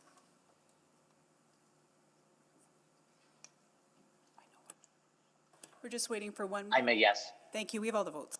Display the votes, please. That is carried. Okay, Councillor Rutherford. Yeah, I think what I'm hearing from my colleagues is kind of debate between 1 and 2. I think that's what I'm hearing in terms of potentially moving. I do want to go back for a second, though, because I think it's pertinent to this, like whether we randomize or do dots. If we're doing compound amendments, so let's say I can move reduction in this for paying for this, and people can amend amendments, isn't that going to get really messy? Because we'll have amendments in reductions and amendments in other sources? Like, how are we going to keep track of that in option 1 and option 2? Yes, it's messy, and yes, we have to keep track of all of this, and as required, depending on what direction council goes on, we do have to take recesses so we can figure this out. That's exactly what happened last year. There was an amendment on the floor. Somebody wanted to make an amendment to the amendment to decrease, and somebody wanted to make an amendment to the amendment to increase. When it gets that complicated, sometimes we take a break, and that's when we do fill in the blanks. Ultimately, the decision is council's. Yeah, but I'm just trying to imagine from a process perspective, that scenario with option 1, and that scenario with option 2. Any insights into that between those 2 options? because I've done this before, I find option 1 is a little bit easier. It is, we literally can sit in the room on the first day of debate. We can put 13 names in a hat. We've had this prepared before. I will pick all of your names out. You will find out the order that you're in. If you want to have randomized orders each time, each 3rd round, each 6th round, each 10th round, happy to do so. And then council can decide which order it wants to deal with. There is elegance in chaos and it might be fun, but if we can provide a little bit of some riverbanks for this, I think it would just help us all immensely. Okay, so heeding your advice, I'll move option 1 as the recommendation. Second. Okay, we have, sorry, just, somebody was saying something? It was me. Oh, it's you, go. No, so we have a motion on the floor. Councillor Rutherford moved it and Councillor Rice seconded it, which is option 1. Can you repeat that again, City Clerk, what that option 1 is? The out and in, do you want me to read it? Yeah. Okay. Ram is gonna, yeah, there we go. So out and back in. So again, if you want to make some changes to this, now would be the time. But basically what we would do is at the start of deliberations, and in fact, I would say before you start with anything on November 30th, that one of the first things we would do would be to do the draw. That way councillors are aware of what order they're going to be making amendments. If you want us to do this after the police are done, we're happy to do it. I just would like to know what process you want us to do and when we would be ready. So we would draw your names. You would each go in a list from 1 to 13. For capital operating and utilities, councillors would be able to put a motion or an amendment on the floor as their name comes up, and then we would reverse it 13 to 1. And if you would like, at the end of the first and second round, we can draw names again. I can't imagine drawing names will take that long. Got it, okay. Guess just want public to understand this. Okay, Councillor Rutherford moved it and Councillor Rice seconded. We have a motion on the floor. Councillor Rutherford, you want to take your few minutes second to introduce it? No, I think with our time right now, Good. I'm fine with Okay, got it. leaving it on the floor. Okay, Councillor Stevenson. Let's take a break. It's 3:28. Oh. And we'll be back in 15 minutes. Okay. Until then, we are on recess.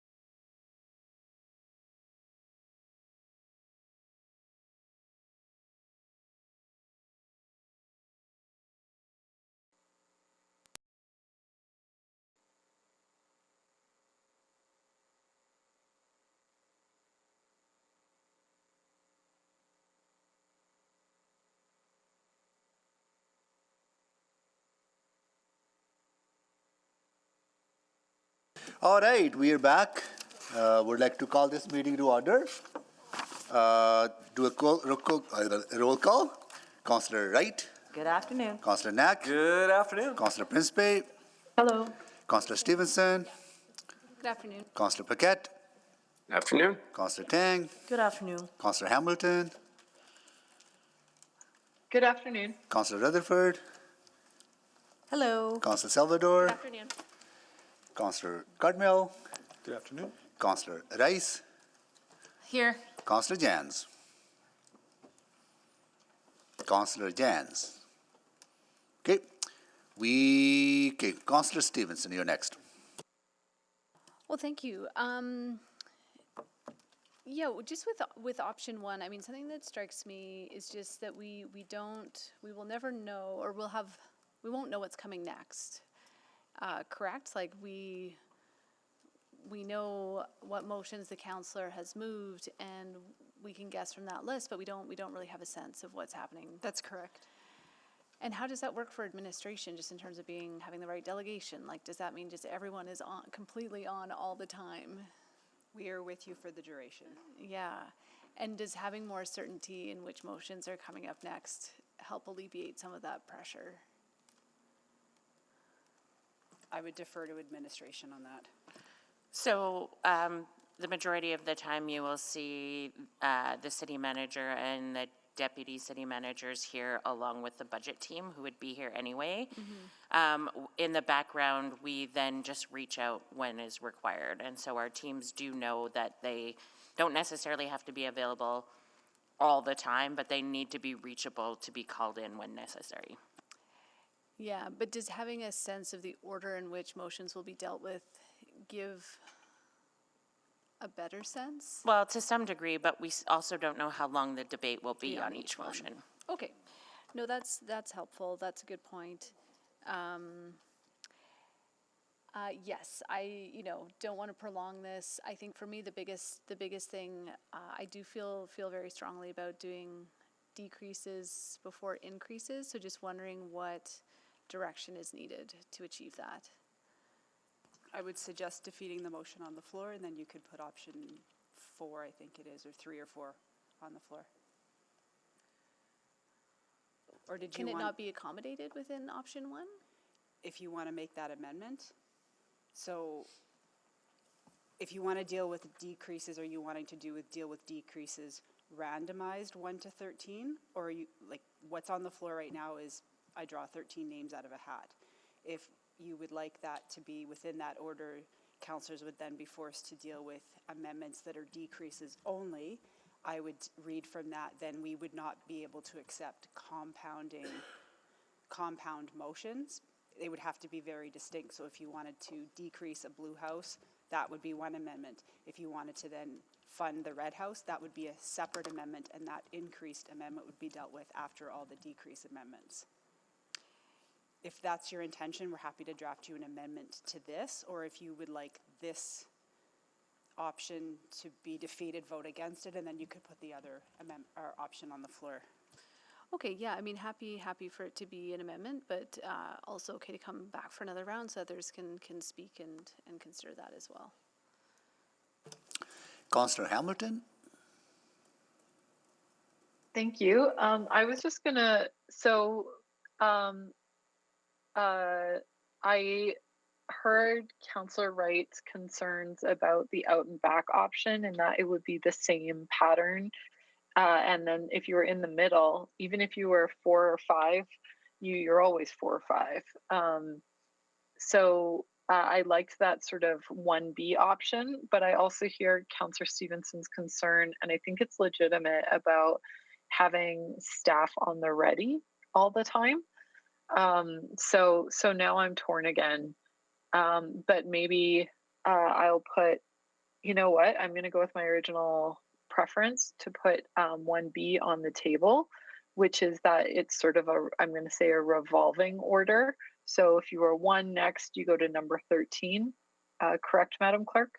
And then number 2 moves up to the first space, and it goes in that order, so to speak. So it would go 1 to 13, then 2 to 1, then 3 to 2? Yep. Yeah, like that. Just because I don't, I would support what Councillor Stevenson is saying, and I think there's probably some merit to separating the decreases from the increases, even if there's a compound motion. I think that this alone could be better. So I'll put option 1B on the table. That is probably friendly. Yeah, that's probably friendly. Yeah. No, I do have a question. Sorry, point of order. I do have a question about it. Sorry. Okay, so are you, Councillor Hamilton, you're moving that? Yes. 1B? 1B. Okay, so that would be an amendment to this amendment, City Clerk? So there's a motion on the floor. This would just be an amendment to the main motion, and so I'm just writing it up here, and I'm going to see if Rama can type this as I'm saying it. Okay. So that amendment to the main motion 1B would be that the randomization be adjusted from 1 to 13 and then 13 to 1. It would now be 1 to 13, 2 to 1, 3 to 2, continuing as that way the order would continue to change. It just, yeah. Okay, we need a seconder. Point of order, so we wouldn't do 1 to 13, 13 to 1, and then 2 to 1, 1 to 2? Let me acknowledge the point of order first. Councillor Stevenson, please. Second. We need a second. We have a seconder now, right? Okay, now Councillor Stevenson, you have a point of order. Yeah, sorry, just for clarification, I like the rotating start point, but only if we do 1 to 13, 13 to 1. Then that would be an amendment to the amendment, and I'm happy to draft that. Okay. So we have a amendment on the floor now. And Councillor Principe, you have questions on that? Go ahead. Yes, thank you. You know what, I'm not a statistician, and I'm sure that that's who would have to know what is more fair. Can you tell me, Ms. Giesbrecht, did you have any help in creating these options? Did you have professional help to realize what is the most equitable and fair process? So the starting point for the report was actually a report that was prepared for City Council in 2018, and so that was the starting point. The professional support that we have is those of us that are in the clerk's office. We rely on our experience as well as advice from legal services. From a procedural fairness perspective, all of the options that were presented, I believe, are legally sound. Okay, and could you tell me, would the rotating start actually be more fair and equitable? Or would the original motion be considered more fair? I think what's important is that City Council is the one that decides the way that it wants to randomize the amendments. Okay, thank you. Thank you, Councillor Principe. Councillor Wright, questions on the amendment? Amendment to amendments, right? Yes, I think what I had initially proposed was round 1 would start with 1. Round 2 would start with 3 working back, 13 working backwards. Round 3 would start with 2, and then round 4 start with 12 working backwards. Round 5 start with 3. Round 6 start with 11, and so forth. I wasn't sure about Councillor Hamilton's suggestion about starting at 1 and then 2 and then 3. So just first of all, can we get a seconder for the amendment to the amendment, please? No one has moved amendment to amendment. But Councillor Stevenson did state it. Second. Okay. Councillor Stevenson, what was your amendment to amendment? Well, I think that's what's showing on the board now. Except I think it's 1 to 13, 13 to 1. Oh, okay, perfect. And I think if you want to ask me a question as the mover. Okay, Councillor Wright, you have questions? Now go ahead. We second by Councillor Salvador. Go ahead. So to the mover of the amendment to the amendment, would you be, and again, I'm just going to look here on the screen. So you're looking to amend, it would, so your third round would start with number 2 and work your way down to 13 back to 1. And then your fourth round, would that not start with 12 and coming back the other way? Like going 12, 11, 10, 9, 8? So your question is to the mover, Yes, Councillor Wright? yeah. Go ahead. Yeah, that would be the intent. So it'd be 12 to 11 for the fourth round? Well, it's just that we still have to go all the way back to 1, or like the starting point, right?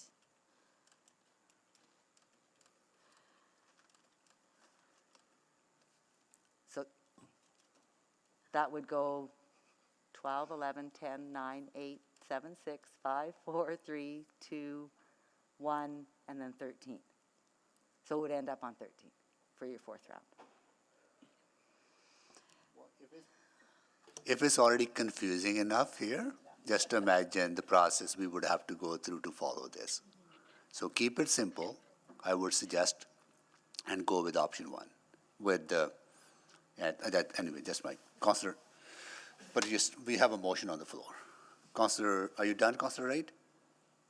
Well, I don't think that provides fairness or equity to the person who's 6th or 7th.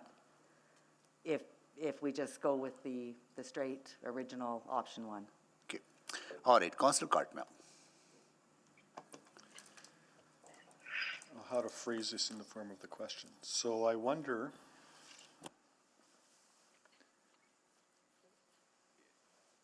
to the clerk, would it be possible to create a selection process or a randomization process that would be 1 to 13 in the first round, and then start at position 4 to 13, and then 1, 2, 3 in the second round, and then position 7 in the third round, so that there's a shift in the order that is allows each, if you get to through 4 rounds, you're picking in the first quarter, the second quarter, the third quarter, and the fourth quarter, just by shifting it by 3 positions each round. Yep, happy And to. that eliminates the snake forward and back where you're number 1 and then number 26. And it provides enough randomization to the randomization, don't you think? Yep, so there's a motion, an amendment, and an amendment to the amendment. So once the amendment to the amendment is voted on, happy to take another one. Okay, we need to deal with this for one first, right? Or we could withdraw it. You withdraw? Okay. Withdrawn? Okay, withdrawn. Okay, good. All right. So, Councillor Cardinal, would you like to move that? I would. I don't know how to say it. So just to clarify, so it would go 1 to 13 for the first round. The second round would start at 4 and work all its way back to 3. And then the third round would start at 7 and work all its way back to 6. 7 down to 13. Yep. 1, 2, Yep. 3, 4. Yep, and then assuming that if we hypothetically needed a fourth round, we'd go back to 1. 1, Position 7, 1. 10, 13. Okay, we 3, can add 6, all that for 9, the Got it. 5 Okay. rounds. Sure. Good. We need a seconder. Second. Second by Councillor Paquette. Okay. Questions, please? Questions? Okay, we'll just give clerk a minute to put it together. Yeah.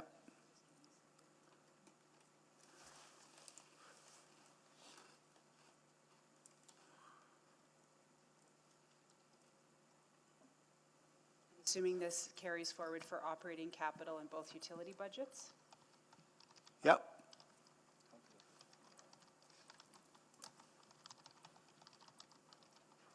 Okay, good to go. Okay.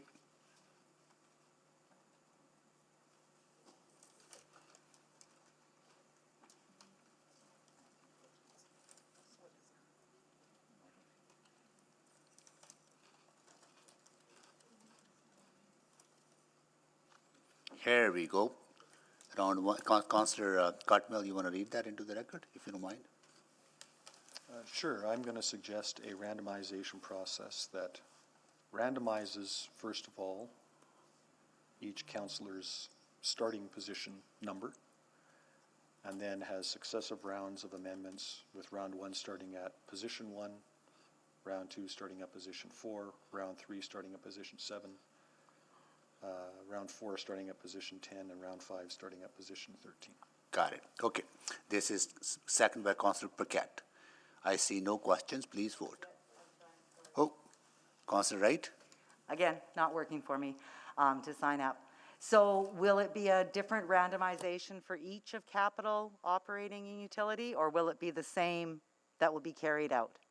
So my question to the mover was just that, and I understand it will be consistent for all 4 budgets. Is my motion, but if you So care to to the amend it, you mover, could.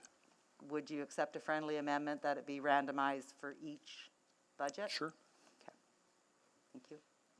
When you say randomized, you mean this is the right methodology, but we pull names out of the hat 4 times? Sorry, yes. Thank you. Okay. Okay, so Councillor Wright, Councillor Wright is moving an amendment that we do. We can't. There's an amendment to the amendment already. We can't take another one. Okay, so we have to vote on this one first? Okay, let's vote on this one first. Please vote.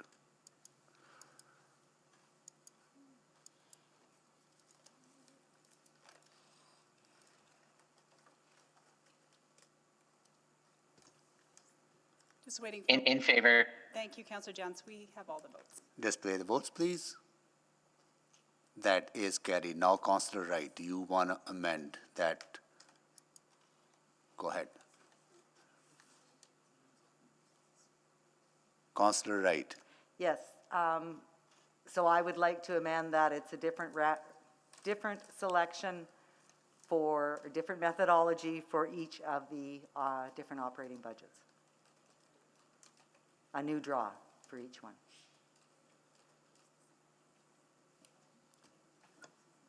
Okay, can you explain that, Councillor Wright? Well, it just allows, I guess, a little more fairness and equity that the first person for the operating or for the capital isn't also the first person for the operating budget or for the utility. Okay. Need a seconder. Second. Is Councillor Cardinal second that? Okay, got it. All right. We'll give a little time for. Just the wording here and just thinking this whole process through. The amendment to the amendment is that for each budget, the process would be started anew, and what that means to us is we would pull everybody's name out of a hat at the start. Yep. Okay, got it.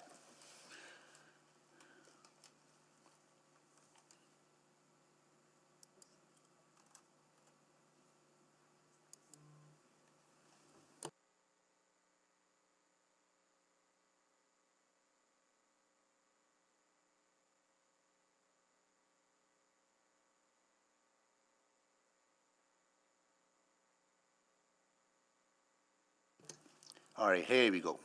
Any questions? Seeing none, please vote.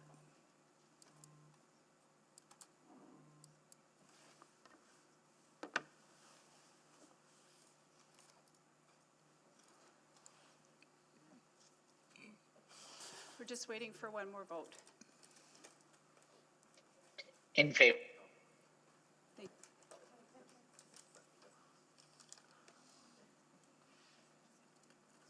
That is carried. Yeah, so can I just recap where I think we are? So Yeah, there was a please, main yeah. motion put on the floor by Councillor Rutherford. Councillor Hamilton made an amendment to change a little bit of option 1. Councillor Cartmel then made an amendment to that, which passed, so we're assuming that council no longer wants to make a decision on Councillor Hamilton's amendment because the amendment to the amendment passed. There was then another amendment to the amendment, which means if option 1 passes, that for each new budget, we will pull a name out of the hat.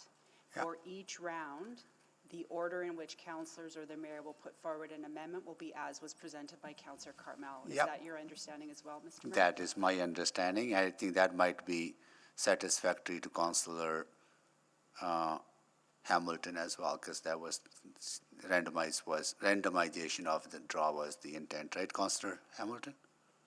Yeah, that was the spirit of Yeah, what I got was it. trying to get at. Got it, okay. So we are now at Councillor Can you put that motion back on Yeah, the we just, floor? if you could just Yeah, give yeah, us like take your 5 time. seconds to Take recraft your this, time. that'd be super. Take your time.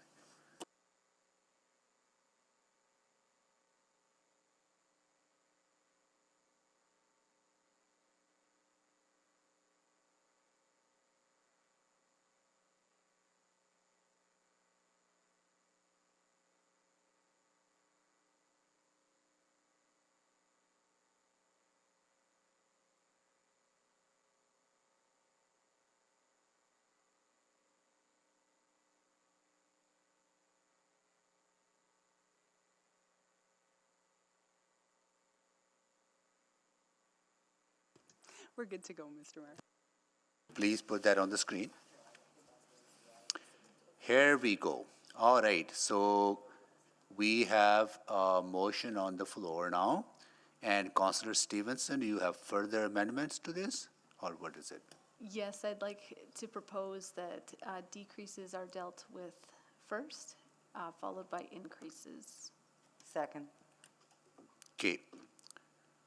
Decreases in the, say, capital first, and in each of the budget? Each of the budgets, okay. Okay, So we're just going to draft up that amendment to the Yeah. main budget motion, so just, I'm restating this and stalling, so that MJ has a chance to draft this up. So Yep. it would be a case of that, once all the amendments are stated, yeah, we would then work with finance to craft the master amendment lists for each budget in decreases first of all, yeah, then operating. Yep. And counselors would then be required, as their number comes up, to put an amendment on the floor. They must put all of the decreases on the floor first of all. Yep. Followed by all the operating. And if any counselor tries to submit a amendment that is a combination of both, we will deem that to be out of order. yes. So any amendment that is made cannot be take money out of one, put it to another. It has to so- be either take money, put into some strategy, was FSR or whatever that might be. Yeah, okay, got it. And so that'll be up to the chair to rule those all out of Yeah, order if anybody got tries. it. Okay. Councillor Rice. From a mathematics perspective, this motion will actually interfere the motion we just passed. The reason for me to say that, I just want to get clarification from City Clerk and Mover as well. If we deal with decrease first, and then some councillor may not have decrease, that means when it's your turn, and then you don't have decrease, and what do you say? And in that It'll go to the situation- next, it'll go to the next council. So then you lost the opportunity for that run. And then I think this is unfair. And for us to make this amendment and pick option one, because we do want to reflect that fairness. I just want to Yeah. put there, and then this is actually interferes with the first motion we passed. Okay, that's good. Thank you, Councillor Rice. for I stating- don't know how we address that, and then, Yeah. Okay, I hear you, but I think with the way I understand this would work, if passes, Madam Clerk, that if we'll deal with decreases first, if my name is drawn and I have no reduction amendments, then I would not be making you using that opportunity because it'll go to next council member. So there's nothing about the process that requires any counselor to put an amendment on the floor for increase or decrease Yeah. for any of the four Yeah, budgets. so that'll be the case with the, that's a choice to make, okay. All right, Councillor Rice has, more questions, Councillor Rice? no, that is a Good, question. okay, all right. Any more questions? This was moved by Councillor Stevenson, second by Councillor Wright. Are we ready to vote on the amendment? Please vote.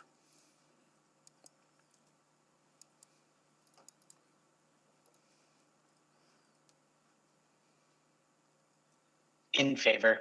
Thank you, Councillor Jans. We're just waiting for one more vote. We have all the votes. Display the votes, please.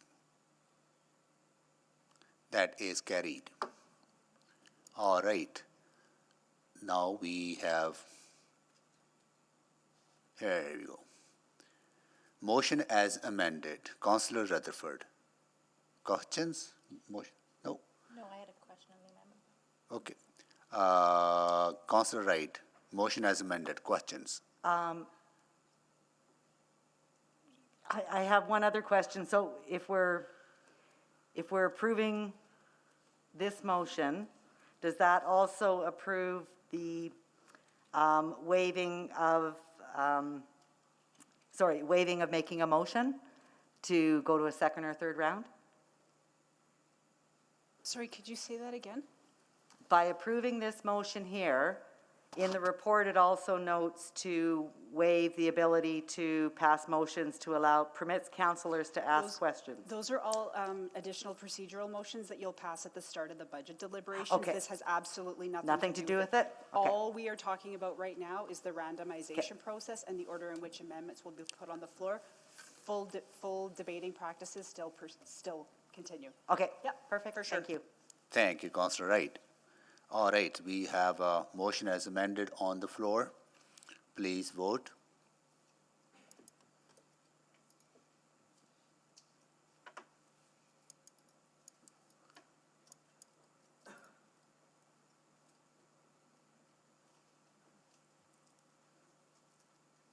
Just waiting for one more vote. Opposed. Councillor Jans, thank you very much. We have all the votes. Display the votes, please. That is carried. So that concludes item 7.3. City Clerk? Okay. 7.4 will be first item of the business tomorrow. And we dealt with 7.5. Our next item is bylaw amendment for indoor shisha consumption. This was a requisition from Community and Public Services Committee. I'm going to go to Councillor Cartmel to give the context. Then I will go to Councillor Wright to move her motion. Councillor Cartmel.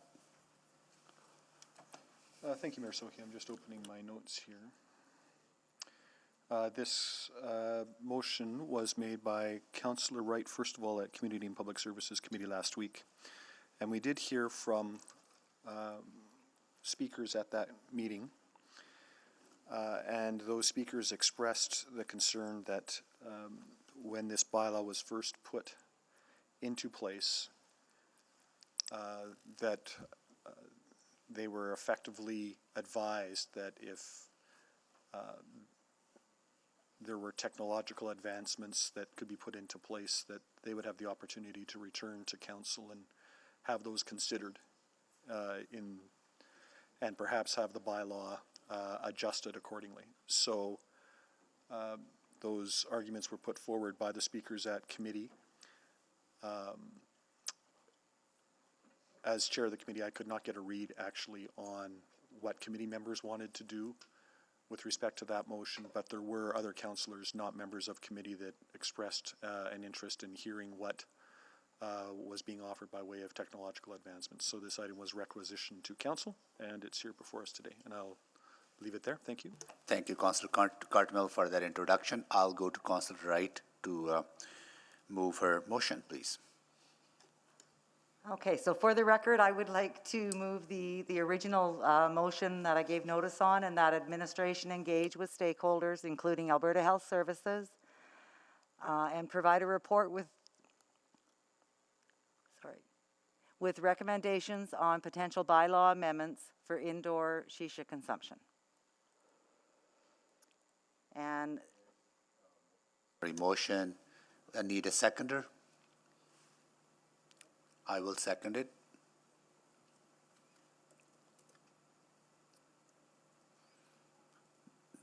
Can you read it, please, now?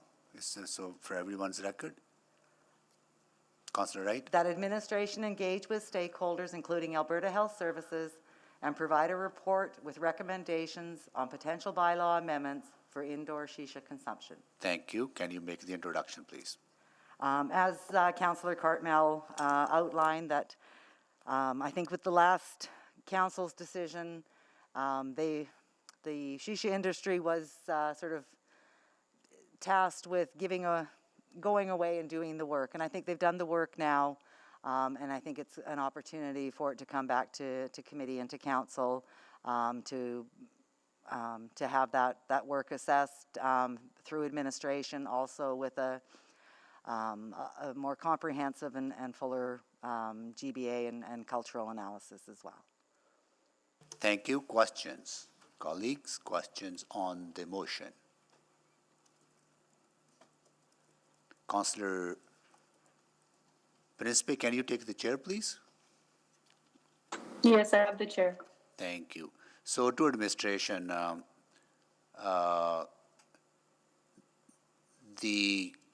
what I heard from some of the stakeholders about the consultation, that there were not a robust consultation when the previous decision was made. So just want to get a sense how the engagement will look like now into.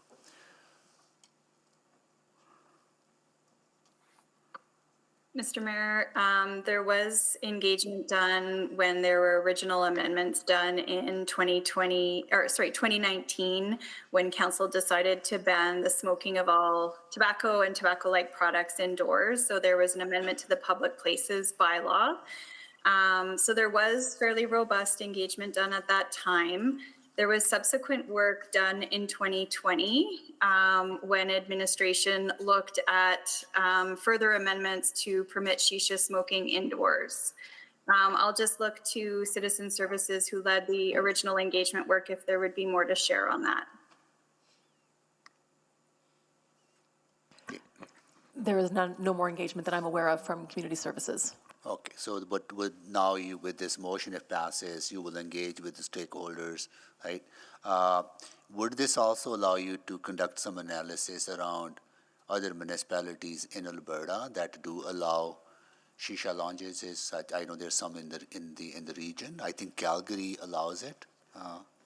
Yes, Mr. Mayor, we can do a jurisdictional review with this work, but I do want to be clear, like with this work, we don't have budget at this point to be able to do a wide-scale engagement with all of Edmontonians. We'd go back to the industry groups that we had engaged with before, and we would work with some of the stakeholders and Alberta Health Services. So this would be a targeted engagement process. So the stakeholders would include owners, right? They would include owners, but it wouldn't include all Edmontonians. Would it include cultural communities for whom shisha is important?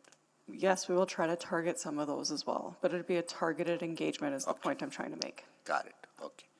And do you need amendments to do the jurisdictional scan, or you will do that as part of? No, we will do that as part of the work. Got it, okay. I will take the chair back, and I'll go to Councillor Rice. Thank you, Mayor Sohi. So just want to get a better understanding for the last time, and because I heard it's just the engagement, robust engagement already done, and back to 2020 is not 2 years ago yet. And then what's the specific reason, and then we made that decision back to that time? Are you asking me the specific reason why council decided to not advance? There was a number of concerns from Alberta Health Services associated with allowing shisha and the health impacts of that at that time. So is this motion and it has intention to reverse the previous council's decision? Yes, we would return with some potential bylaw amendments, and then council would determine whether or not to pass that bylaw.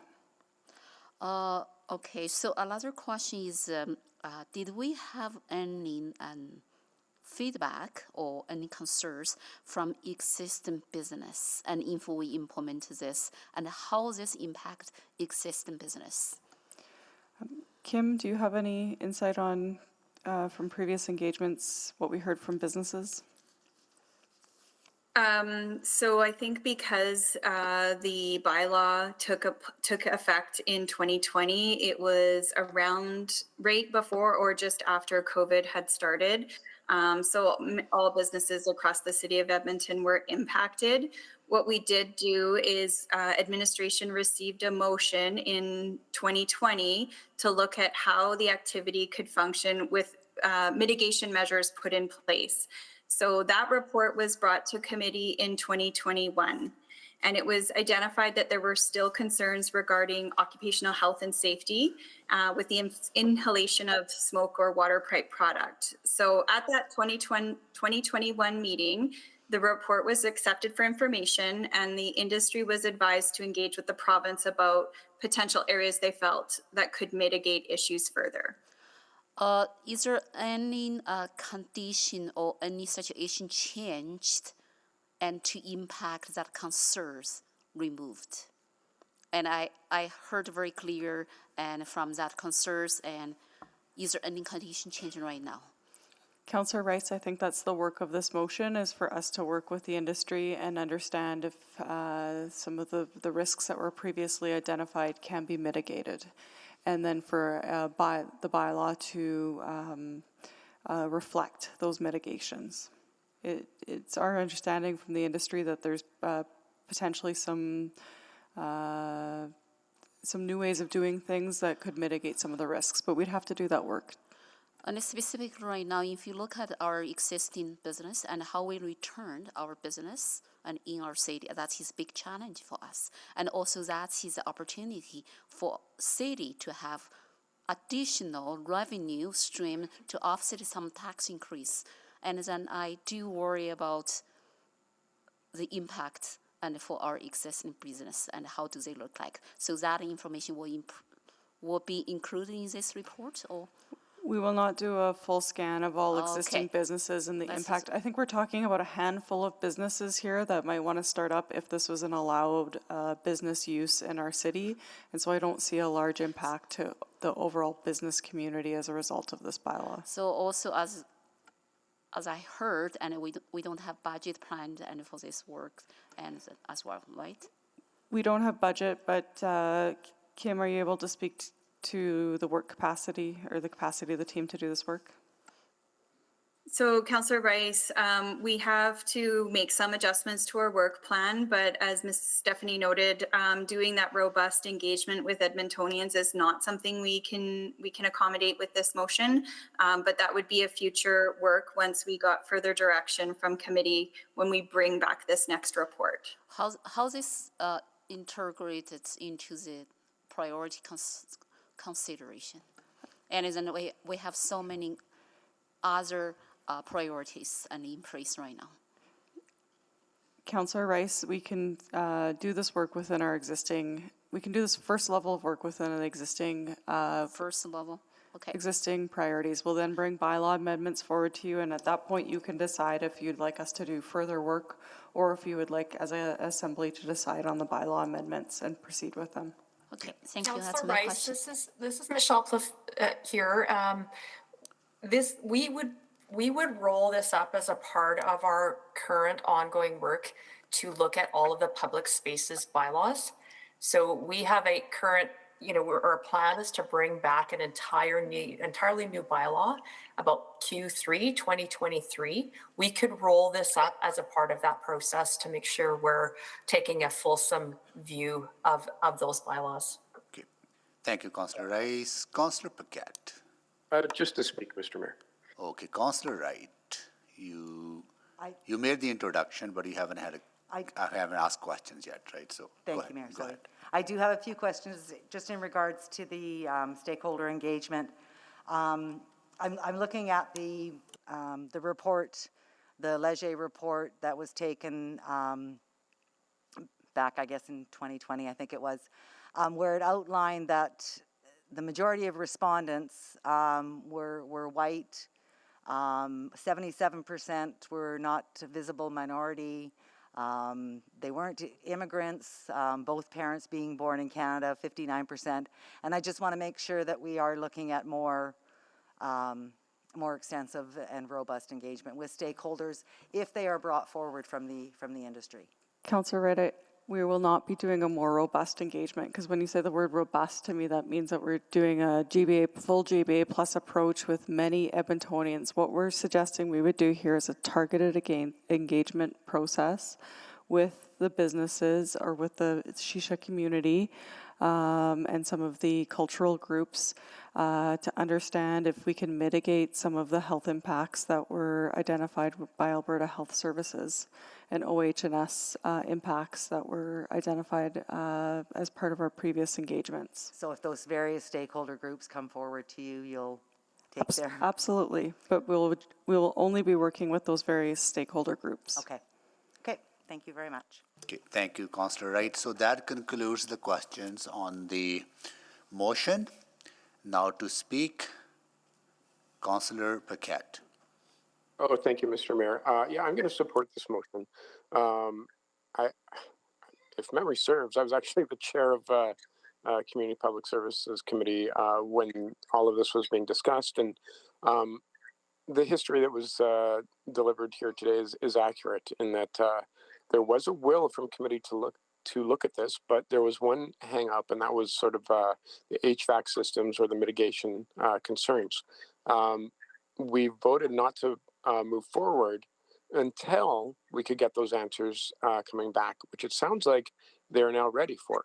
And so, you know, this has been a process, and a door was actually never shut on this issue. And I think that's something to keep in mind.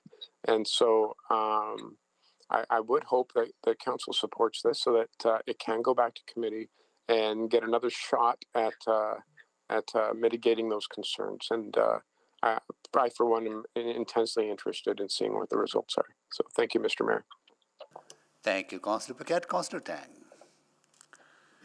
Thank you, Mr. Mayor. And I did speak to this issue at committee, but I want to reiterate some points here. And for me, this conversation actually comes down to two distinct issues.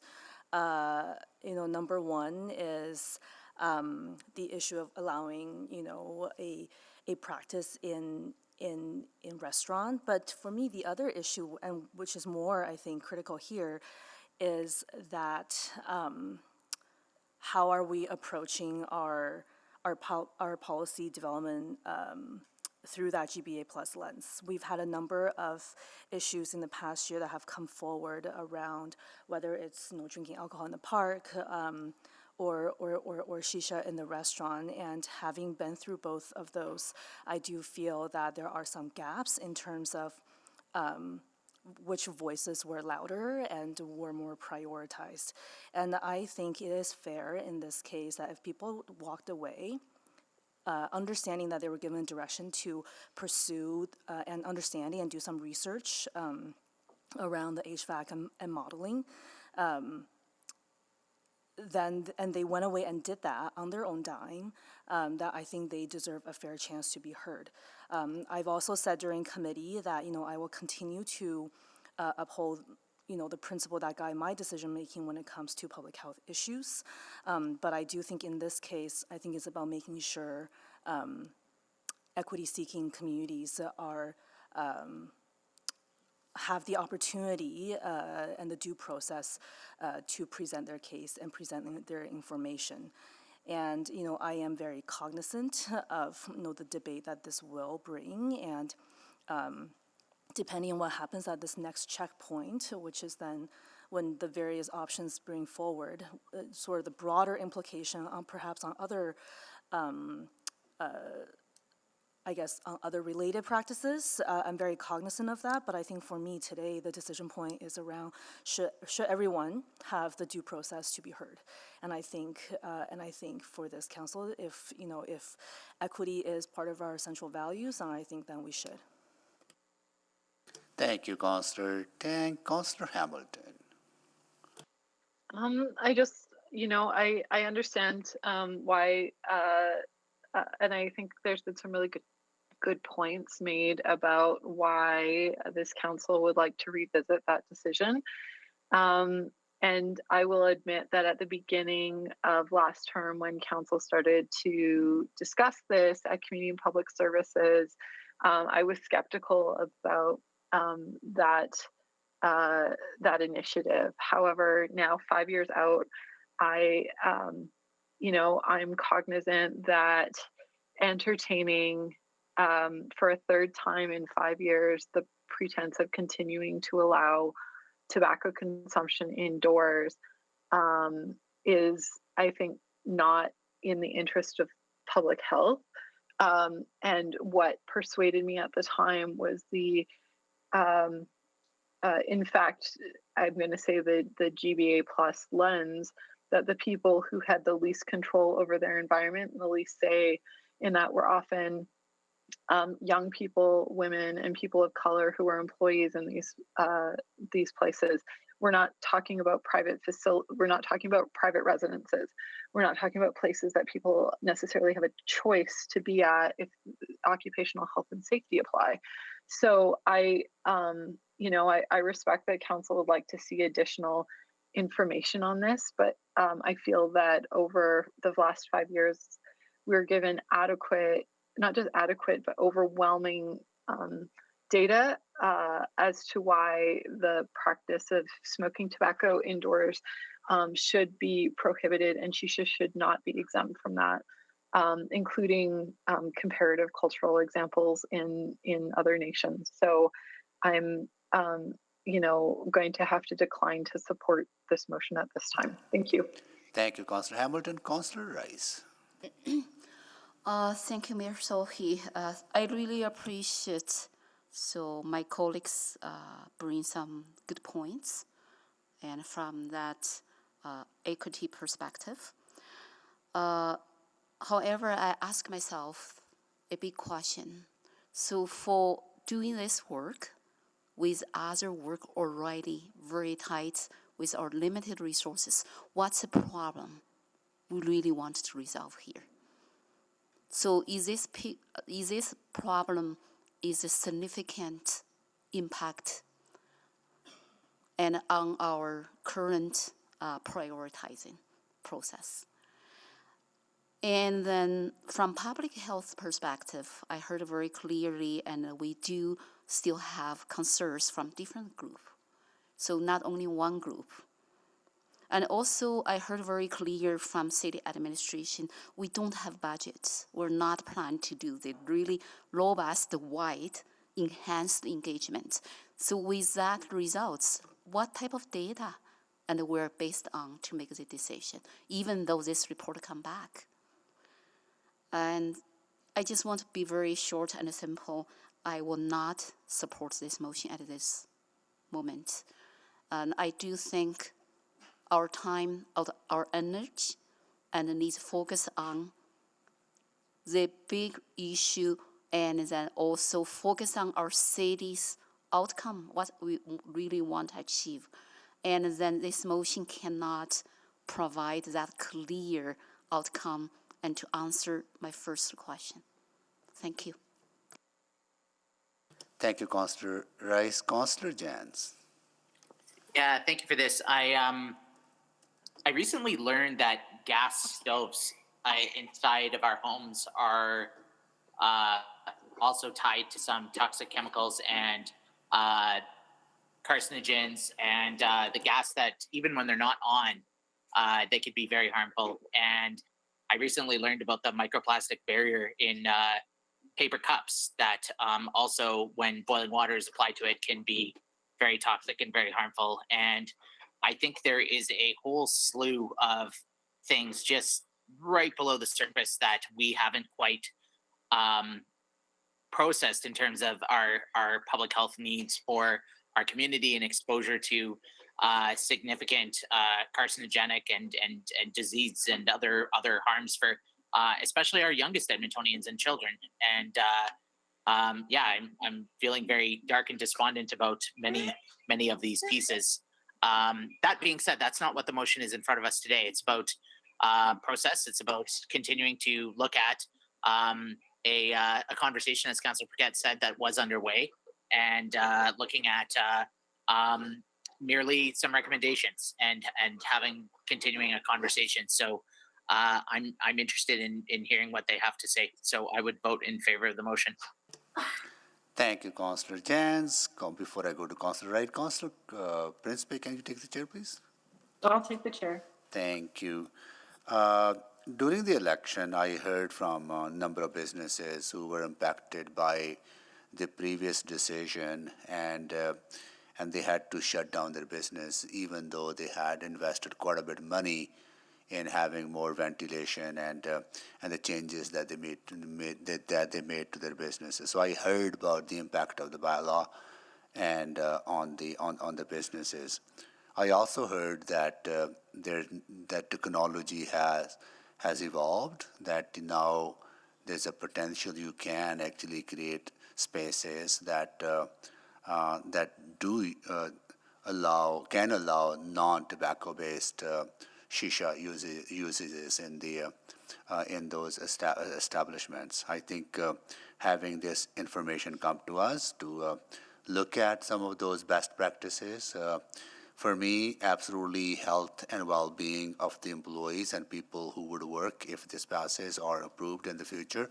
Their well-being is paramount, absolutely paramount. But I also heard that it can be accommodated. So I think it's worth looking at this new information. I also understand some regional municipalities allow that. I would be actually very interested in knowing how they allow it and still comply with safety and health regulations. Calgary, I heard that allows it as well. So would be interested in knowing how they do it and keeping the workers safe. It's also about equity in a way that this is a cultural practice for a number of communities, and engaging with them, learning from them, and figuring out if that can be done. So I think it's will be good information if this passes for us to consider, and that time we can debate whether to move forward or not. I think this information will be helpful, so that's why I'm going to support it. And I'm going to take the chair back, and I'll go to Councillor Wright to close. Thank you, Mayor Sohi. And I just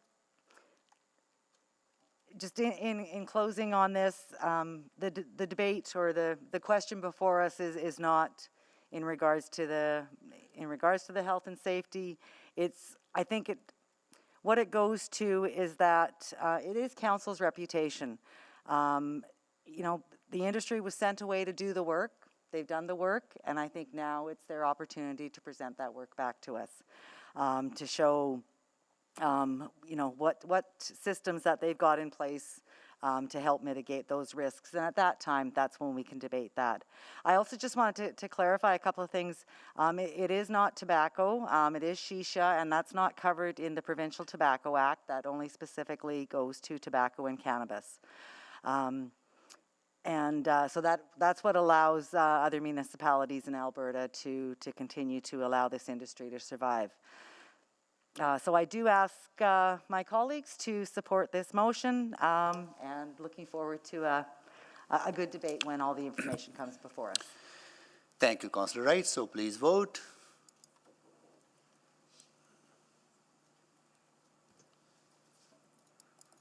In favor. Thank you, Councillor Jans.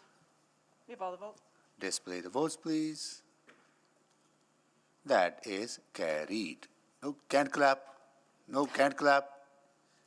No, can't show your emotions or whatever you want to call it, right? So you have to do that. If you want to hug each other, you got to go outside to do that. Okay.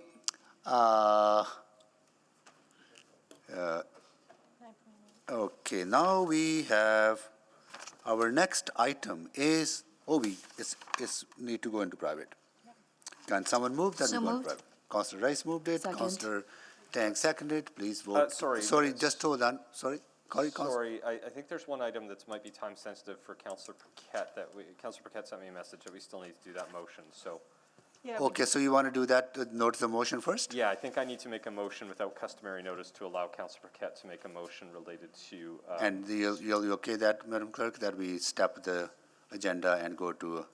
That's up to you. Okay. Yep, but this matter is time sensitive. It's a Councillor Paquette to travel to attend FCM in Ottawa to participate in reconciliation dialogue. There just isn't another council, apologies for having Yeah. it come here. There just isn't another council services committee before. Before we go. Yeah. Okay. Okay. Can somebody move that we bring forward 10 point? I'll move that first. Second. Okay. Please vote to bring forward 10. Sorry, 11. 11. Sorry. Okay. Please vote.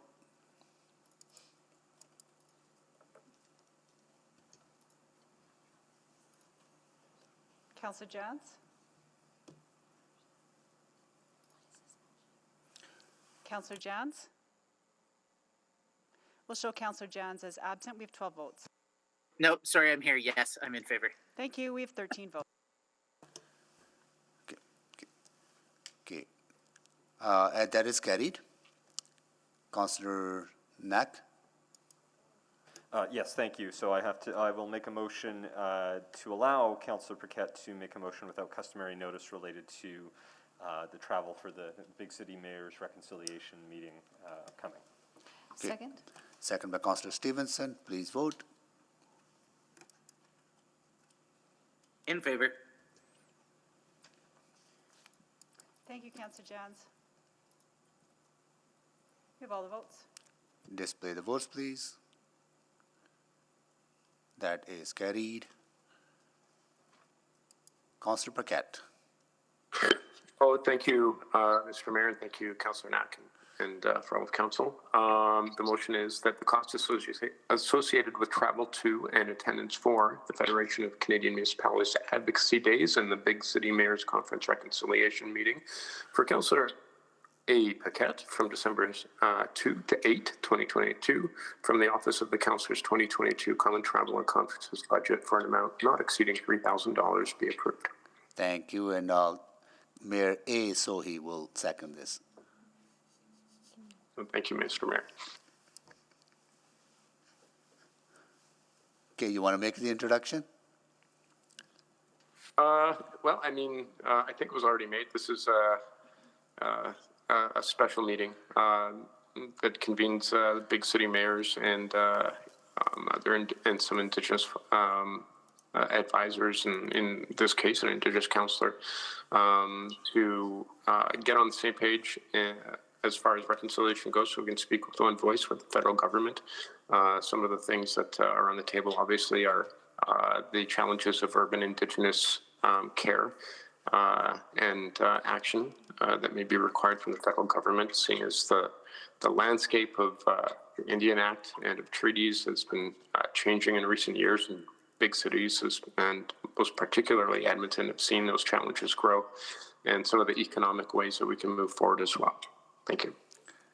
Thank you, Councillor Paquette. Councillor Principe, can you take the chair quickly, please? Sure, I have the chair. I would encourage council members to support this, because this is a new work that Big City Mayors and FCM is undertaking, engaging with Indigenous leaders across the country, particularly Western cities that are more impacted by the impact of colonialism, residential schools, and the impact of that on Indigenous communities, and the ramification that are being seen in our streets around houselessness, mental health and addictions, and intergenerational trauma. FCM is interested in this work, and through FCM, it will help us strengthen some of the advocacy work that we're doing with federal government for them to step up into urban Indigenous issues. And Councillor Paquette attended one of the sessions at the last FCM convention in Regina. It was a very powerful session, and we want to build on those sessions to up the game on this work, right? And engage big cities and FCM and the federal government. It's very important work. And I will take the chair back. Okay. And I'll call the vote.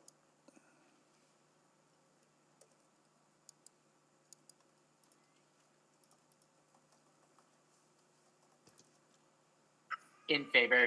In favor. Thank you, Councillor Jans. We're just waiting for one more vote. We have all the vote. Display the votes, please. That is carried. Okay. Any other notes of motions or motions without customary notice? No, then we'll go back to, somebody moved that we go into private. So moved. Oh, sorry, Councillor Rice moved that earlier on, and Councillor Second. Tang seconded that. So please vote. In favor. Thank you. We're just sending the vote now.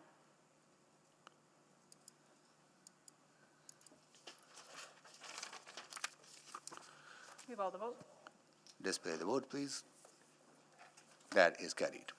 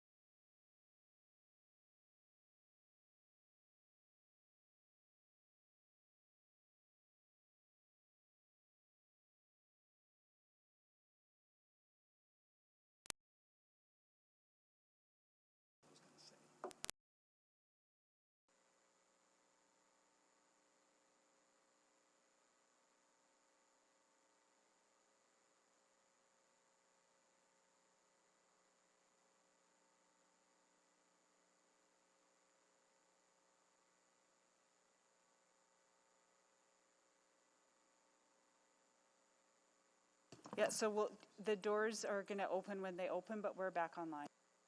We are back online, so Councillor Rutherford. Councillor Rutherford. Yep.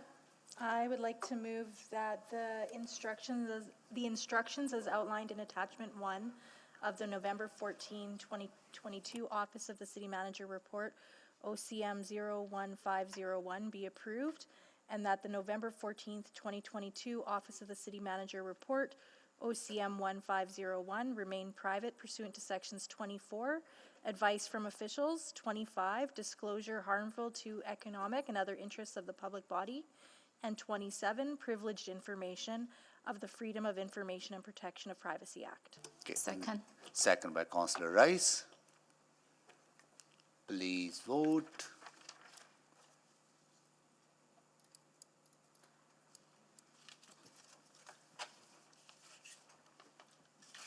Councillor Principe? Thank you. We have all the votes. Display the votes, please. That is carried. No motions pending. That's done. Those are motions we're done with. We are adjourned at. Oh yeah, we recess. We have another item tomorrow. We are on recess till 9:30 tomorrow morning.